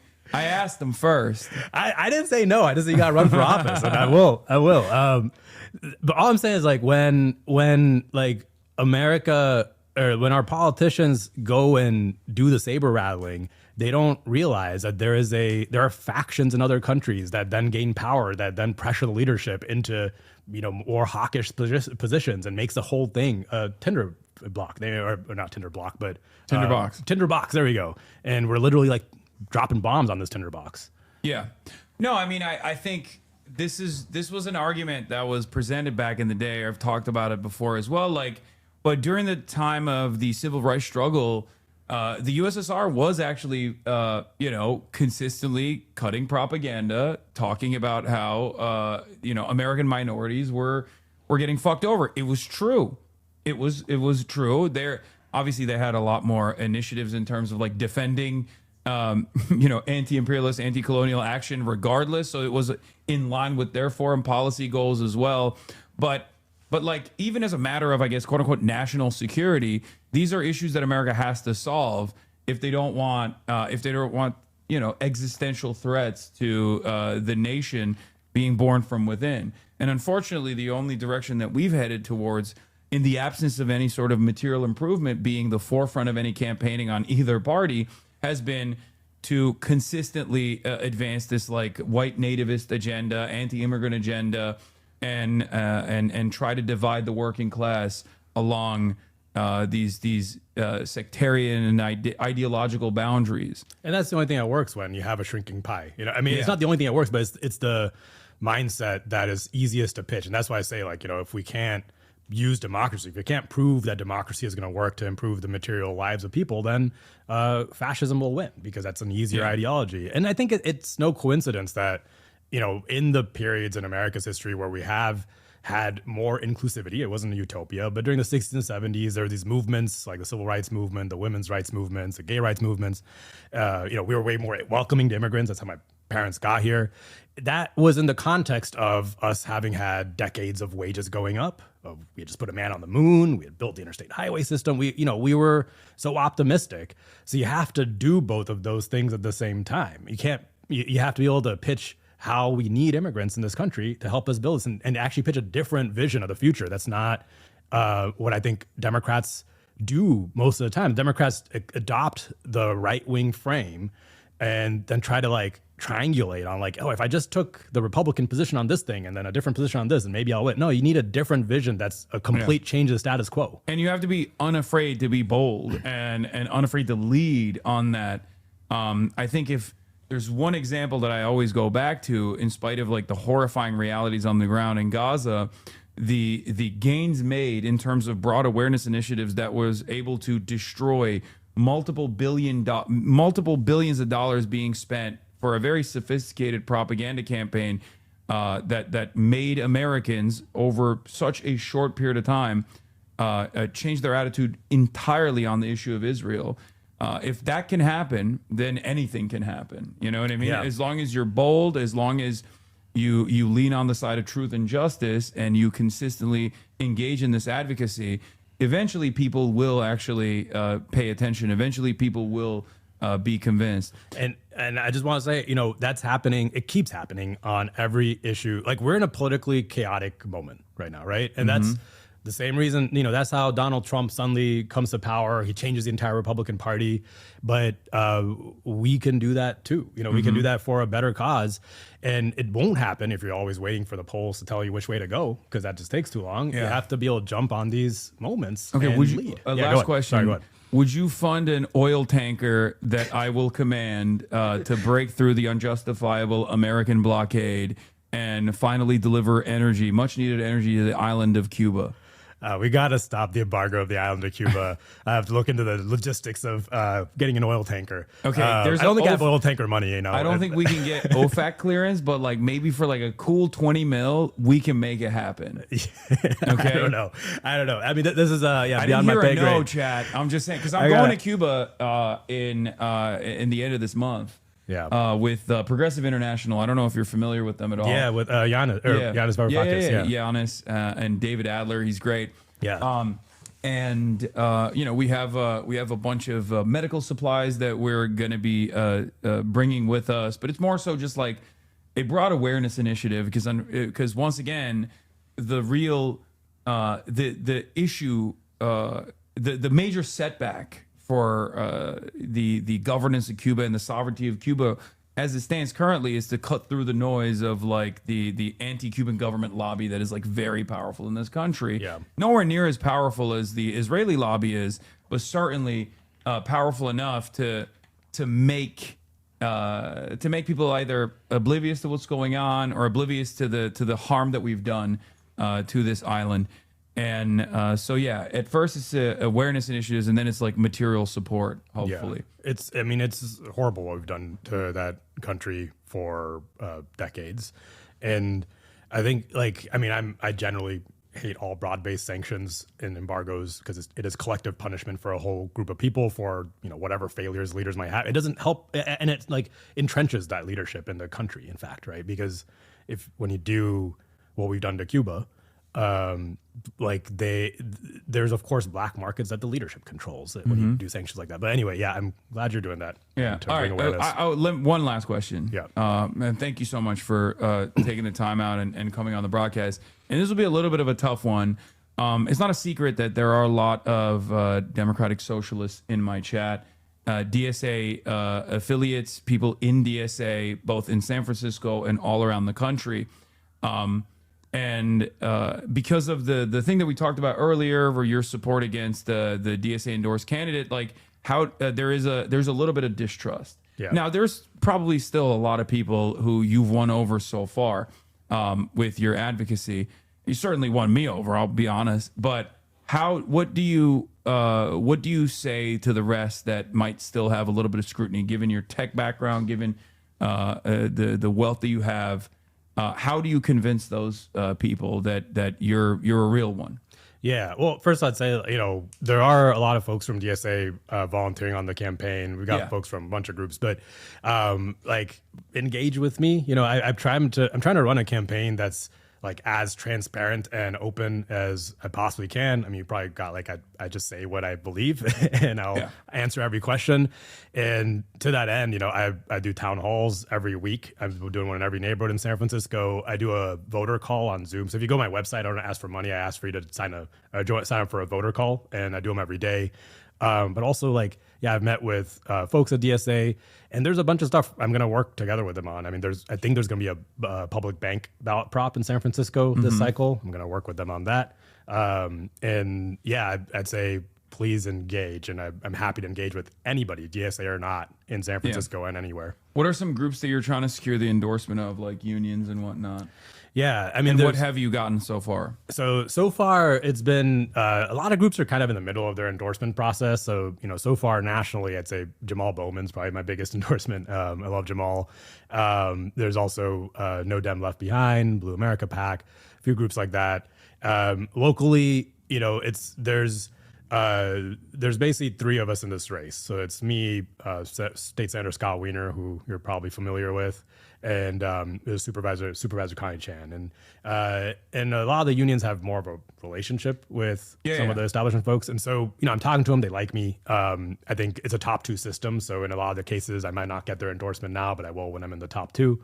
But yeah, I'm hoping to get anybody. I mean, the way I think about this, I'm trying to do essentially a political revolution kind of politics. And so when you do that, you can't really rely on endorsements. When I ran AOC's race, nobody endorsed her, including Working Families Party endorsed Joe Crowley, right? Yeah. And that's just kind of how it goes. So I'm going to do what I can, but But of course, I'm talking to. But you also need ground game, and I do feel like well, I can't speak for DSA San Francisco, but like that was a big part of how Zoran was able to overcome great odds. Yeah. Your situation is a little bit different because you have your own personal financial backing as well. You've been doing this for quite a while. You have existing relationships. You also have I will admit, out of all the candidates that I talk to, you have a profound understanding of policy, because this is usually one of the issues that I have. Like sometimes I have someone who's very radical but very green, and they don't have a working understanding of like how the legislative body works or how the position that they want to achieve, like what they need to do in that situation, how to sometimes play ball, where the areas of pressure are. Whereas given your background, given your experience, like you are, you have deep and intimate knowledge with how politics works in America. But as far as like winning the immediate race, I mean, Scott Wiener is it's not, like, no disrespect, but Scott Wiener is going to present himself as a progressive, but we all know the last 2 years that he spent defending Israel, only to turn around and be like, oh, actually, I was just kidding when I was doing that. I'm not mistaken, right? That was Scott Wiener. We did it was worse. Like we had a debate where there was a lightning round question. They asked us, do you think what Israel's doing is right? He just didn't answer. And then 2 days later, he's like, everybody gets caught up on those paddles. That paddle system is so good for people like yourself. Like for real left flank candidates, the paddle system is like, boom, yes, every time. And then if you're like somewhat inconsistent, if you're like a neoliberal, or if you have like any sort of hang up on something that's like a very black and white issue, you get fucking cooked every time. And what I said, because he tried to be like, well, it's a complicated, it's like, no, when you're in Congress, you vote yes or no. Like Rashida Tlaib has a resolution that says, is Israel committing genocide in Gaza? What's your vote on that? Right. Yeah. You don't get to explain it. But yeah, on the ground game side, we actually had the strongest ground game of any campaign in the district, because I've been campaigning since February of last year. But I mean, but it's never enough, man. It's never enough.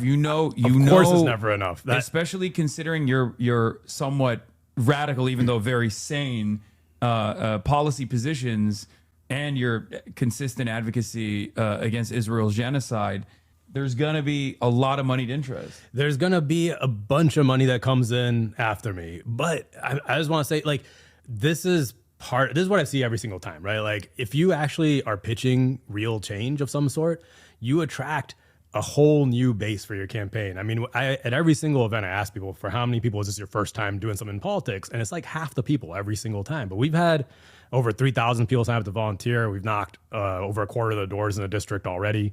And every canvass, we get like 40 or 50 people, which is huge for San Francisco. And like, we did our office opening party in July. This is actually what made us start our ground game, because we did an office opening back last July. I thought maybe 100 people would show up, because up to then, it was just like mostly a social media and press campaign. Yeah. And then like 500 people showed up, and then it just kept going. Like we had 800 people at our first rally.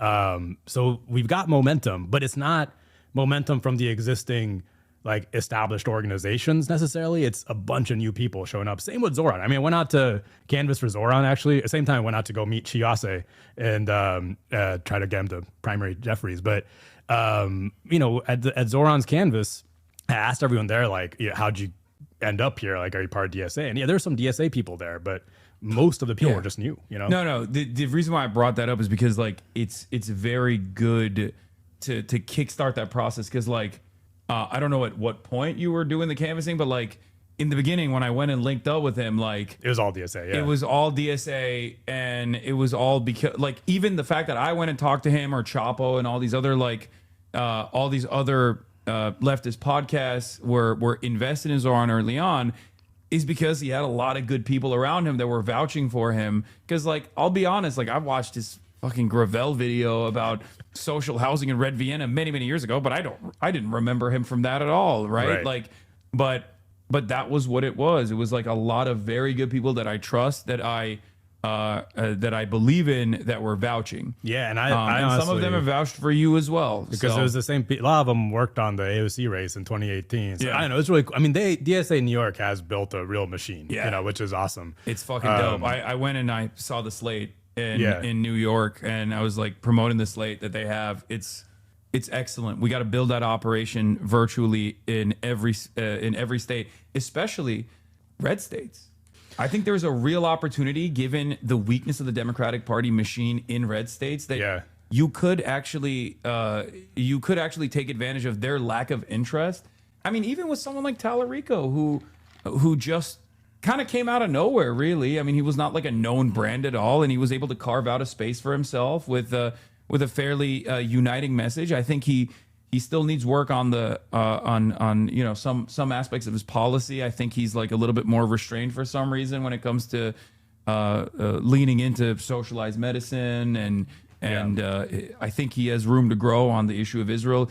He can speak very convincingly and very empathetic in a very empathetic way about these issues, but like I think he needs to go way beyond that. Yeah, I mean, when we started Justice Democrats, the project initially was called Brand New Congress, and we were actually trying to recruit people everywhere, like in Republican primaries and Democratic primaries. This is before Trump got elected, and I'm very I've been I mentioned I was trying to reach out and talking to a bunch of people and like have a relationship with Graham Plattner. I've been supporting Dan Osborne for a while because he's trying to do that in Nebraska. And I want to give a shout out to Corbin Trent, who's out in Tennessee. He's got an amazing blog called America's Undoing. We work together on AOC, and he's trying to do that in Tennessee, right? Like, because the thing Democrats don't realize is in a lot of these red states, people, especially the ones that are economically doing very badly, you kind of need to have a more radical message, right? Like you need to have the reason they're voting for Trump is because Trump just stands for change. Like he embodies rip off the Band-Aid and change, right? And so you have to have that level of energy for something positive, for what you actually want to do that'll improve people's lives. Yeah. All right. Well, Shrikot, thank you so much for coming on. This was incredible. Really and good to meet you, we will Hassan. continue doing this. I mean, I'll be up in San Francisco, around that area, doing a bunch of colleges. If you want to put together something, Yeah, I would love to do that. We'll definitely do that. And we'll link up and do something there. All right. But thank you for coming on. All right, thank you. Thanks for having me. All right. Well, yeah, let's do it.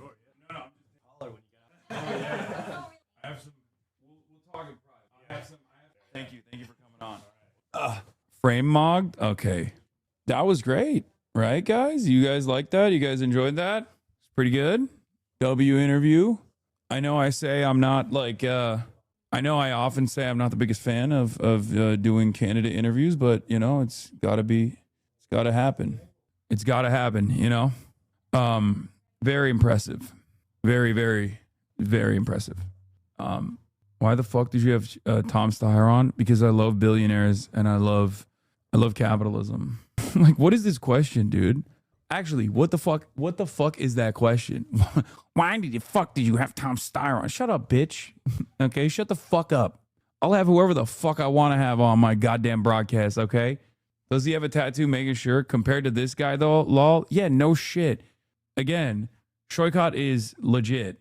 I was very skeptical of Shrikot's campaign due to the caution of grassroots people I trust in the Bay, but this interview completely won me over. Thanks for having him on. I know, that's why I asked him the DSA question as well. Because listen, I love you guys. You know this. For the Democratic Socialists in San Francisco, I love all of you. I love many of you. Okay? I know some of you were moots on fucking Twitter, but some of you never forgive and never forget. Okay? I understand the apprehension, and I understand I think it was the Dean Phillips saga, which is like the major reason. That's the reason why I fucking asked that question early on, as a matter of fact. Connie Chan is endorsed by most of the unions. I know. That's the other reason why I asked him that question as well. Another guest not fed. I'm disgusted. Fake Ottoman. We spent the equivalent of what it would cost to build this, just blowing up things in the last 4 days. I know, this shit sucks so bad. Or not Dean Phillips, Dean Preston. Sorry, San Franciscans. Yeah, no. Shrikot is the real one. Is the real deal. I was a big fan of his from back in the day when he was AOC chief of staff. I'm very familiar with him from the Justice Democrat days. Uncle Chunky Weigert is also very tapped in from way back when he was more radical, right? As well. Will you get Francesca Hong on the broadcast? Yes, of course. He's him. He is that dude. He is that dude. Iranian ship was sunk, was unarmed and in friendly waters. Yes. It's just delivery. Getting back on election coverage, thoughts on Nuda's election? Yes, it's very sad. Hold on, I got to pee real quick. But I'm here to hold. By the way, this guy is one of his. The guy that we were watching earlier before he got on the stream is literally one of his candidates. Okay, one of the Justice Democrat candidates. Okay. Anyway, let's watch Newsom change dramatically on the issue of Israel. And others are talking about it appropriately, sort of an apartheid state. They couldn't even, I mean, we're talking about regime change. For 2 years, they haven't even been able to solve the Hamas question in Israel. Do you think, looking down the road, that the United States should consider maybe, rethinking our military support for Israel? It breaks my heart because the current leadership in Israel is walking us down that path, where I don't think you have a choice but that consideration. I mean, to say this is in America's interest at a time when affordability is at crisis levels, where you had an administration who literally got elected saying this is exactly the opposite of what they would ever consider doing.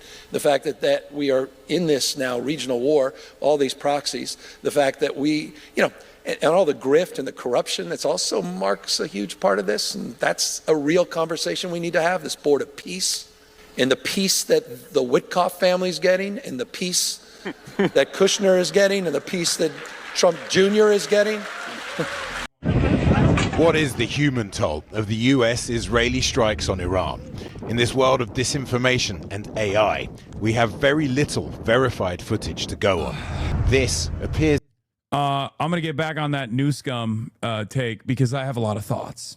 It might come as no surprise to you, but I have a lot of fucking thoughts on this. Okay, let me tell you something. Okay, the good and the bad. Okay, are you ready? The good and the bad. Number one, the good. The tide shift is here. Okay, the tide shift is here. It's not yesterday. It's not tomorrow. It's here right now. Okay, why am I saying this? Because this man, for all of his faults and failures, is has ambitions for higher office. He wants to be the president. And if someone is trying to become the president and is putting his ear to the ground and recognizing that fucking tide shift and changing his narrative around this fundamentally important issue, that means that we are winning. Okay? He knows how to read a poll. Yes. But a lot of Democrats also know how to read a fucking poll, and yet they are still ginormous pussies when it comes to saying what the demands are of the large majorities of the public.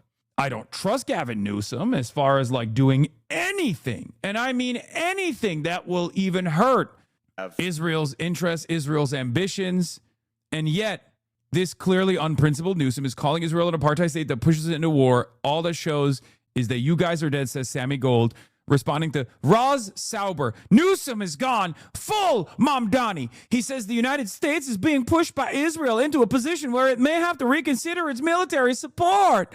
Oh my God. And now he's echoing the claim that Israel is an apartheid state. The Democratic Party is dead. No, the party that is dead is not the Democratic Party. I mean, the Democratic Party is dying. That's true. But not for this reason. Okay? Especially if the Democratic Party decides to nut up or shut the fuck up on the issue of Israel, the Democratic Party won't die, and maybe even democracy won't die. Because if we do not rid ourselves of the toxic and unfortunately incredibly pervasive influence of Israel in American politics, both on the domestic front, but also as the driver of our Middle Eastern policy, our foreign policy, we're fucking done. Okay? We're done. And a lot of Democrats have looked at the Netanyahu regime. My goat, Tommy Vitor, brings up this question, the question of Israel. Let's take a look. And felt like, you know what, we don't like the trajectory he's on. It's time to rethink the U.S. relationship with Israel, especially military support. Well, where do you Bibi's stand? making that easy right now. Let's talk about that. But the issue of Bibi's interest. Do you prefer an anti-Semitic, anti-Israel right, or Israel first, philo-Semitic right? I prefer no right. Okay, how about no right wing? That's what I prefer. How about you're going to jail? Holy shit, called out by another bald man? Have the fa sound effect on your streamer bar thing, Mr. Streamer. Dude, can we all like universally agree that shit is fucking crazy? Please. Holy fuck. It has to stop. It has to stop. Dude, like, literally, like, budget Howard Stern soundboard acting, dude. It's actually the fucking worst. I think it's awesome, and I stand by it. Also, who is this? Is Moon Moon? One of the OGs, one of the goats. So, let's get back to Gavin Newsom. Number one, why the fuck does this video have like an AI bass boosted Andrew Tate vibe with its filter? Okay. Once again, if you like the soundboard, sound off in the chat. Subscribe now if you like the soundboard, chat. Why? Bruh. Tell the world how you feel about the soundboard. And pussy too. Compare Newsom's action post 10-7 to the pastors. Oh, yeah. Oh, my God. I forgot about this. When this motherfucker flew to Israel. Bruh. He said, I'm on my way to Israel. I'll be meeting with those impacted by those horrific terrorist attacks and offering California support. Motherfucker said, taxpayer dollars are going to pay for me to go to Israel. I'm going to hug and kiss the apartheid state. Their history. Also, we know what his previous take was on fucking Fortnite Friday. And culture and traditions, and I believe in the notion of sovereignty, and I believe countries. I was with you, govern and themselves. then when I saw his appearance on the Note Boys podcast, it kind of opened my eyes to research a bit more. And now I think that potentially a one-state solution may be the only possible solution. My God, basically from Avi Shalim's brain to Connor Eats Pants' mouth. You know what I mean? Well, we have a little bit of disagreement on that. I'm not falling. I'm not going to align with Bibi Netanyahu on that point of view. No, I don't align with Bibi. I think that's more of a like. Bro's never heard of one state that is like a Palestinian first state. You know what I mean? He's like, what do you mean? You want Benjamin Netanyahu's design? Like the only time he's ever heard of one stater is like someone who is an ultra Zionist. A Palestinian support solution. You're just getting equal rights and being able to live on where they live. Yeah, well, I mean, with different approaches is to reach that same, at least as you've described it, that same perspective. But I've long believed in two-state solution, and I believe it's the appropriate and preferable path. You think Jared Kushner is going to do a good job? Come on, Jared Kushner. Yeah, come on.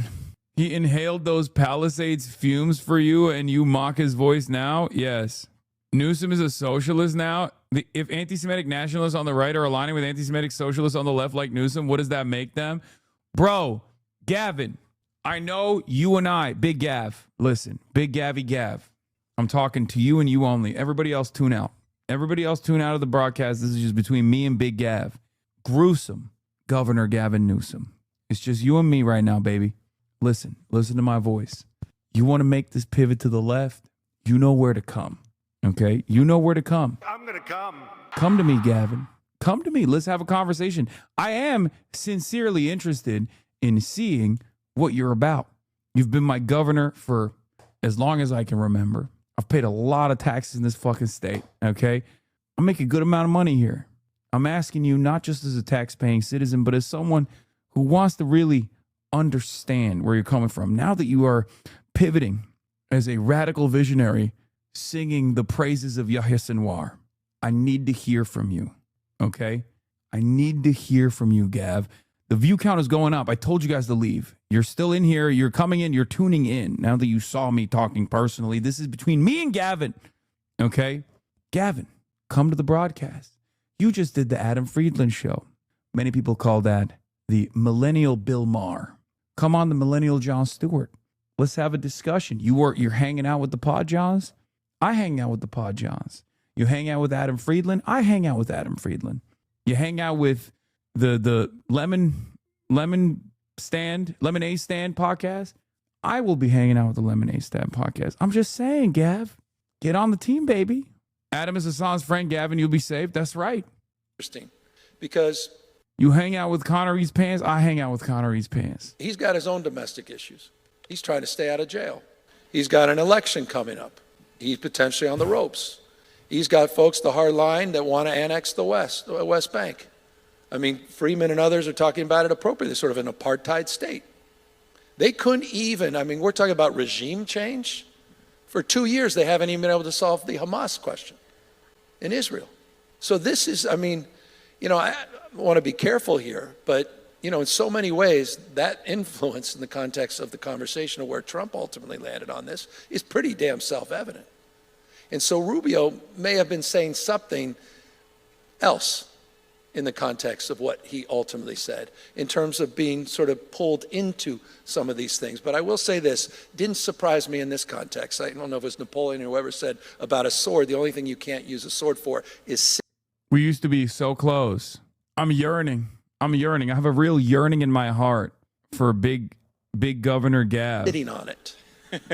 And when you bring 2 aircraft carriers out there and you assemble the kind of military force that Trump did over the last few weeks, it didn't surprise me ultimately they moved that direction. Do you think, looking down the road, that the United States should consider maybe, rethinking our military support for Israel? It breaks my heart because the current leadership in Israel is walking us down that path where I don't think you have a choice but that consideration. I mean, to say this is in America's interest at a time when affordability is at crisis levels, where you had an administration who literally got elected saying this is exactly the opposite of what they would ever consider doing. The fact that we are in this now regional war, all these proxies, the fact that we, and all the grift and the corruption, that's also marks a huge part of this. And that's a real conversation we need to have, this board of peace, and the peace that the Witkoff family is getting, and the peace that Kushner is getting, and the peace that Trump Jr. is getting. Yeah, he flips it back on a partisan. Basis. UK MTL reports an explosion on an oil tanker 30 NM southeast of Kuwait. Unknown weapon, a small craft, left the vicinity after the incident. IRGC Navy Haidar 110 fast vessel spotted on the Persian Gulf. Unveiled 1 year ago, capable of firing anti-ship missiles, a max speed of 110 knots. It's the fastest operational military boat in the world. They killed her. Yeah, they killed the boat. Was there any way for Gavin to come out against Israel at this point that wouldn't make him look like he's just spineless and flip-flopping? No. Someone else getting the Hassan Abi treatment? New J Insider via Gabby Deutsch. Dude, it's so fucking funny. These guys are going to write an article about every politician at this point, okay? For the last 2.5 years, I was the #1 op. I'm feeling a little jelly beans right now. I'm feeling a little peanut butter and jealous. They haven't written about how I'm a fucking Hamas IRGC militant in like months now because they're so busy freaking out about fucking Gavin Newsom, dude. I'm washed. Unk fell off. It's so funny how hysterical Jewish Insider is and how much they need to like consistently write these fucking hysterical articles like, on Thursday, Newsom will appear in Portsmouth, New Hampshire for a book interview with Jack Cochiarella, a self-described progressive political YouTuber who also frequently bashes Israel. Cochiarella said in a post on X promoting the event that they will be discussing Israel. Earlier this week, Cochiarella called Israel a terrorist state that threatens to kill Americans. Peanut butter and jealous, you couldn't even win Anti-Semite of the Year. Yeah, at this point, I mean, they're going to give it to like Hillary Clinton for fucking saying something mean about Israel a little bit, that like 99% of the population thinks is not hard enough.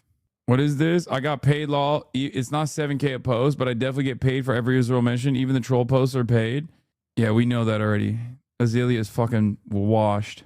Wait, what the fuck is Jack's what is his Twitter? Jack Cocchiarella. What's his fucking Twitter at? You're looking thirsty, old man? I mean, I don't really give a shit. I'm fucking around. Also, who gives a fuck? Oh, it's JD Cocchiarella.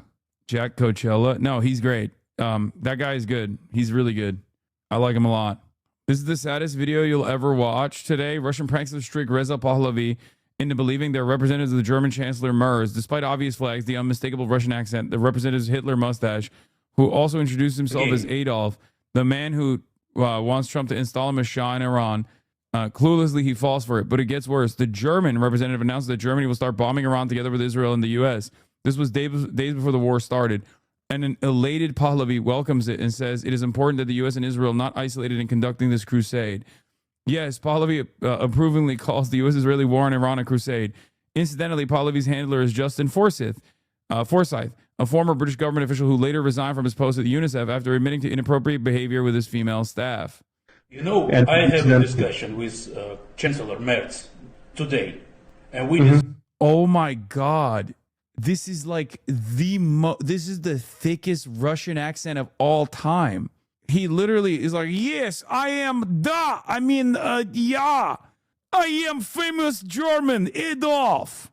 discussed that we will talk to you, and his position now, he's open to join the game.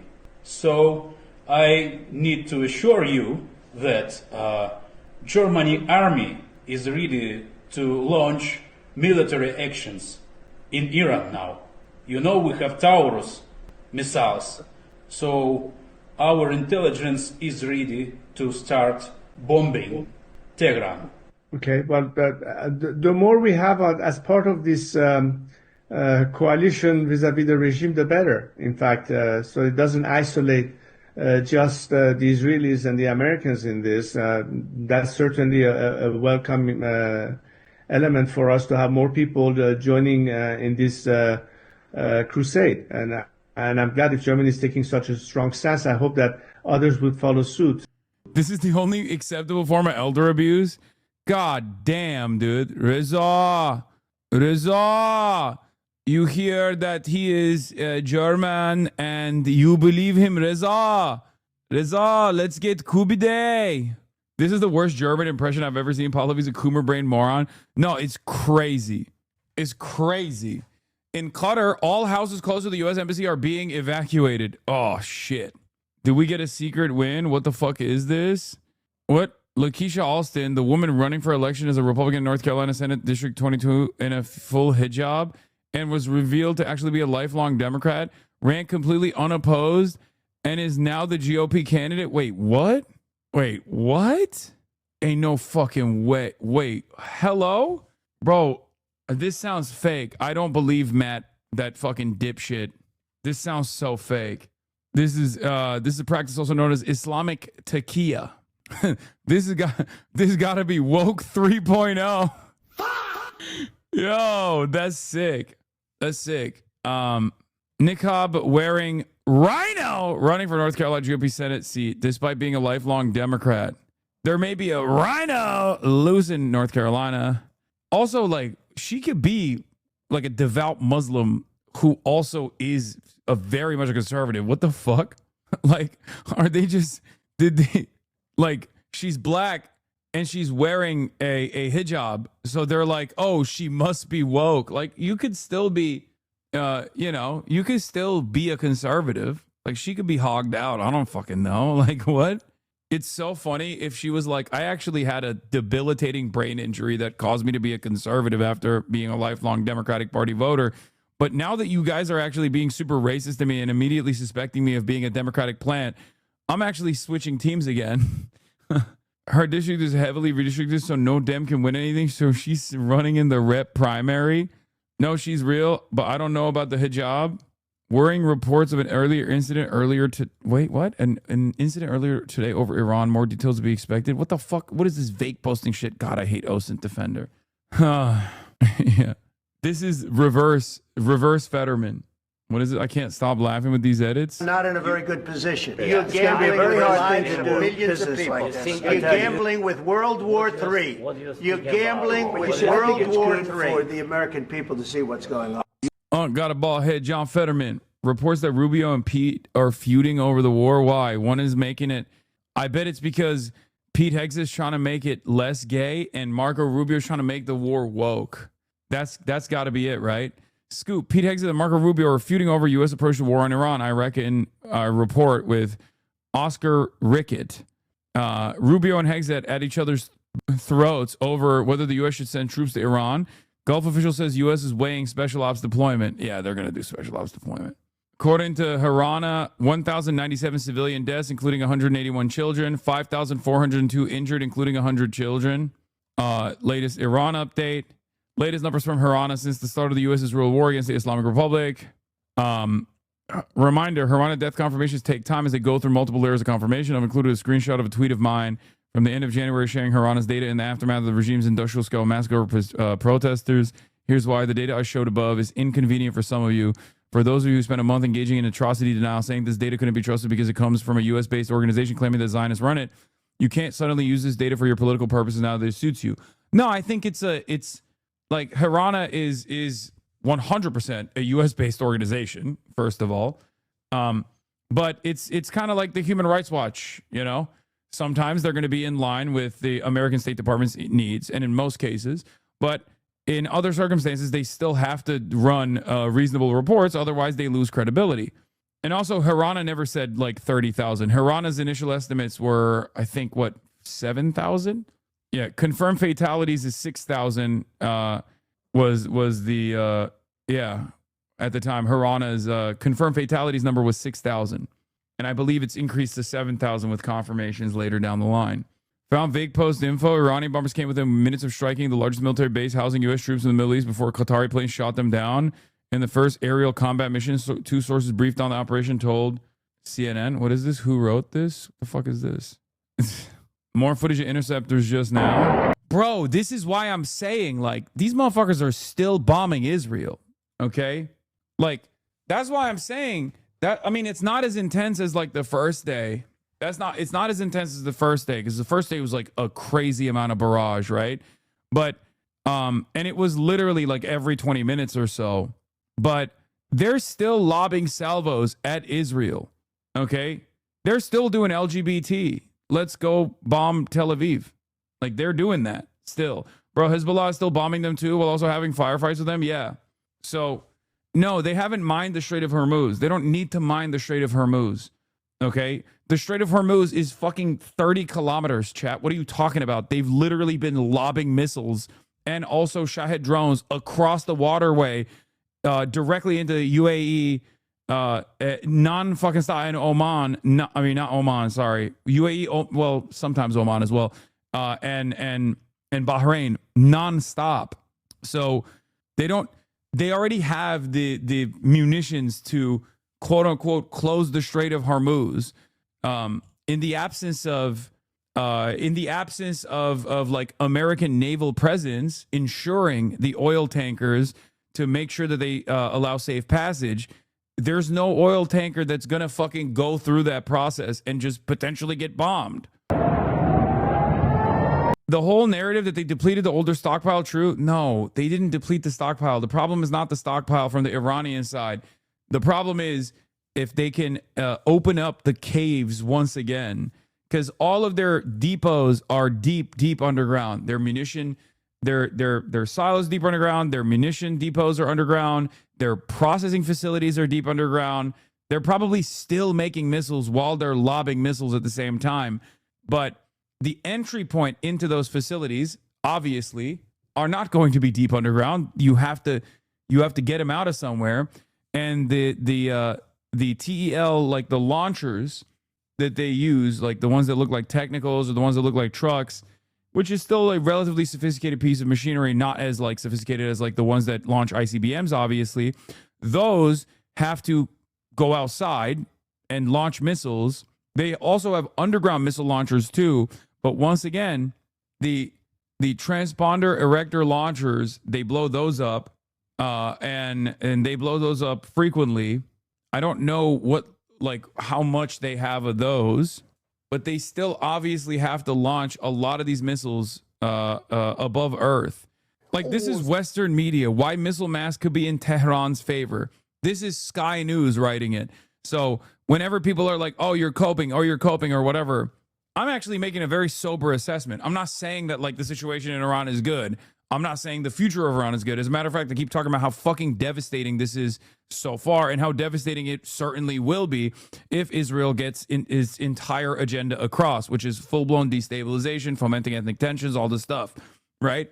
But I do see a lot of people on the internet finding themselves in one camp over the other. There are some people who literally get duped by successful Iranian strikes on Tel Aviv that are just straight up AI videos, and they keep posting them and they go super viral, and it's very frustrating, okay, for someone like myself who cares about the fucking truth.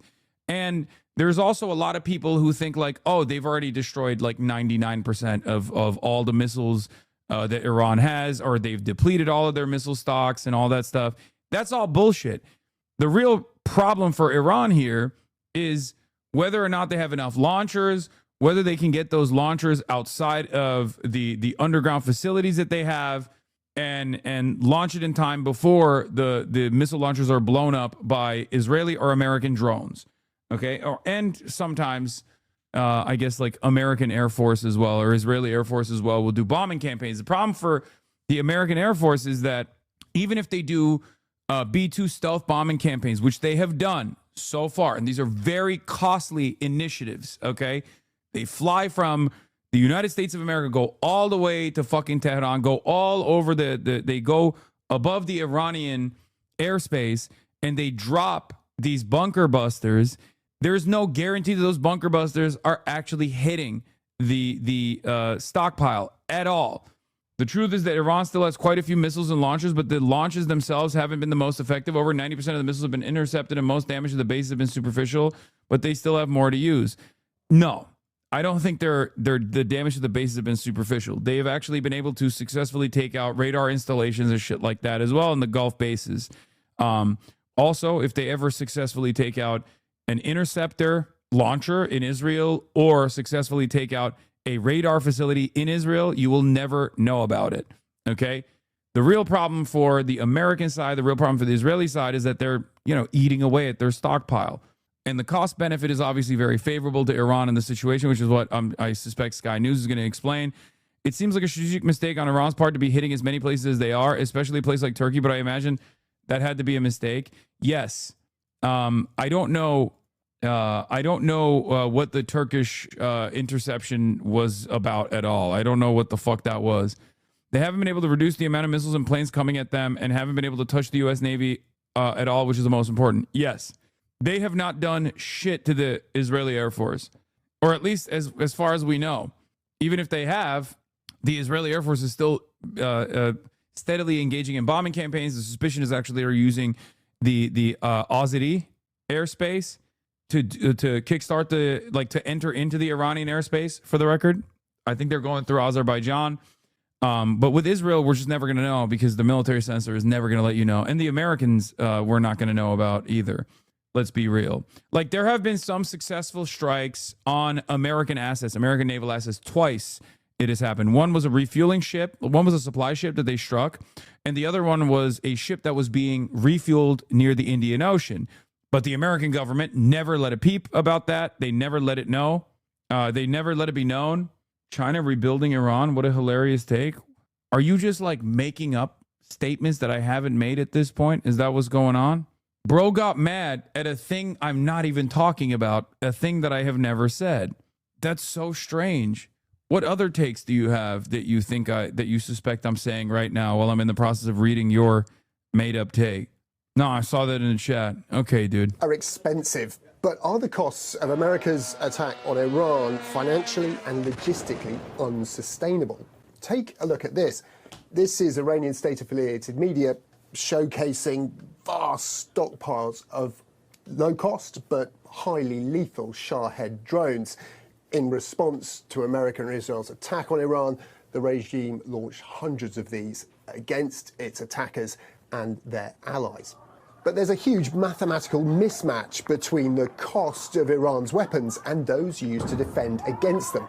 Take the UAE, for example. It's had amazing success in thwarting Iranian missile and drone attacks, claiming to have downed more than 90% of those fired at it in the first 3 days of the conflict. But a Shahed drone costs between $20,000 and $50,000. The missiles used to intercept them between $500,000 and $1.5 million. One analyst estimating it could have cost the UAE up to $750 million to thwart an attack of around 500 Shahed drones. That's 20 to 30 times more than it cost Iran to launch them. The math clearly favors Iran in this strategy of attrition because they just have, we don't know exactly how many, Shahed drones they might have in their stockpiles, but it's much larger than the combined total of the stockpiles of interceptor missiles that are available. We're now seeing sort of a race between Israel and the United States trying to locate this drone infrastructure, to try to destroy it, to reduce the pressure on these interceptors, versus Iran trying to keep it an active threat. The UAE says it's got plenty of missile stockpiles to continue to defend itself, but it's been reported that America's allies in the Middle East are desperately trying to replenish their supplies of mainly US-made missile interceptors. The question is, will they be able to do that, given it looks like America may well be running out of ammo too? Take Tomahawk missiles, very effective and very expensive, being launched here from warships off Iran. It's estimated the US military's deployed up to 400 Tomahawk missiles to the Middle East, but that represents 10% of the 4,000-strong US arsenal. Stockpiles of THAAD missiles are thought to be seriously depleted too. America reported launching around 150 of them in its 12-day war with Iran in June last year. That represents about a quarter of its 600. It's okay, guys. America can make 14 a year. That's right, 14. They depleted a quarter of the total existing inventory suspected. Plus stockpiles of that weapon. We are using these interceptors at a rate that's much faster than you can possibly replace them. The problem is that increases your long-term strategic risk, particularly in other theaters. America, of course, can always withdraw from the Middle East once it's run out of weapons, but analysts warn its peer adversaries are watching.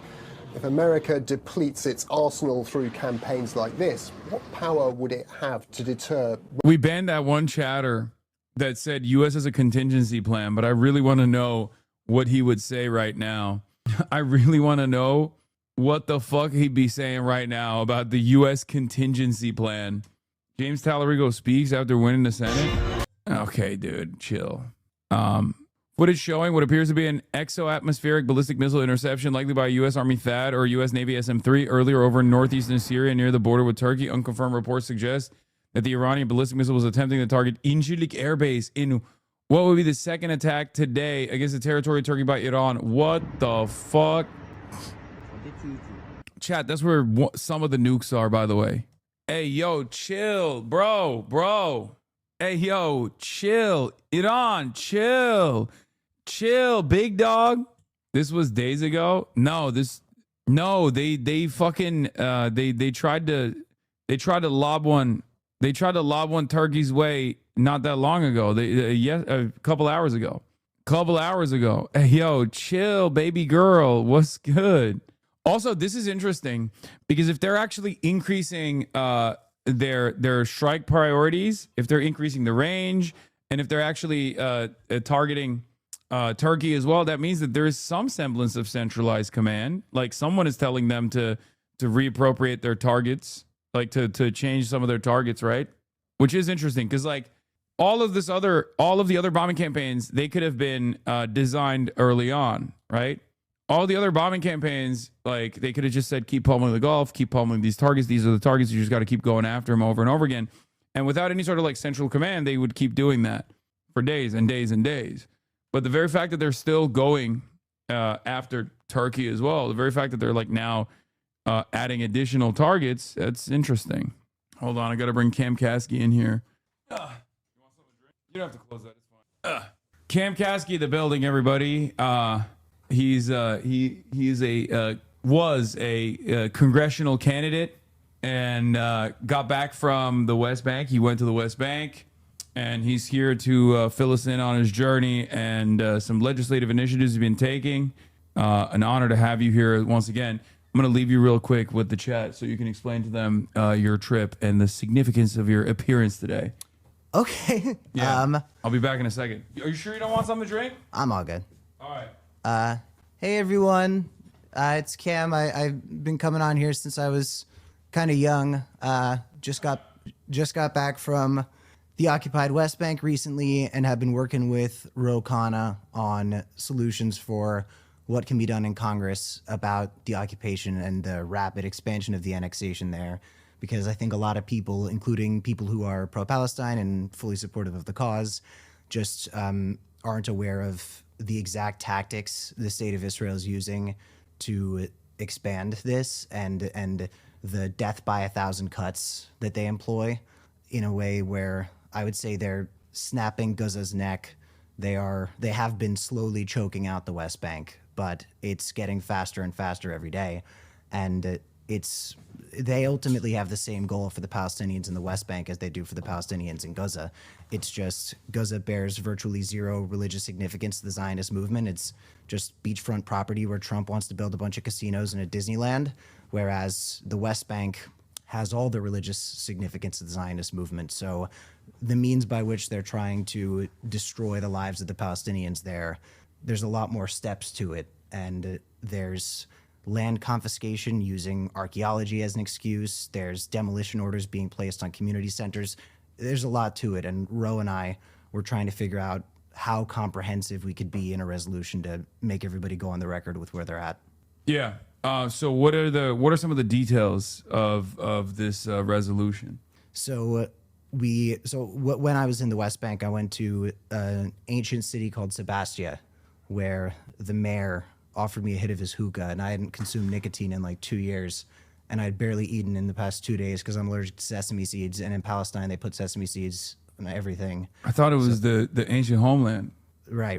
Yeah, so they call Sebastia is like what was once Samaria, I guess. I'm joking because I've heard this from some of my Jewish chatters who are like, I'm allergic to sesame, and these motherfuckers say Israel is supposed to be my ancient homeland. Oh, well, yeah, sesame was in everything in Palestine, and they do that as a contingency plan. They do that. Yeah, exactly. There's a mechanism of defense. No, I said, people were like, did the Palestinians ever make you feel unsafe? And I was like, yeah, whenever there was a plate put in front of me, because denying food at the home of any brown person is you're in dangerous waters. You don't say no when you were offered seconds. You don't say no when you're offered food. It's not a good situation to be in. But anyway, I was in Sebastia and I was talking to the mayor. I hit his hookah. I was fucking tweaking because it had been so long since I had nicotine. It was a really high concentrate and I was wearing a suit. I hadn't slept. And I learned that Israel will just take a plot of land and send a picture of like broken clay pots there and say, okay, now we get to confiscate this from the Palestinians. And they'll say, Palestinians can't build here. They can't develop. And that's just one means by which they do this. But again, in other areas, the settlements will expand and choke out a suburb, a village. It'll make it impossible for them to build new housing. God, it sounds like fucking abundance. It'll be impossible for them to build new housing, so they have to build upwards, not outwards. And you end up in a situation that's like the projects. And that's happening in a lot of suburbs in Bethlehem right now. So we call for an end to the land confiscation. We call for the cancellation of the 19 new settlements that got approved just right when I got back. Right when I got back from the West Bank in the beginning of January, 19 new settlements got approved. And a lot of people in U.S. politics, Democrats, liberal Zionists, even Trump, have signaled this opposition to the West Bank annexation, but have not done anything substantive to go against it. They'll condemn the settler violence, but they will fail to recognize that the settler violence is the direct result of Israeli policy. They like to act like settlements are like acne, and they just pop up out of nowhere. And they don't recognize that it's state sanctioned, it's state funded, and it's very often funded with our money. And this is another thing Ro and I address in the resolution. We subsidize settlement activity because the U.S., the dual citizens living in settlements get tax credits. So the U.S. taxpayer is just funding this occupation, and they're funding these settlements that directly lead to not only acts of violence, acts that really need to be called terror, because the means by which the settlers are trying to choke out Palestinian life there, it's more than just the many people who they will just outright kill in broad daylight. It's they'll drive around on ATVs blasting music that says death to Arabs.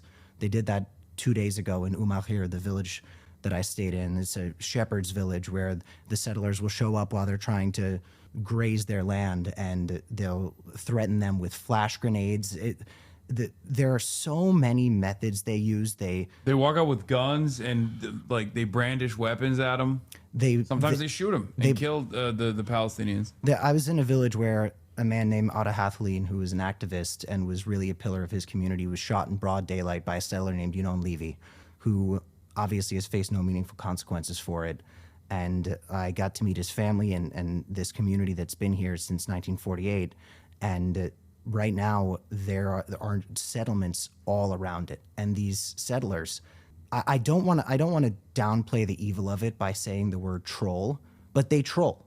I mean, they build 10-foot tall metal menorahs that they put directly outside the gate, and they use the Star of David as a way to mock them. Yeah. I mean, they put up these flagpoles with Israeli flags all over the community as if to choke them out, and then they just regularly speed on through. I mean, I was up doing kind of a settler watch all night, where from like 8:30 p.m. to 6 a.m. you're sitting in the community center looking at these security cameras, waiting to see when the settlers are going to come, and then you accompany the villagers to figure out what's going on, and you stand behind them because if you get too close, you could potentially make the situation elevated, but you make sure you're recording. And I was sitting up there one night, and the settlers would just speed through the town at 90 miles an hour while there were kids walking around in the street. It's the most horrifying thing in the entire world. And I really do think Israeli settlers, other than maybe people involved in the Epstein ring, I know few people who are more protected in the international world than Israeli settlers. Yeah. No, you went face to face with the Jewish clan. Like their operation, their methods, down to like using religious figures, like religious symbolism is almost identical to the KKK in the way that they operate. Except, the KKK had some limited backing from the state at times, but like these guys are directly being funded by one of the most powerful countries on the planet. It's unheard of. It's insane. The guy who's in charge of the West Bank right now is this guy Bezalel Smotrich. Yeah. And he makes Netanyahu look like a fucking Care Bear. And he's the finance minister of Israel, but he's been put in charge of the West Bank. Yeah. This is a guy. He once famously said, why would I want my wife to be in the same maternity ward as an Arab, a terrorist that will grow up to, murder my children? People inside of Israel. Like he was talking about Israeli citizens, Palestinian citizens of Israel. People see Netanyahu as this symbol for the state of Israel. And I think Netanyahu is actually much better at PR than people think he is. Smotrich and Ben-Gvir, in my opinion, are much more emblematic of what the state of Israel is as a whole.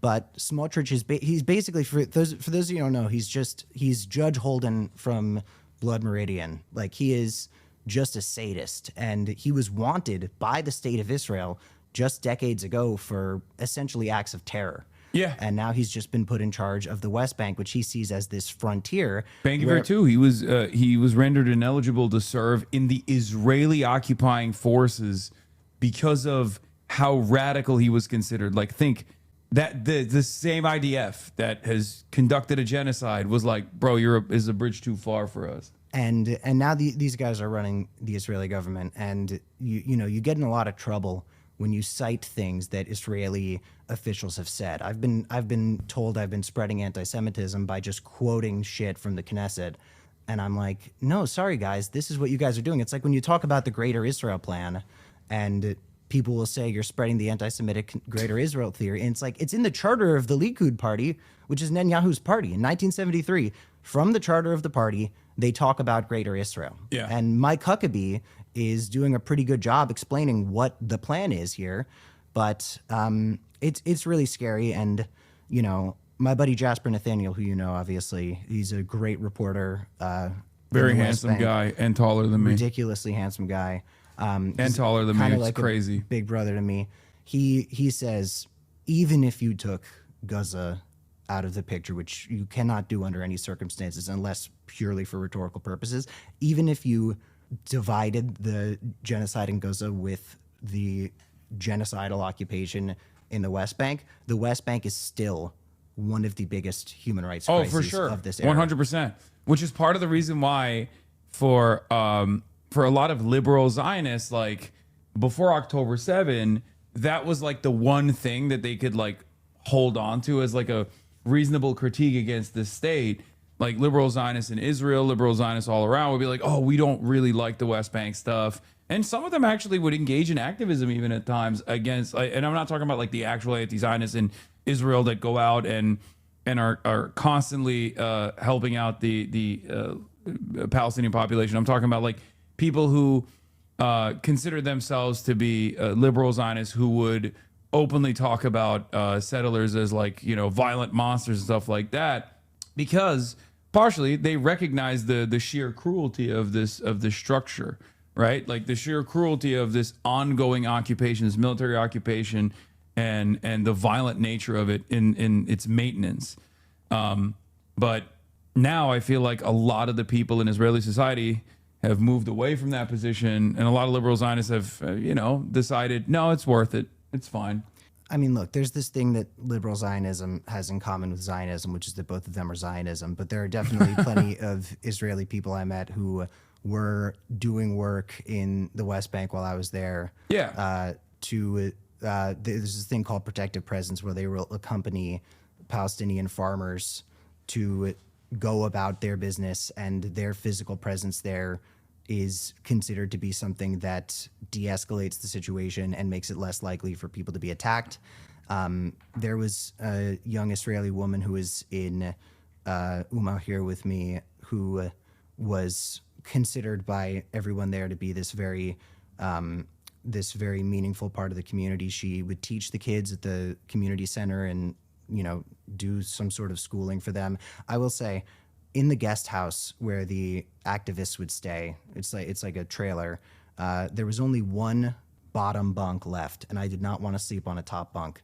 And I put all my shit on the bed. I laid out my clothes, and I was doing the night patrol, so I was going to be up all night. I was going to fall asleep at 6:30 a.m. And middle of the night, I go back to the guest house to go get my portable charger because I was not going to let my phone die while I was doing settler watch. And all of my shit is off the bed, and it was moved to a top bunk, and my thing was unplugged from the wall. And that Israeli activist was in my bed, and I was like, holy shit, I just got settled. Like, even the Israelis who are putting their bodies on the line to stand against this, they can't help themselves. So how did you manage that situation? I mean, I just slept in the top bunk. I wasn't going to kick. Damn, like, she goes there 3 days a week. Like, you know, she's... It's prison rules. A meaningful part of that community. I was there. I mean, I wish I could have been there longer, and I wish I could get back in, but I was... You don't think they'll let you back in? I don't know. I'm working on it. Right now, obviously, it's not exactly the time to go, but I was already working on figuring out how I could get myself back in there. Let's talk about what's really important here, which is the feelings of people living in the United States of America. Of course. Specifically American Jews, because I wish you could have a conversation with Ezra Klein. I think that would be... Have you guys ever met before? No. You run in those circles sometimes. But Ezra Klein was talking about the Iran war. And this is... And he had this to say. I want to know what you... I want to hear what you have to say about this. Biggest issue in this moment, but the centrality of Israel in the operation has raised some concerns for me about what this is going to mean for anti-Semitism. Yeah. You see the amount of talk on the MAGA right, but elsewhere as well. He's talking to Ben Hamas Rhodes, by the way. Copy. Yeah. You know, Israel's leverage over Donald Trump, or that, you know, this is all just some kind of Israeli plot. I'm not saying this is the... Now, listen, if someone were to have a conversation about like anti-Semitism as an anti-Zionist, you know, who's like, maybe Israel should stop centering Judaism in all of its actions, I'd be there. You know, I understand it. But Ezra Klein in this circumstance is centering his own personal feelings and like what it might do to anti-Semitic conspiracies at a time when, like, I feel like it's you know, virtually impossible to put that toothpaste back in the tube. And it certainly doesn't seem like that big of an issue for a lot of the champions of Zionism in American media and in American news to make this association with regular frequency. How does that make you feel as an American Jew, like hearing Ezra Klein say this, who's been to the West Bank? Yeah, I mean, I'm terrified about the rise in anti-Semitism, and it makes me so infuriated with the Zionist movement because they've really put us in this position where using the same rhetorical playbook as white supremacists and saying Jews and Israel are the same exact thing puts us in a very precarious position all around the world when the state of Israel is just committing genocide and all these other acts of evil. And it will never fail to amaze me how the Stop Anti-Semitism community can be so supportive of, again, this Zionist narrative that is identical to the narrative of the people who mean to see us destroyed, which is the Jews equal Israel. Like, I say this whenever Zionist friends and family of mine want to talk to me about it. I'm like, you understand that your understanding of this is identical to the understanding of Nick Fuentes. Yes. When I say the Jews in Israel are a different thing, like, that is me doing not the neo-Nazi thing. And Exactly. it's the same thing with the Jews aren't white narrative. I know a lot of people who say Jews aren't white, and my whole thing is like, well, I mean, you know, not every Jew is white. Eric Andre is not white, and he's a Jewish guy. But Drake. You know, one of the main things is like, listen, the white supremacists and the neo-Nazis, they say we aren't white. And I'm like, okay, well, I don't want to say the same thing as the neo-Nazis. Also, I mean, Jews are white right now. I say for now, because I think a central plank of the modern right-wing movement is whether or not Jews remain in the white category. Like, that's what it feels like to me, at least. Like, judging by the things that I hear, people from J.D. Vance all the way to Nick Fuentes, like the conversations that they're having is whether Jews get to still be a part of the white in-group. And for me, what like, happens next if it doesn't happen. And it's like, from my perspective, look, I'm Muslim. My name is Hassan. Like, at least in the interim, like, what will take place, I think, is if the Republicans do continue on with this journey and they decide Jews are not white, it's going to be like Muslims. Maybe.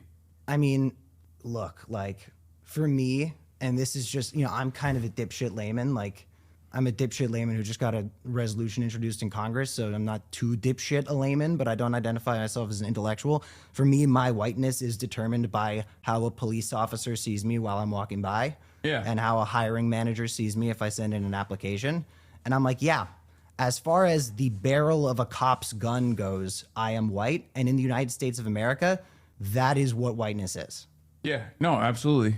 It's designed at the systemic level by the in-group. It's an in-group out-group dynamic, simply put.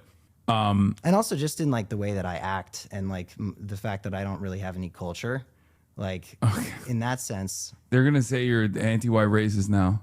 I'm not an anti-white racist. I'm fine. I'm fine with being white. I'm fine with white people. Just, I don't really have a sense of culture. Like when I went to Palestine, people were talking to me about this area and they were talking about how their family has lived there for 800 years. Yeah. And I was like, oh, well, I'm from Parkland, Florida. My family moved there in 2000. And that was another really interesting thing about being in Palestine. Two that I'll share quickly. One of them was I thought there were going to be two responses to people finding out I was Jewish, like celebratory solidarity, like, yay, you're standing with us. That's so great. Mm-hmm. And then also wary mistrust because the Jewish star is being used as this logo for all these atrocities being committed against them every day. What I did not expect, and maybe I should have, was the third option, which is nobody fucking cares. Like, it was just boring to people. They were like, oh yeah, look at that. But to Palestinians in the West Bank, there's two types of people who are trying to immediately inflict harm upon them and people who are not. And if you are one of the latter, you are most welcome. So that was interesting. Another thing was, and I think this is just like having only ever been in Western society, because the first time I ever left the United States was to go to Palestine. Wait, what the fuck? Yeah, I've been to like almost 50 states doing gun violence prevention stuff, but I had never left America before.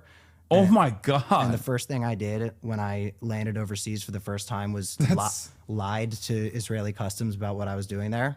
Yeah. Because I have family in a settlement. You do? I have like close blood relatives in a settlement. And Did they know that you were there? Did they talk to you? Well, I said like, hey, can I come visit? And they were like, of course you can come visit. You know, they know my opinions and they know my positions They don't on the give a matter. shit. Well, no, they you know, I kind of presented it like, listen, I want to see how you guys live here. I want to see what your side of the story is. My grandma always said to me, like, have you heard the other side of the story? And I'm like, yeah, I went to Hebrew school and grew up in like South Florida. The other side of the story is the only thing I had heard until I was fucking 20 years old. Someone said bro's doing Jewish tequila. Well, so I said, to my family, like, I'm going to come visit you. And then I went to the airport and was like, oh yeah, I'm going to visit my family. Just so in case they made the phone call to verify that, my family would say yes. And then I left the airport and I texted them like, okay, where did you guys think I was going? Like, come on. Yeah. And then I went to Beit Zahor right away. Did you meet with them at all? Like, what are their I mean, look, before people get on your ass about this and be like, oh, he has settler family members or whatever, because I know people will do that. Cam literally not only has gone through this transformational journey personally, but also did go there and is like actively trying to push legislation to at least offer like a crumb of freedom to the Palestinians, or at least put people on the record about what their true position is on this issue. So what I was going to say is, have you been able to, well, two things. One, did you talk to them about like, what the fuck they're doing there and like what their response was if you had that conversation? No, I mean, it's been really tough in my family because there's the few of us in the family who share my beliefs on the matter.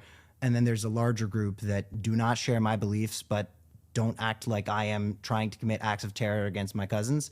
And then there's the people in my family who think that I mean to kill them. And, and that's just like, they think like they're like, you're a terrorist now. You switch sides. And I'm just like, honestly, it's kind of, I have a lot of cousins and it's a lot to keep up with. And I'm like, all right, if you love this country more than you love me, great, bye. Like, I'm very fortunate that my close immediate family is aligned with me. Perhaps more moderate in some ways, but generally perceives the things that I perceive as atrocities as well. And that's enough. But there was a group chat that some of my cousins had called Camas, and I was like, all right, that's kind of funny. But there was a huge thing in my family about that. But no, I mean, listen, they call you Camas? That's awesome. I don't know if they call me that. The group chat's called that. Yeah. But it's just like the regular, Jewish anti-Zionist thing. It's like this whole thing in your family. And it's just, you have to recognize that, we have all been the recipients of this giant propaganda campaign, and all they want you to do is get really infuriated with them about it so they can more easily characterize you as somebody who is not rationally thinking. Yeah. So I just don't engage. I mean, there's a lot of people in my life who are in one way or another pro-Israel will talk to me about it, and they'll ask me questions and they'll push me about it a little bit, and then they'll characterize me as the one who always wants to talk about it. And I'm like, guys, I ask you about your kids. That's my number one thing that I do with family is I ask about their kids because I want to hear about their kids. Like, I love my friends and family's kids because I get to enjoy the cute parts, but I don't have to change any diapers. You know what I'm saying?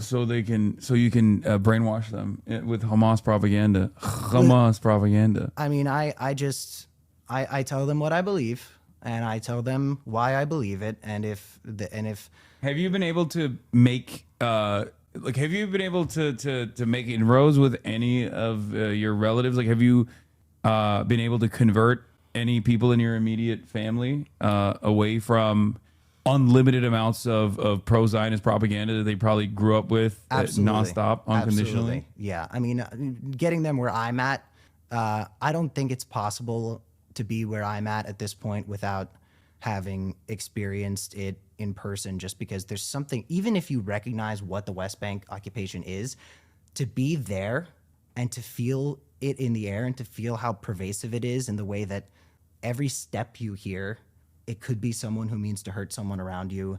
Every checkpoint you pass, every building you go into could have a demolition order. To really understand the way that it fogs the air.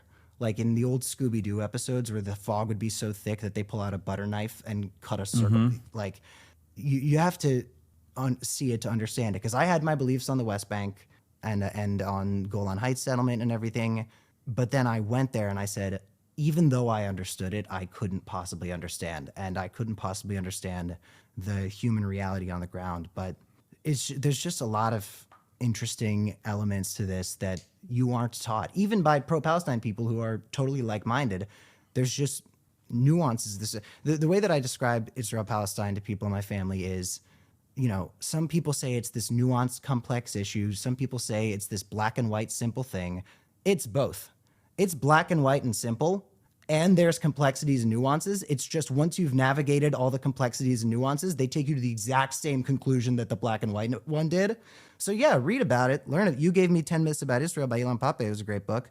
But at the end of the day, you've come a long way even since then. You've had, I think, a transformational experience going to the West Bank in general.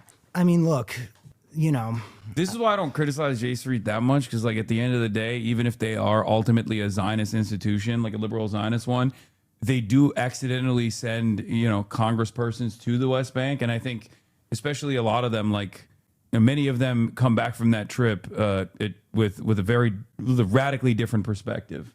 I mean, when you've looked a settler in the eye, it is a haunting thing. Like, the thing that haunts me most from Israel Palestine is having watched The Voice of Hind Rajab and just hearing that in my head sometimes at night, just hearing the phone call, and which, if you haven't seen that movie, you need to watch it. That is the thing that has haunted me the most. But I definitely think every day just about the look in the eyes of the settlers who were coming to the villages, because these people will pull off the hijabs that women are wearing. They will shoot bullet holes in water tanks. They will cut the power. They will scream the Arabic word for whore into the window of the houses where the women are living. It's like a zombie apocalypse. It's like the looks maxers have this thing called hunter eyes, and it looks like the eyes of someone who is looking for prey. And it's horrifying. And I don't say that in a dehumanizing way. As a matter of fact, it's extremely human, and that's why it's so horrifying. Yeah. No, also on top of that, this is like an unaccountable force of unlimited evil that is backed by an incredibly powerful occupational army. Like an army that's occupying these lands illegally. And that's where they're armed to the hill, and they will defend them. Well, and people act like the settlement violence happens in spite of the Israeli government. And it's like all of these settler killings of Palestinians and of American citizens who are Palestinian American, the Israeli military is always right there watching. And very often the Palestinian Authority is right there watching too. Yeah. And that's why I learned Hamas was able to gain so much support, is because people in Gaza were presented with two parties. They're getting shot at their entire lives. And there's two parties on the ballot. There's the we are going to stand there and watch party, and there's the we are going to shoot back party. And while Hamas has used a lot of tactics, including on October 7th, that I do not believe are something that I in any way support, at the end of the day, Palestinians saw them and said, these are the people who are going to fight for us. And the Palestinian Authority is not only not fighting for us, they are taking part in bullying us. Yeah. Palestinian Authority. A lot of people don't understand this in the United States of America, like, and in the Western world, because they're just like utterly incurious dullards, and also very racist. But the Palestinian Authority is functionally a Palestinian face, if you can call it that, on the Israeli security apparatus. Like, there have been instances historically where even the Palestinian Authority has like sided with the Palestinians, but more often than not, especially in the West Bank, the function that the PA plays is to identify like revolutionary elements, identify people who are actually following the international human rights allotted legal resistance that the Palestinians have on their own indigenous territory, designed by the United Nations, identify them and apprehend them and capture them and aid and assist in the Israeli missions. And that was one of the things when I was ultimately like a pro-Israel person. Like people say that I was Zionist, and it's like I was functionally Zionist because I had the Islamophobia and like the right-wing nationalist perspective on it. But I never identified as Zionist because I was like, wait, I'm supposed to think that God promised like this one area to us? That's kind of silly. But I was very pro-Israel. I thought it could kind of do no wrong, and that anything done in service of Israel was a positive thing. That's what I was raised to believe. I was raised to believe that, you know, the people you met who were in the IDF were these brave heroes and everything, and that Gal Gadot was really cool for Wonder Woman because she was a soldier herself. Like those were all these understandings that I had. And even when I became more sympathetic to the Palestinian cause and more critical of the Israeli government, I just couldn't wrap my head around how they could support Hamas, because I didn't recognize the conditions that they were living in and the fact that there was nobody fighting for them.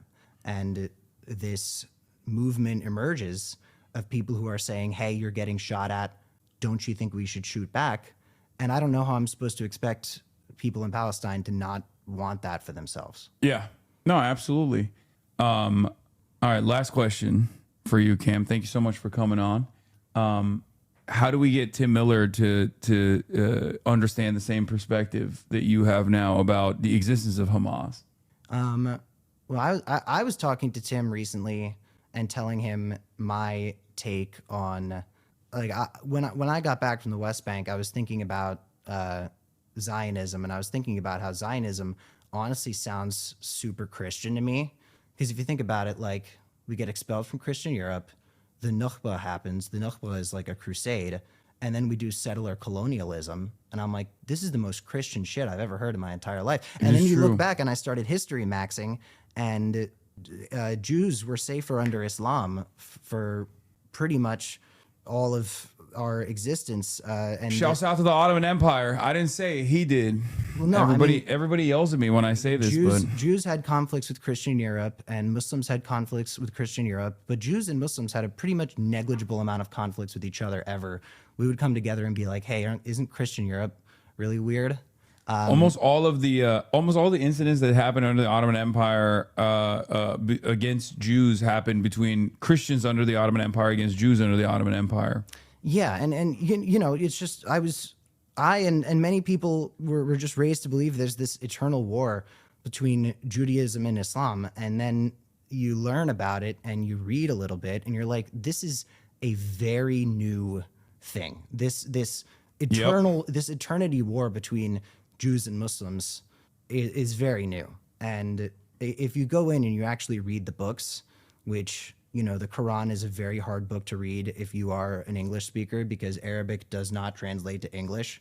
So it reads, it can get a little clunky sometimes, because what is in Arabic a very beautiful and poetic part of the book in English is like, he who is a man of God and does good in the name of God will be looked upon fondly by God, because God is good. And then an Arabic speaker will be like, no, you don't get it, man. That's beautiful. And I'm like, all right, I totally believe you.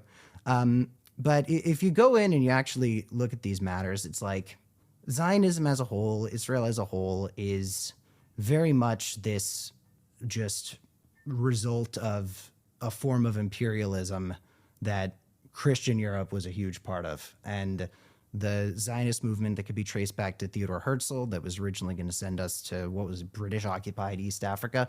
Like this doesn't ring.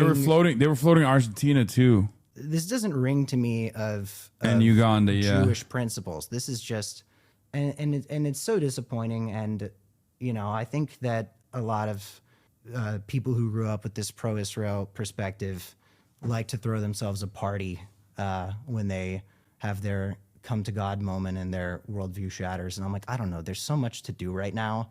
Like once you have had your great awakening, the first thing you should be thinking is, okay, so what can we do now? What can I do now? What tools can I use at my disposal? I personally have connections to lawmakers, so that is what I do with my time, is I see what I can get from them. Ro at Kana, I mean, the guy does more in 2 weeks than a lot of people do in their entire term in Congress. And he and I have more plans coming up. I want to take a look into the fact that we're offering embassy services in the West Bank, which is unconscionable. I want to take a look at demanding investigations into the killing of U.S. citizens, which is something I think I can get bipartisan support for, because you can tell Republicans, like, they're killing Americans over there. I don't know if you can get Josh Shapiro and Fetterman on board with their constituent getting killed in the West Bank. A 19-year-old Palestinian American from Pennsylvania got shot and killed by the settlers. Yeah, last 2 weeks ago, I think, or last week.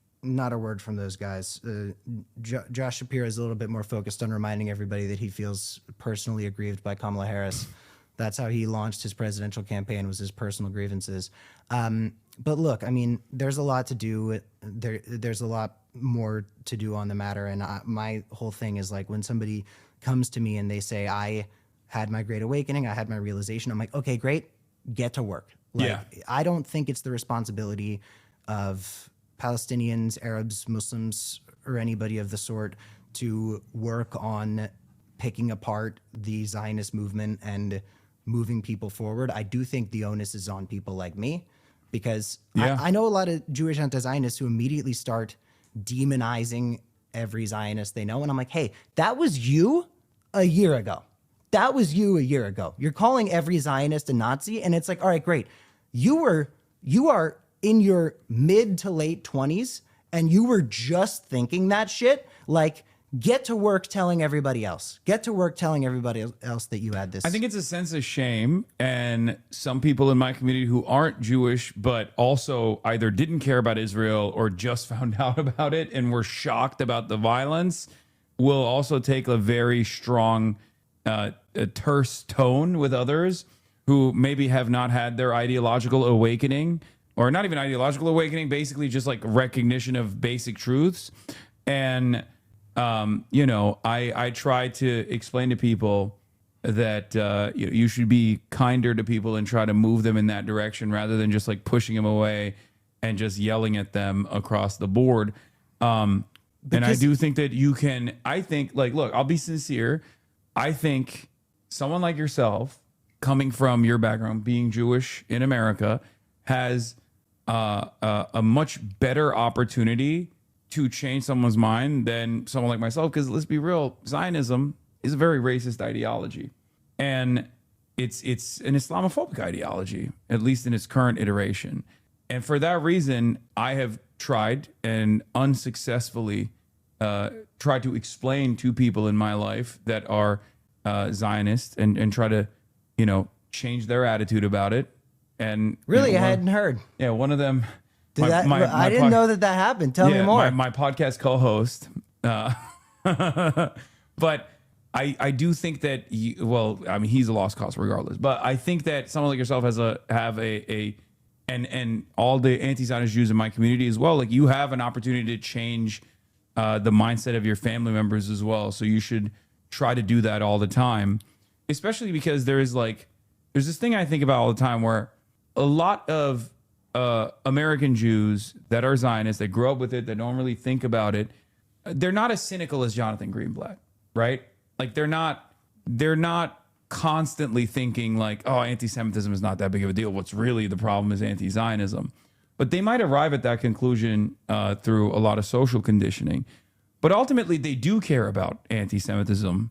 And I feel like that is a very good entry point into this conversation to be like, don't you feel like being constantly associated with these fucking assholes that are doing so much violence in your name is like part of the reason why the average American now is legitimately like not trusting of Jews as a unit, as a whole? The next 200, 300 plus years of anti-Semitic violence that is going to lead to us getting killed and people trying to exterminate us is going to be directly citing the genocidal actions the state of Israel has taken since October 7th. So there is nothing that has caused more harm or damage to Jewish people in this world than the Zionist project. And I try to explain that to people and tell them it is only with love and concern for the Jewish people that I take this position. But it's a very difficult thing. And I think that with a lot of Jewish anti-Zionists, there's some times where I think you get a certain amount of empathy where you are embodying it so radically that you kind of start to center yourself in it and it becomes a little narcissistic. Well, the conversation we're having is like very specific about what anti-Zionist Jews can do to talk to Zionist Jews. Well, yeah, as it pertains to talking to Zionist Jews, it's about centering the humanity of it all, and it's about talking about, I always just talk about international law, and that sounds so silly, but people like to frame my policy as very radical. Like, when I was running for Congress, I had what I would consider to be one of the most anti-Israel platforms Yeah, no, you got the AOK from Squirrel, from which ZEI is- Squirrel, from and- AOCIA, ZEI. Yeah, but the thing I said was like, there is absolutely nothing in my platform that is not completely in line with agreed upon international law. Yeah. And that's something that resonates with some people, because I talk to some Zionists where I do not break them out of what they consider to be Zionism. And this is something I always tell people to think about is, I know I've grown up around a lot of Zionists. I went to Jewish summer camp. I went to Hebrew school. If you ask 3 Zionists to define Zionism, you're generally going to get 3 different answers. So, but that's by design, right? Like it's intentionally vague so that, you know, they can conduct polls to be like 90% of American Jews believe that, you know, Zionism is incredibly important to their identity, or like Israel is incredibly important to their existence or whatever. And it's like that ends up creating this like weird statistical inconsistency, because like if you ask directly like American Jews, when they poll American Jews about like Israel's conduct, right, it's like, especially under the age of 35, large majorities of American Jews are also aware that Israel is committing a genocide, agree that Israel is committing a genocide. And it's like, how does that match up with Zionism in general? you also don't even know what Israel's built on. I learned what the Nakba was from you, like when I had already cast my first ballot before. And the fact that you don't learn about these things is so terrifying. But again, it's, you know, a lot for a lot of Zionist people, Zionist just means Jews to them.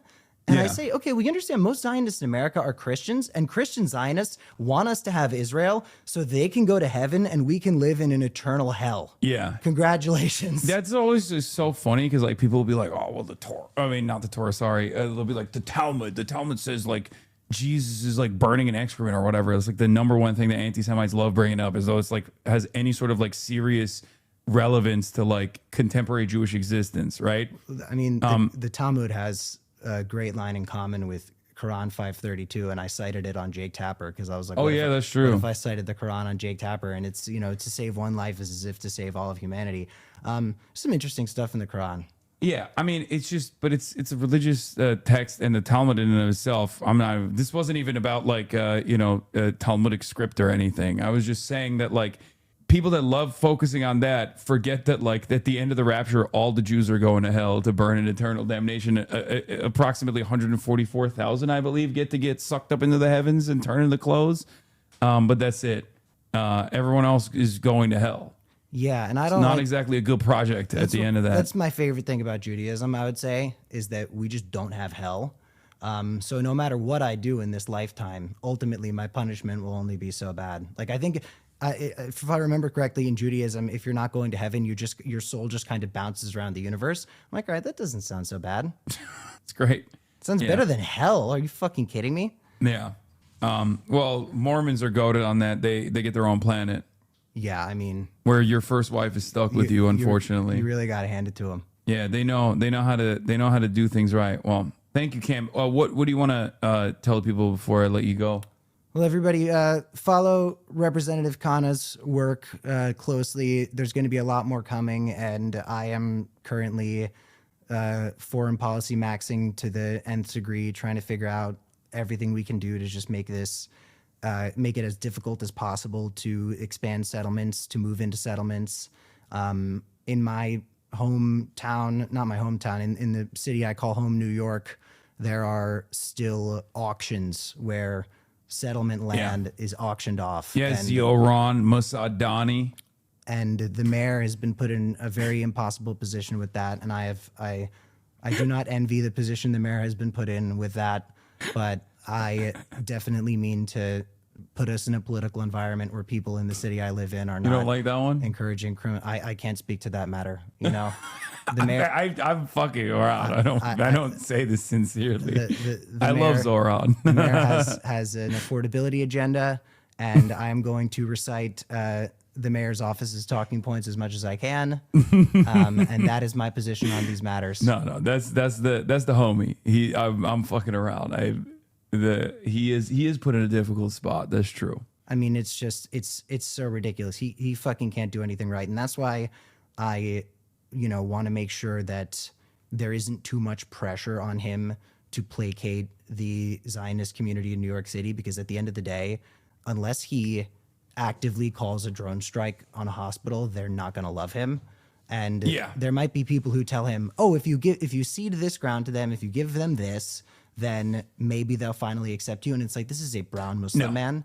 Like, No, unless, they won't. unless you get I mean, caught. bro, he went and saw he visited the Rebbe, dude. Like, come on. He went into the grave, the site. It's not happening. He hit the maximum like appeal.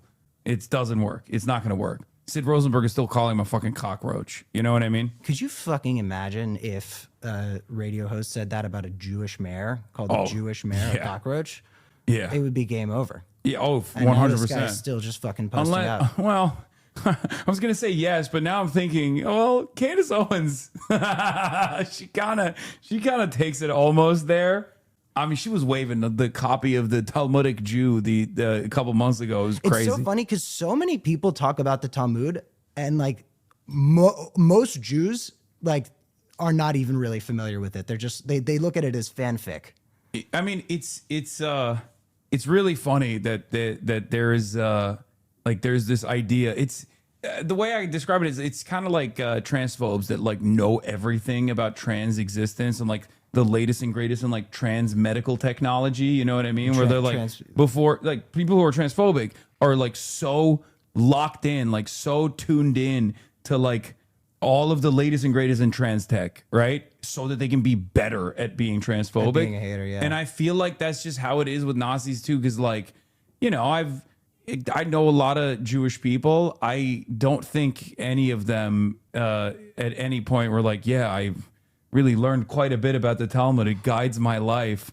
It's not even like supposed to be a piece of text that you're supposed to like read and learn from necessarily, but it's more so like just Jewish debate lords over like 2,000 fucking years arguing about shit. It's fan fiction. Arguing about how to deal with like, you know, everyday problems. Yeah, it's like a theology subreddit basically. Well, I digress. The last thing I want to say to everybody, I guess, is something I noticed in Palestine was the sense of humor that people had there, because comedy is this hasn't come up yet, and honestly, I'm glad because I talk about it too much. I'm a school shooting survivor. I was at the shooting in Parkland, Florida, and I just learned through that process that that comedy is like the weapon we have against trauma. And it wasn't just that the Palestinians I met were so fucking funny.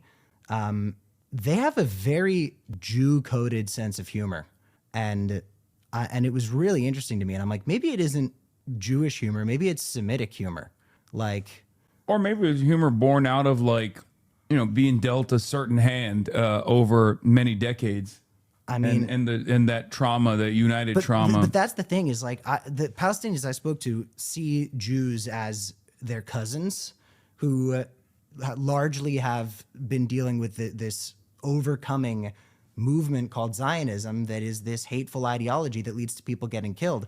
But I know Palestinians who have had access to very, very meager educational resources in their life who have a more nuanced perspective on the difference between Zionism and Judaism than New York Times columnists with 3 master's degrees. Like, it's crazy. The Palestinians I met there were like, oh yeah, the Jews are historical cousins who, you know, we are very similar to, and we are the Semitic people. Sucks that this Zionism thing is happening. And I was just like, oh, I wish a lot of professors had your nuanced opinion on this matter. Yeah, well, if you can give me the names of those professors that have the nuance, I would love to give it to Canary Mission so they can be fired promptly. Right. And there's one called Project Esther, right? Well, Project Esther is the Project 2025 specifically for basically opening the door to prosecuting people for speech by starting at anti-Semitism, what they call anti-Semitism, which is anti-Zionism in general. Don't drag my girl Esther into this. Yesterday was Purim, and to know the story of Purim, which I do because I was in the Purim play at my Hebrew school every year, Esther should not be used to do this shit. I don't know what the Esther significance is for Purim. There's this guy named Haman. Haman wanted to kill all the Jews. There's this Queen Vashti, and the king was kind of a fuckboy. It was a mess. Purim is a mess. But it is what it is. Anyway, thanks so much for having me, man. All right. Thanks for coming on, Cam, as always. You still on tonight? You still got more? What? Yeah. I still got. I'm still doing coverage on what's going on in Iran, and haven't been able to get to the electoral victories and defeats that took place yesterday. Well, bye, chat. All right. Thank you, Cam Kasky, everybody. They billed you as human rights advocate and survivor of mass school shooting. Cam Kasky. All right. You really do work too much. Not gonna lie, man. It's not. It's not work. There's a reason they attacked Iran. Oh, have you seen that my Toronto mayor went full Mamdani? Every time I look up how many Jewish people study the Talmud, it says millions do. Haas pause. No, it's not like a serious. No, fix the camera a little bit. Okay, there it is. Is the carbon on the back that's tough as fuck? Thank you. On the Razor, yeah. Drop site is reporting at an area near the IDF headquarters base has been hit. Oh shit. New Iranian media reports damage near the Israeli defense headquarters. Iran's Tasnim news agency says heavy destruction occurred near the Kiryat complex in Tel Aviv, which houses Israeli Ministry of Defense and senior military command. What the fuck? Wait. Okay, wait, hold on. Where are the chatters now? They were talking about how like the Iranian munitions have been depleted, or they've been able to degrade the Iranian strike capabilities. This is a relatively confusing moment for me because I've been getting my notes from the OSINT guys. I've been getting my notes from the OSINT guys who've been telling me that it's like not. Iran's Tasnim news agency says heavy destruction occurred. I mean, this footage itself might be old. The outlet reported the damage took place close to the main Kiryat building, a central hub of Israel's defense establishment. Tasnim also noted that no images from the inside the complex have been released, leaving the extent of any damage inside the facility unclear. Why is DropSite using an old footage? Tasnim might have actually released the footage. Anyway, we'll find out if that's like, we won't find out if it's actually, what do you call it? We won't find out if it's actually a successful strike or not. There probably will not be any footage, but I suspect that you're not going to be able to see any new footage in general. Footage of an IRC video footage has now been released at the moment. The Irish Shahid Sayyad Shirazi, a Soleimani-class corvette serving with Iran's Islamic Revolutionary Guard Corps Navy, was targeted by a U.S. strike off the coast of Bandar Abbas. Immediately following the strike, some kind of munition, likely an anti-ship cruise missile, is seen cooking off from the flight deck of the Shahid Sayyad Shirazi. Wait, what the fuck? That's true. Would you consider going to Iran and streaming from there? No, bro, I wouldn't. Breaking, China will send his special envoy to the Middle East issue to regional countries to conduct mediation efforts. That's a key message sent by China's top diplomat, Foreign Minister Wang Yi, in his separate phone talks with UAE and Saudi Arabian counterparts. Did you see Hezbollah absolutely fucked up the IDF? I did not. I mean, I heard, but I didn't see it. You think Israel's going to nuke Iran or make the U.S. do it for them? I think if someone is deploying a nuke, it'll probably be Israel. And America will go, oh no, I can't believe Israel did such a thing. Can't wait for the Dems to hug and kiss this mega Nazi. Bro, they've already been retweeting him. It's so goddamn annoying, dude. For the Democrats, all you need to say is you'll vote for a Democrat. They love when a right-wing neo-Nazi even cynically says, oh, you've converted me. You did it. There's nothing they love more unless someone with a questionable background becomes a fucking socialist. At which point they're like, oh, no, never mind. You're actually worse than a Nazi. Okay. It is so frustrating to me to constantly have to deal with this shit where, like, if you were to pound for pound ask fucking liberals, not like the regular liberal, obviously, but if you were to ask like establishment Democrats, okay, the podcast host Newsom is about to appear with, yeah, this guy is like the biggest anti-Semite. Okay. Jack Cocherella, biggest anti-Semite of all time, right? Like, for them, it's so fucking one note. It's so goddamn transparent. It's like they, ugh. Anyway, getting back to liberals, centrist Democrats will straight up fucking welcome like Glenn Beck before they actually open up the conversation to like someone that's a social democrat, like a straight up social democrat. Dude, our tax dollars are worth the regime change. Israel did nothing wrong. Good bait, chatter. Get better bait. Easy. My favorite thing is when someone like Miss Rachel says stop killing kids, and Zionism defenders will get on the timeline and be like, the anti-Semitism is unbearable. Yeah, I know. Bro, you're telling on yourself. You're telling on yourself, man. Why the fuck did you... Yo, Miss Rachel didn't say Israel. They'll be like, wow, how anti-Semitic. Why are you making this association? Why are you making the association with Judaism and child murder? No one was doing that. You're doing that. Be honest, the reason you wore that maid costume is because you sold your soul and had to do a humiliation ritual like Tectone? Yeah, no, totally.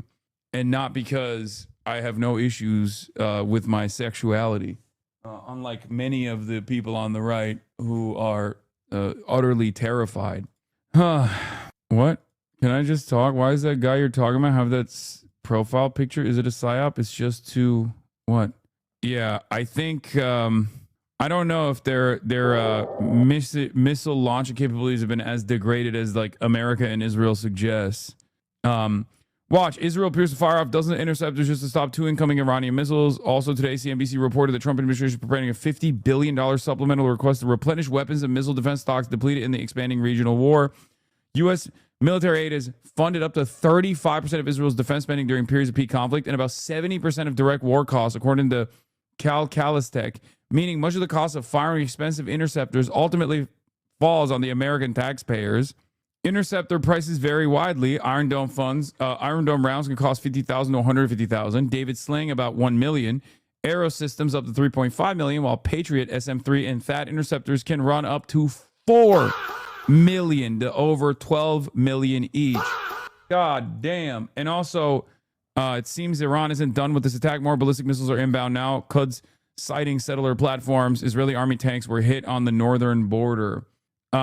Does anyone have the strike footage from the Hezbollah one too? Because apparently Hezbollah continues to bomb occupation positions in Metula. These are likely the forces that Hezbollah thwarted in Qiyam.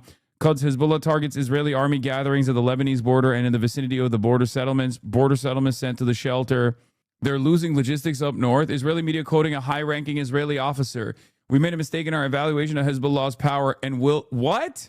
Shut the fuck up. We made a mistake? No, this isn't real. Where did you find this? Someone find the original sourcing of this. There's no shot. This sounds like intercepted Hamas correspondences where they're like, we are evil and we love doing harm to the Jew and to the Palestinians as well. Like, this is too good to be true. You know what I mean? It reads like fucking fanfic, dude. Yeah, remember 9/11, guys. Long-time lurker, first-time chatter. My family are in Iran and Dubai. I swear not all diaspora Iranians are the same. I 100% agree with your takes, and I've been saying for ages I'm worried about my country falling apart at the imperialist hands that are so bad they make the RGC look good in comparison. Multiple people I know are too ill to evacuate. This week has been a year. I'm so tired. I know, brother. I know. I'm not talking about all diaspora. I'm talking about the most the loudest voices in the diaspora.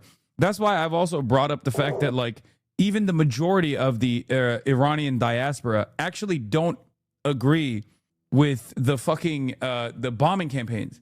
At least in the 12-day war, they certainly didn't agree with the bombing campaigns, which is why I always wonder, like, who the fuck is the media going to, and why the fuck is it not the 56% of the Iranian diaspora that also disagrees with Israel and America bombing Iran?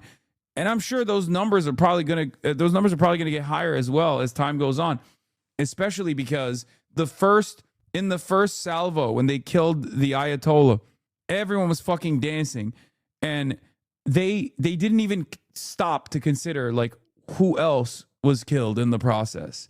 You know, the deep shame of what they advocated for will live with them for the rest of their lives if they have the capacity to feel shame at all. Patrick Bet David obviously doesn't.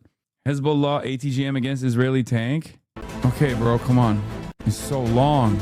That chatter is not alone. I'm also Iranian and having family in Shiraz. None of us celebrate this at all. Israel didn't think Hezbollah would join the fighting at the current intensity, Israeli officials said to admit. Shut the fuck up. They said, oh my God, it's real.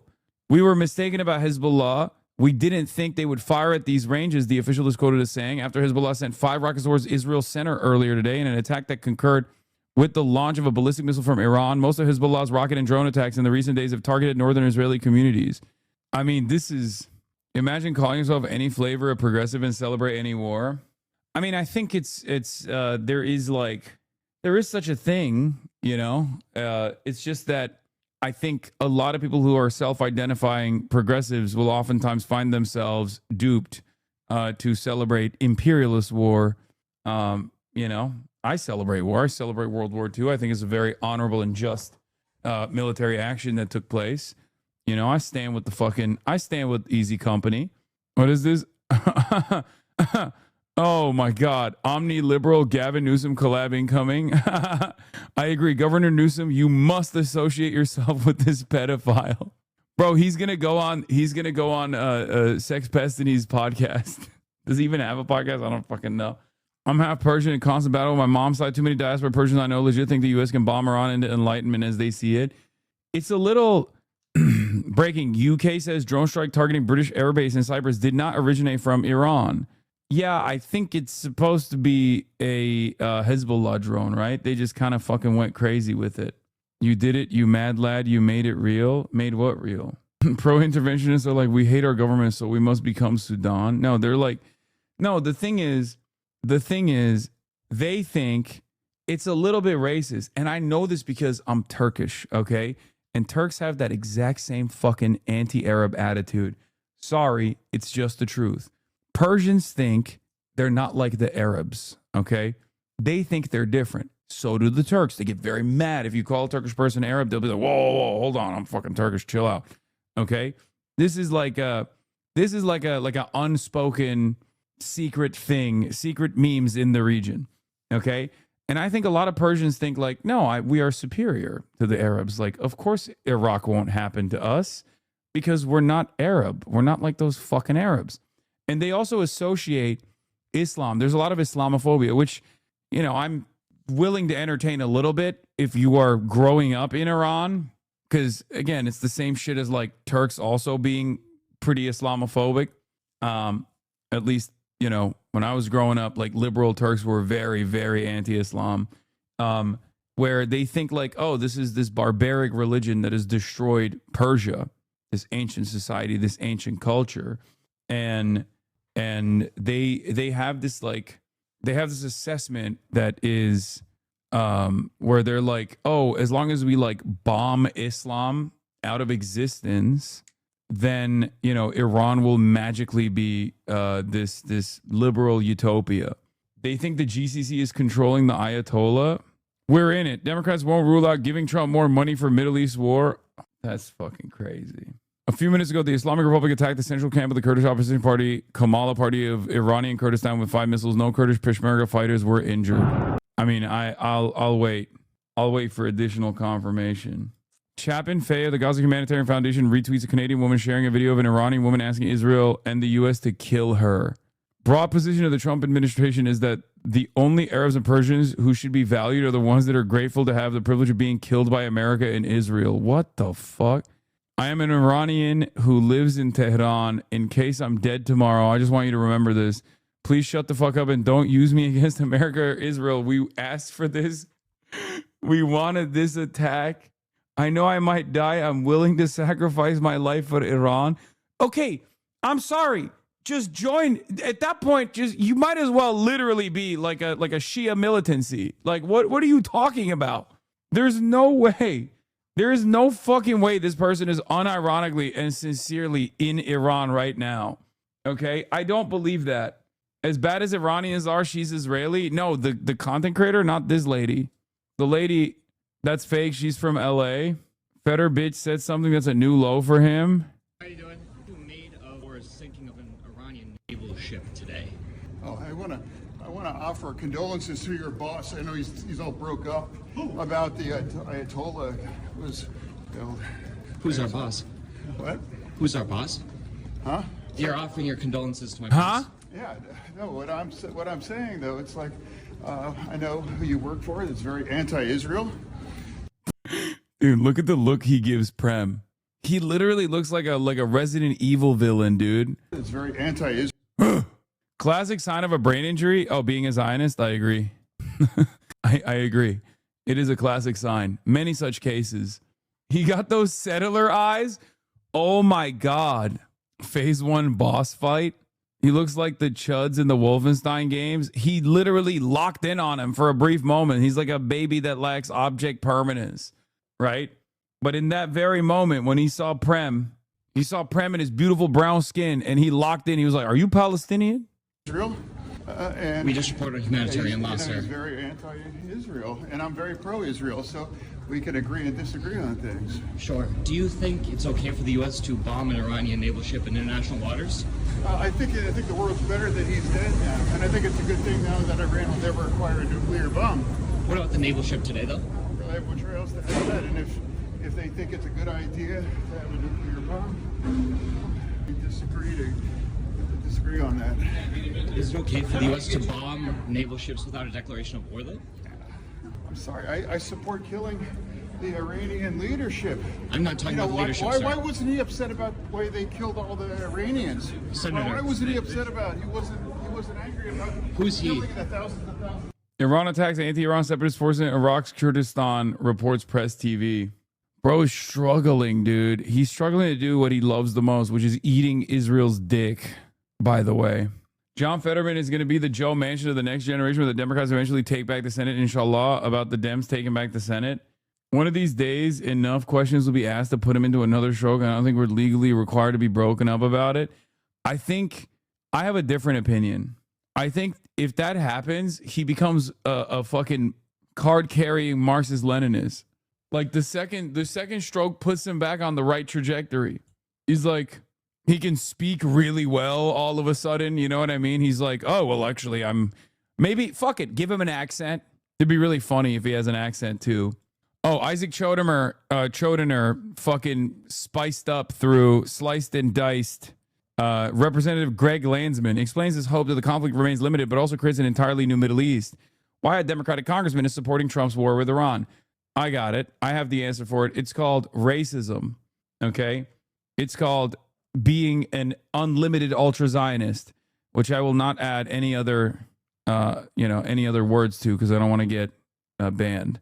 Yeah, and also let me be clear. I've never trusted Trump on this or in the economy or on keeping us safe in general. You're trusting him on this though, right? No, you aren't. I'm trusting the military and our generals. I'm trusting what I understand to be the operation and the people leading it. That is the generals and our military and our allies. You're trusting the people leading the operation who don't include the president? Well, I don't trust that guy. Yeah, he's the commander in chief, right? Sure, yeah, but I can't trust him. And he's proven that over the past couple of days, being all over the place, unlike everybody else involved in this. You mentioned this becoming a much bigger moment, and then you laid out this positive vision for the region. Do you think there's any tension between that and saying what you did earlier, that you wanted this to be a very limited, very small operation that you didn't want to call a war? There could be. Yeah, there could be. Yeah, there could be. That's what I was thinking. Yeah, there could be. Oh my God. But I do think the first and most important step is to get in front of the rearming of this regime and hopefully get to a point where the regime walks away from its goal of causing chaos. Is he talking about Israel? Which regime is he talking about? It would be nice to trust the commander in chief, but if you can trust everyone else, then it should be okay. I would love to get back to a place where we do trust our commander in chief. You mentioned that some tragic things have already happened. I was thinking about the girls' elementary school that was bombed in Iran, resulting in 168 deaths. Do you have a sense that the Prime Minister of Israel, the President of the United States, cares about things like that? I would hope so. Yeah, I do. I would hope so. God, they're fucking demons, dude. Demonic. This is positively demonic. It's not delusional. It's demonic. He just straight up is just like, yeah, I don't care. And I don't really care that the president doesn't care. And I don't really care that Israel doesn't care either. But I'm just going to act as though I do care by saying, I hope they'll change their minds. They're disgusting. Hey, Ahmed Segal, Ingram Angle, Mark Levinson show. You guys planning on unretweeting this straight up disinformation about the bombing of a school? Or are you cool with being known as peddlers of murderous lies and propaganda? The answer is yes, they are cool with that.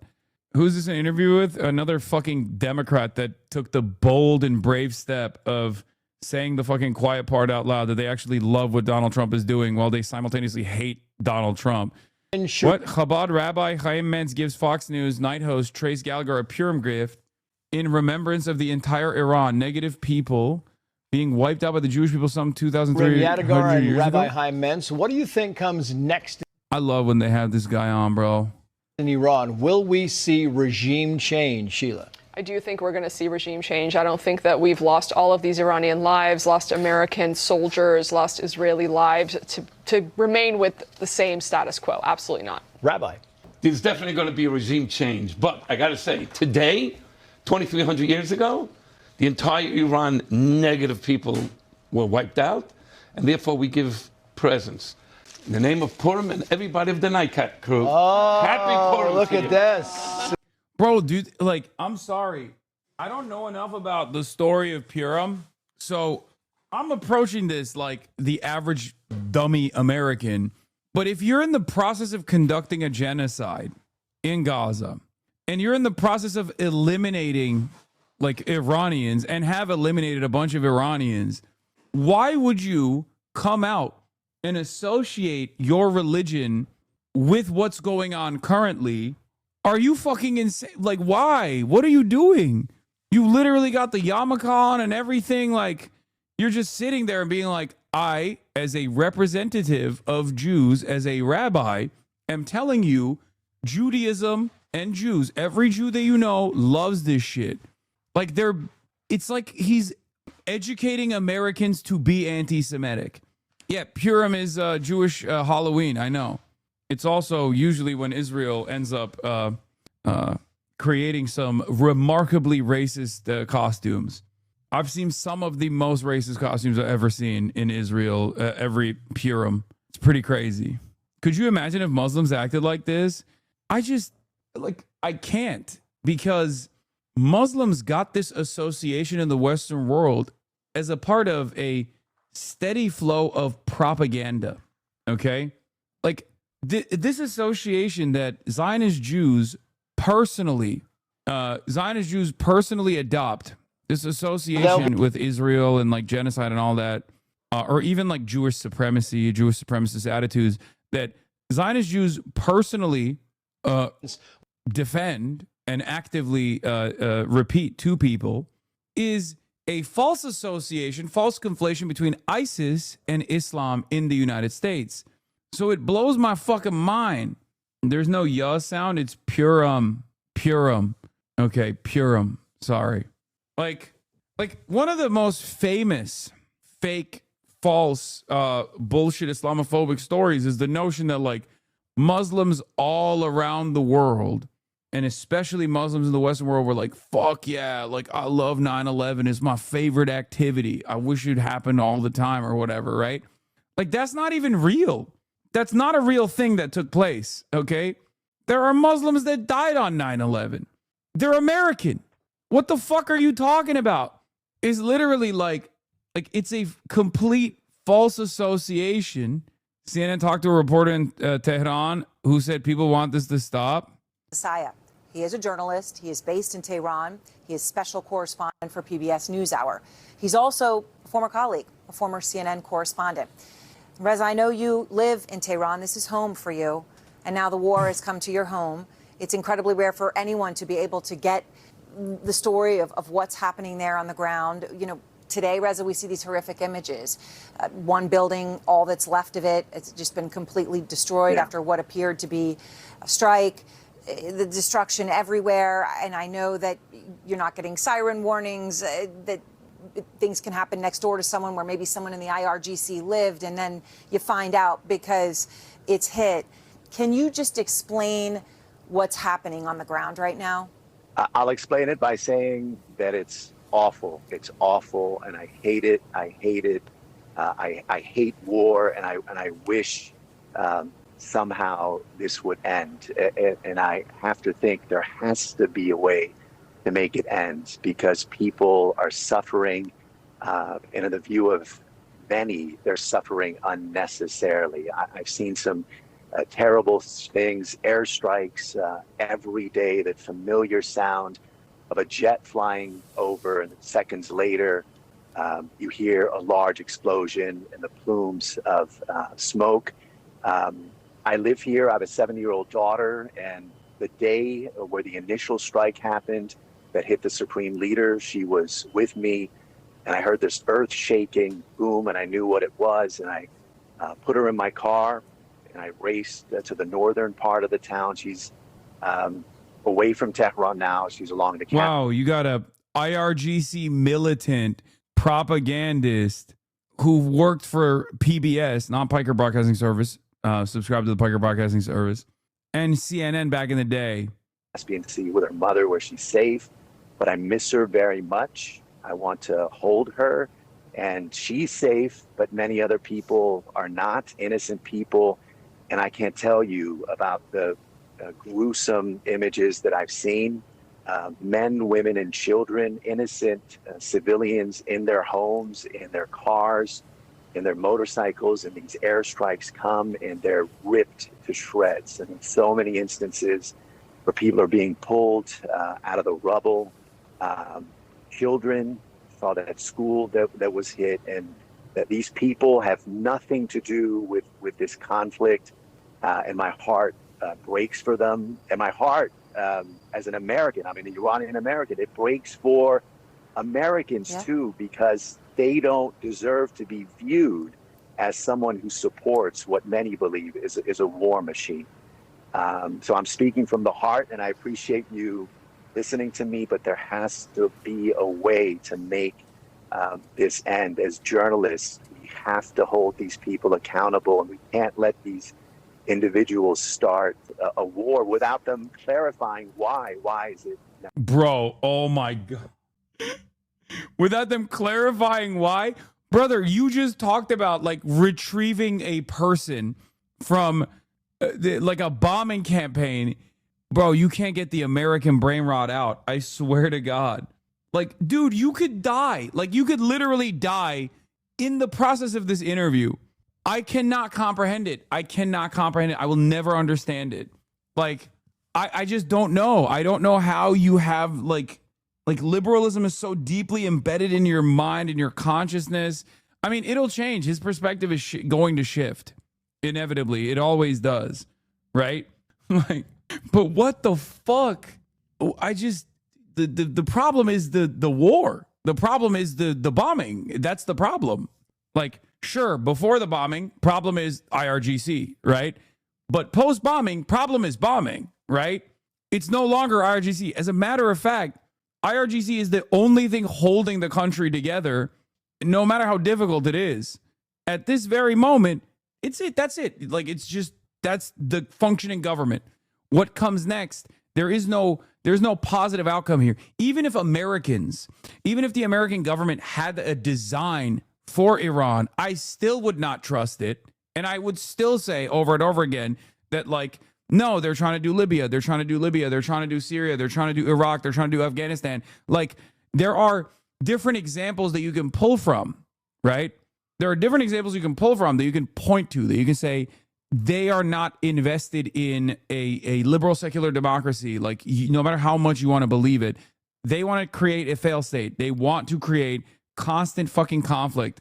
They want to make sure that your people are wiped off, that your culture is wiped out, that no one can live there anymore. Okay. That's just the truth. And I don't even need to say this anymore. I don't need to like try to convince people, because the state isn't even convincing people this time around.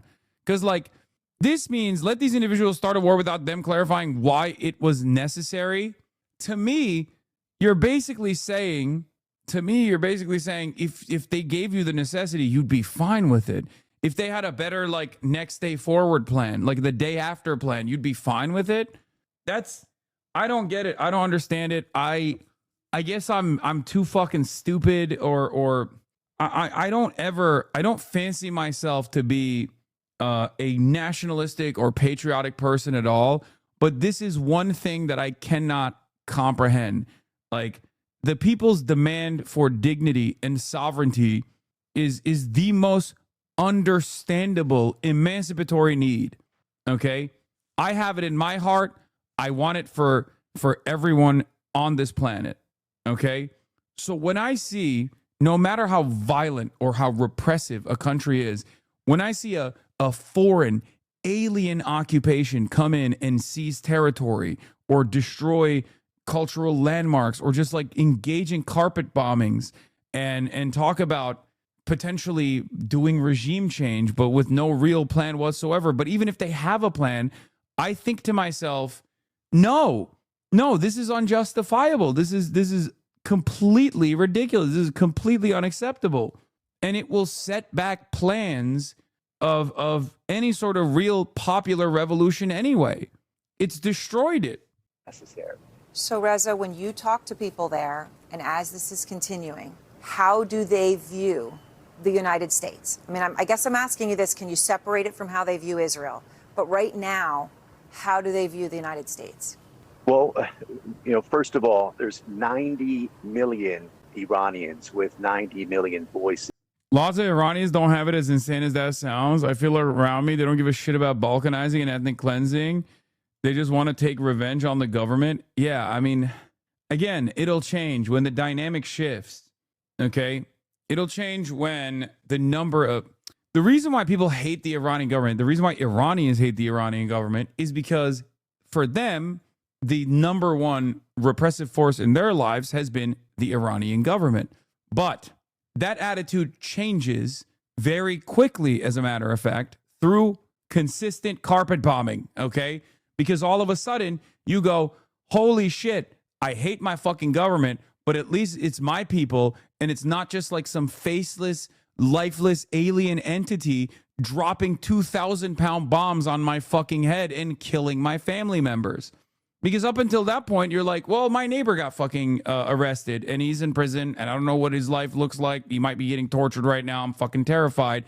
Who did that? The IRGC. Okay, now your parents are being killed by America and Israel. All of a sudden, you're like, never mind. That's the evil I knew. This is a far greater evil. This is a far more consequential act. This is far worse for me overall. I don't know how people haven't quickly snapped into that reality, though. That's what I mean. I bet you Trump won't give Iranians TPS. Oh, that's the other side of this fucking story. It's like when I talk to Venezuelans, right? When Venezuelans or Cubans try to do the fucking bodies and spaces argument, like standpoint epistemology, be like, oh, how dare you fucking commie talk to me about like my country that I've never been to, as a matter of fact, that my parents told me was run by vampiric monsters who just want to eat all the land and blah, blah, blah, blah, blah, all this shit. Like when people try to do that shit, to me, it's like, I don't even fucking know, man. I'm Brandonizing at an alarming rate. I don't get it. And one of the things that's sometimes amusing being a correspondent is someone comes to me and says, what are people thinking? And I don't know what 90 people are thinking. What I can tell you is, some people don't like this government. They don't mind. Like the Trump administration has deported Cubans. The Trump administration has singled out Venezuelans living on U.S. soil as the arch enemy of the movement right now. And there are still Venezuelans on temporary protected status that are literally moments away from being deported by another Hispanic person that's just been living here for at least one extra generation, okay? Usually, more than half the time, are over here being like, no, this administration that's like singled me out and my people out as like the fucking primary villains, unironically is actually invested in the betterment of Venezuelan society. Like, you're fucking insane. That the supreme leader is gone, and they celebrated his death. But there's millions of Iranians who are mourning his death. They loved him. He was their spiritual leader. And I think most people, millions of others, are just terrified. They feel helpless, and they want this. By the way, the ironic side of this is, as this Turkish chatter is correctly pointing out, and I've said this before as well, if Iran was like a secular country, but it was anti-Zionist and had an indigenous missile production industry and also wanted to stop Israel from engaging in these sorts of actions, do you think Israel still wouldn't blow it up all the same? Of course they would. They don't give a shit about Iranian sovereignty. They want to fucking murder Iranians and they want to destabilize the country. That's it. They don't want any threat whatsoever. They don't want any military pushback whatsoever. And I think most people, millions of others, are just terrified. They feel helpless, and they want this to end. And I think in general, Iranians adore Americans. They're a lot of them are Americanized themselves. They can relate to the culture. It's the government they have an issue with. It's the government. So Reza, is that real? The Mets actually played against Israel? Are you serious? Morandi speaking to Channel 4. That's crazy that they're still having him on Channel 4. That's crazy. I saw him at the Will Turn in LA. Get me on the stream, big dog. Jay, what do you mean? When you know, there's so much discussion now trying to understand, has there been a new supreme leader elected? What is the status of that? Who's in charge in Iran? You know, we hear about from things that the foreign minister Araghchi has said, which have made it clear that military units, some of them are operating on pre-agreed to plans, but basically in isolation, and that they're pursuing those plans. And there's a real question about who's running the country. Sitting where you're sitting right now in Tehran, do you know who's running the country? Well, all you can go by is what the power structure is telling you. I think politically, it's the interim leadership council that's running the country. And then you have the military structure. And they've made it clear that there is no central command at this point. And that's done intentionally. Their strategy is something that's called a decentralized mosaic strategy, which is an approach where you have in each province, forces in each province granted autonomy and independence. So if one of them is neutralized, the other ones keep going. In other words, there is no head of the snake to cut off. And that's how they're explaining that they're managing to launch all these missiles and drones and U.S. assets and U.S. bases in the region. So that's what they're saying. That's how they're leading the battle in the theater of war, the leadership. Bro, it's kind of crazy how, like, if you just know like basic things. I just realized, like, obviously this guy knows a lot about Iran. He's in Iran. He's Iranian. You know, but like, you never even hear this level of analysis from the average fucking person on mainstream news. Because I was thinking, like, wow, he's bringing up like the decentralized command structure that they have, like the mosaic system that they've designed as a contingency. And I realized, like, if you didn't get that from me when I was talking to like Jeremy Scaler or whatever, you probably would have never heard that. If you only watch mainstream news, your understanding of the world is so wrong. It's kind of fucking crazy. Like, I bet you if you ask the average American right now, like, what America's doing in Iran, they'd be like, yeah, it's kind of fucked up. But also, like, we're really fucking destroying these Iranian missile facilities, right? Like, we're fucking destroying them. They have no capabilities left, it seems. Because, like, Israel literally will come out and be like, 78% of their missile production capabilities have been destroyed effectively, or whatever the fuck. And it's like, just no basic facts. Are you not even invested in this at all? Like, you don't want to even know, like, basic things about even your enemy. If you're like, oh, these guys are my enemy, these are the evil guys. Like, don't you want to know? Aren't you fucking curious? It's so crazy how incurious the average American is, and how, like, and these are the most educated Americans, like the ones that watch CNN. Like, this is the first time I've heard the CNN. CNN has generals on all the fucking time. They know. They don't even talk about it. You know what I mean? So, you know, we're just showing images that we do out of Tehran, dayside images, Reza, taken during the day of some of the smoke. I think it's indelibly marked now in anyone listening's mental picture when you talk about someone on a motorcycle being ripped to shreds. The United States is investigating a strike on a girls' school. And according to Iranian state media, it's killed more than 100. I haven't seen that disputed. It was a horrific event. It was talked about today at a press conference by the U.S. Defense Secretary Pete Hegseth, and here's what he said. All I can say is that we're investigating that. We, of course, never target civilian targets, but we're taking a look at investigating that. What do you know, Reza, about what happened there? I don't know much other than the first day of these airstrikes. This school with more than 150 schoolgirls aged 7 to 12 was the target of an airstrike, and it obliterated the school.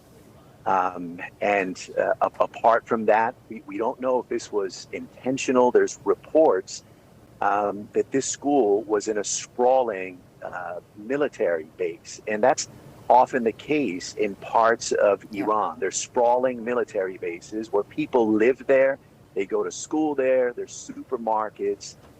Is that what happened? Did they locate this place as a military base and they accidentally hit the school? Oh I don't my know, God, Lordy. Oh my God, brother, please. Oh, dude.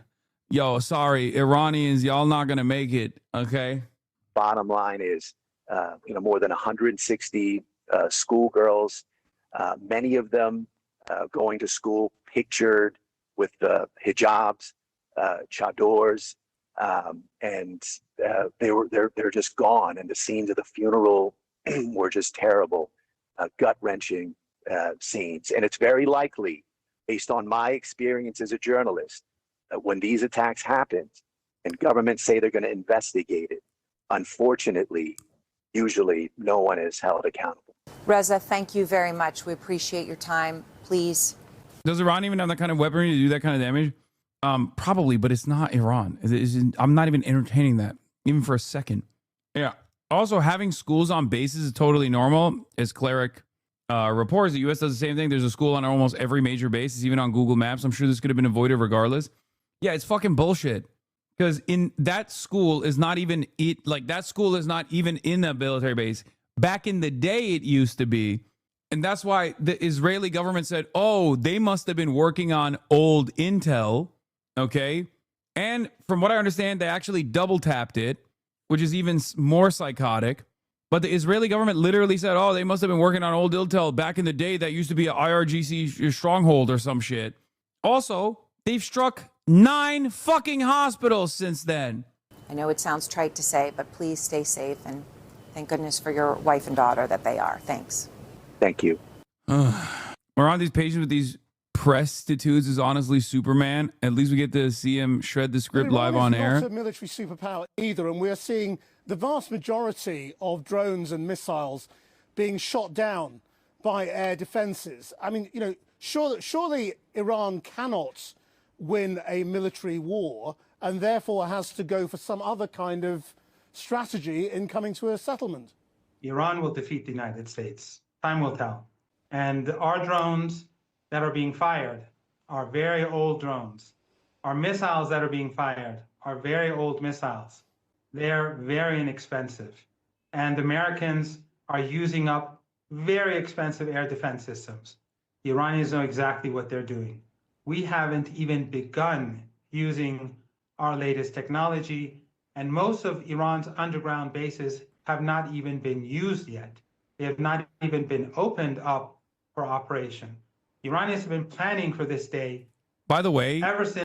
For those who don't know his background, this dude literally was a child soldier. Okay?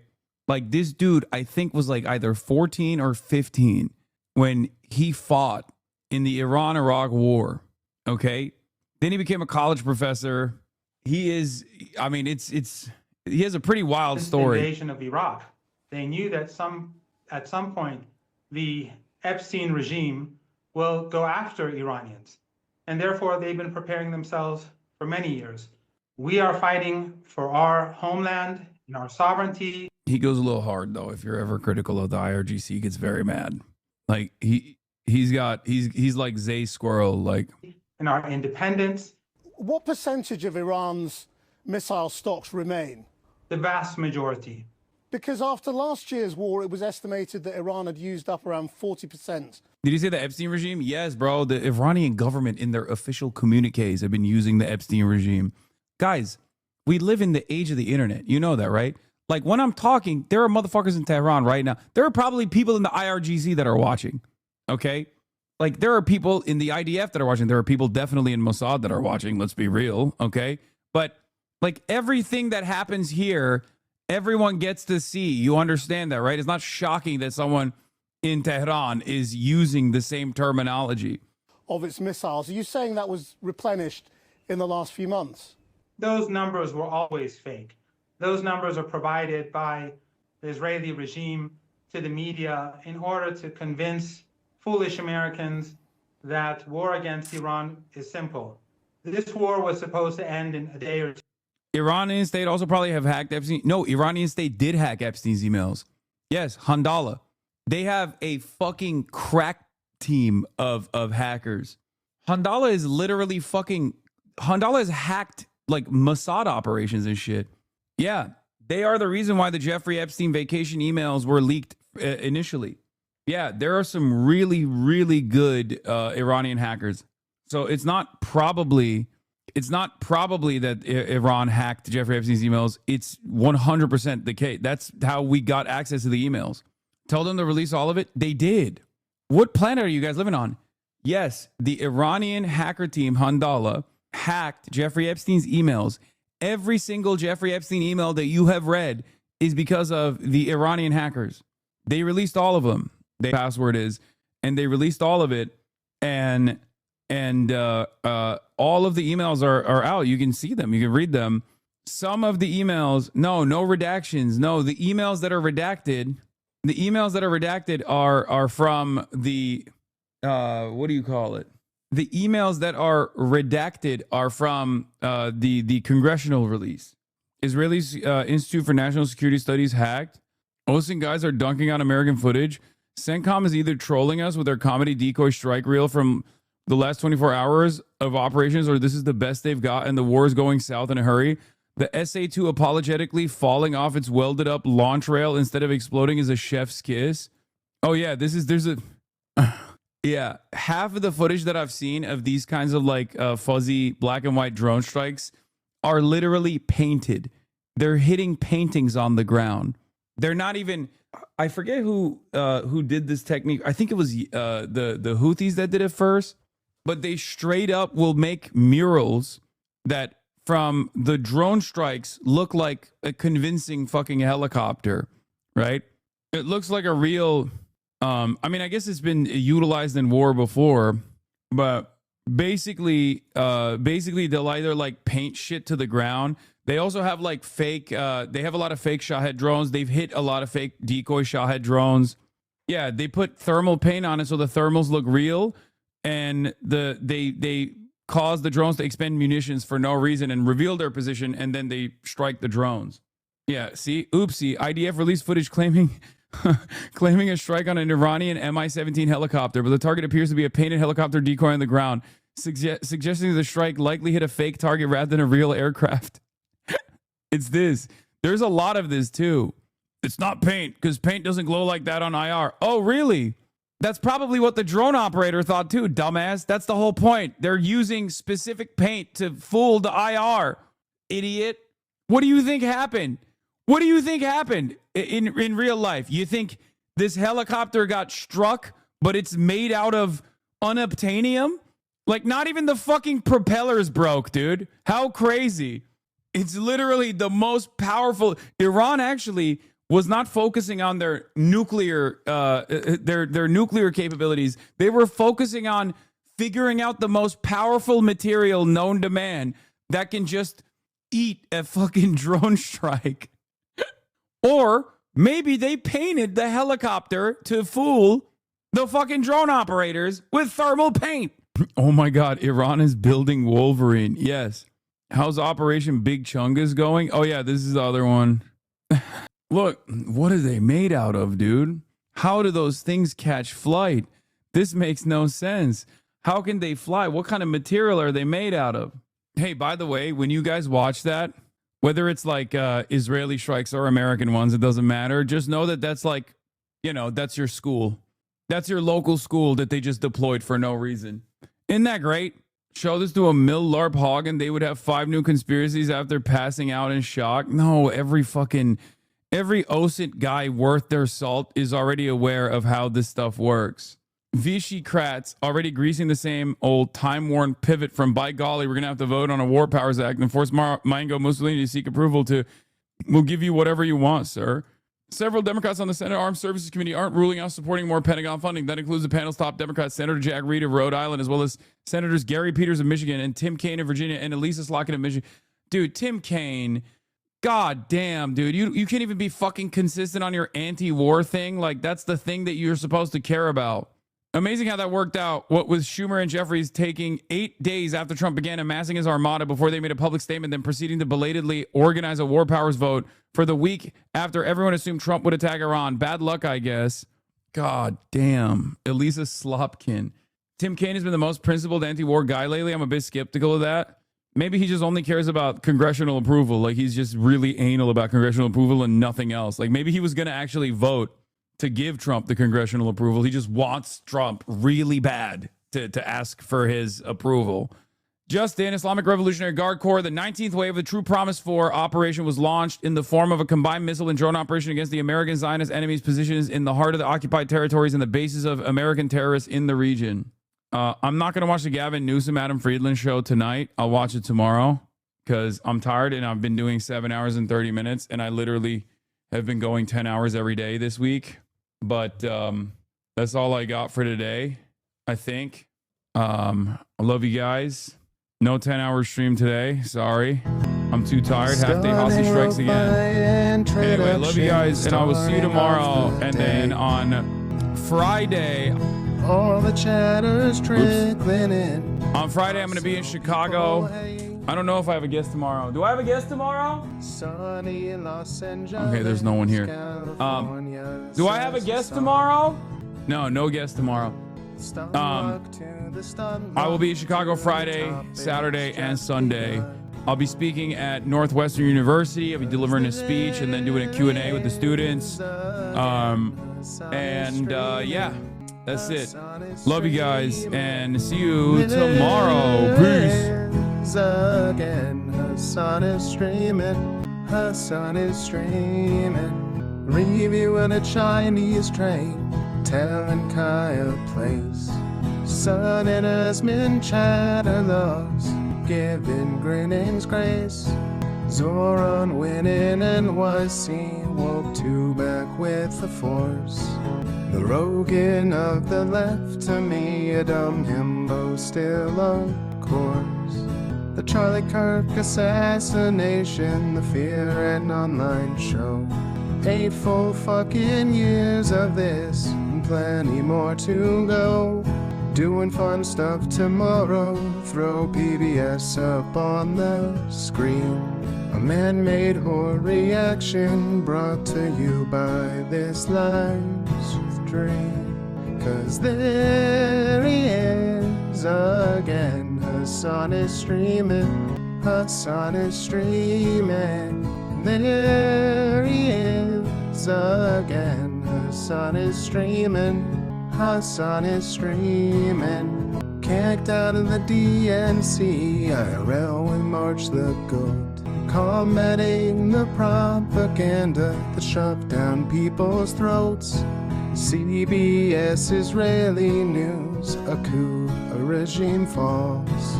A full-blown fascist takeover, and still the duty calls. Total radicalization coming out to see. The system will always fail, it's up to you and me. On these daily streams, whether short or whether long, have helped millions of people keep it moving right along.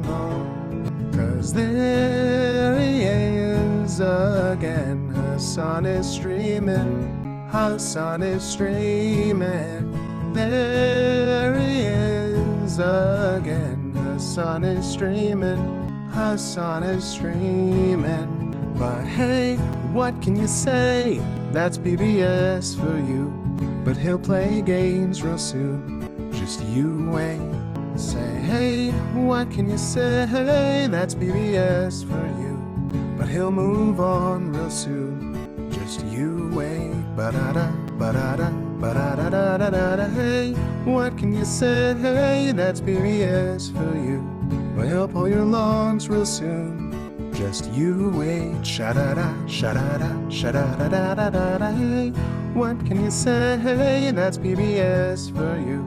But he'll do Jet Vice real soon, just you wait. But hey, what can you say? That's PBS for you. Brought on by viewers like you, just you wait, just you wait.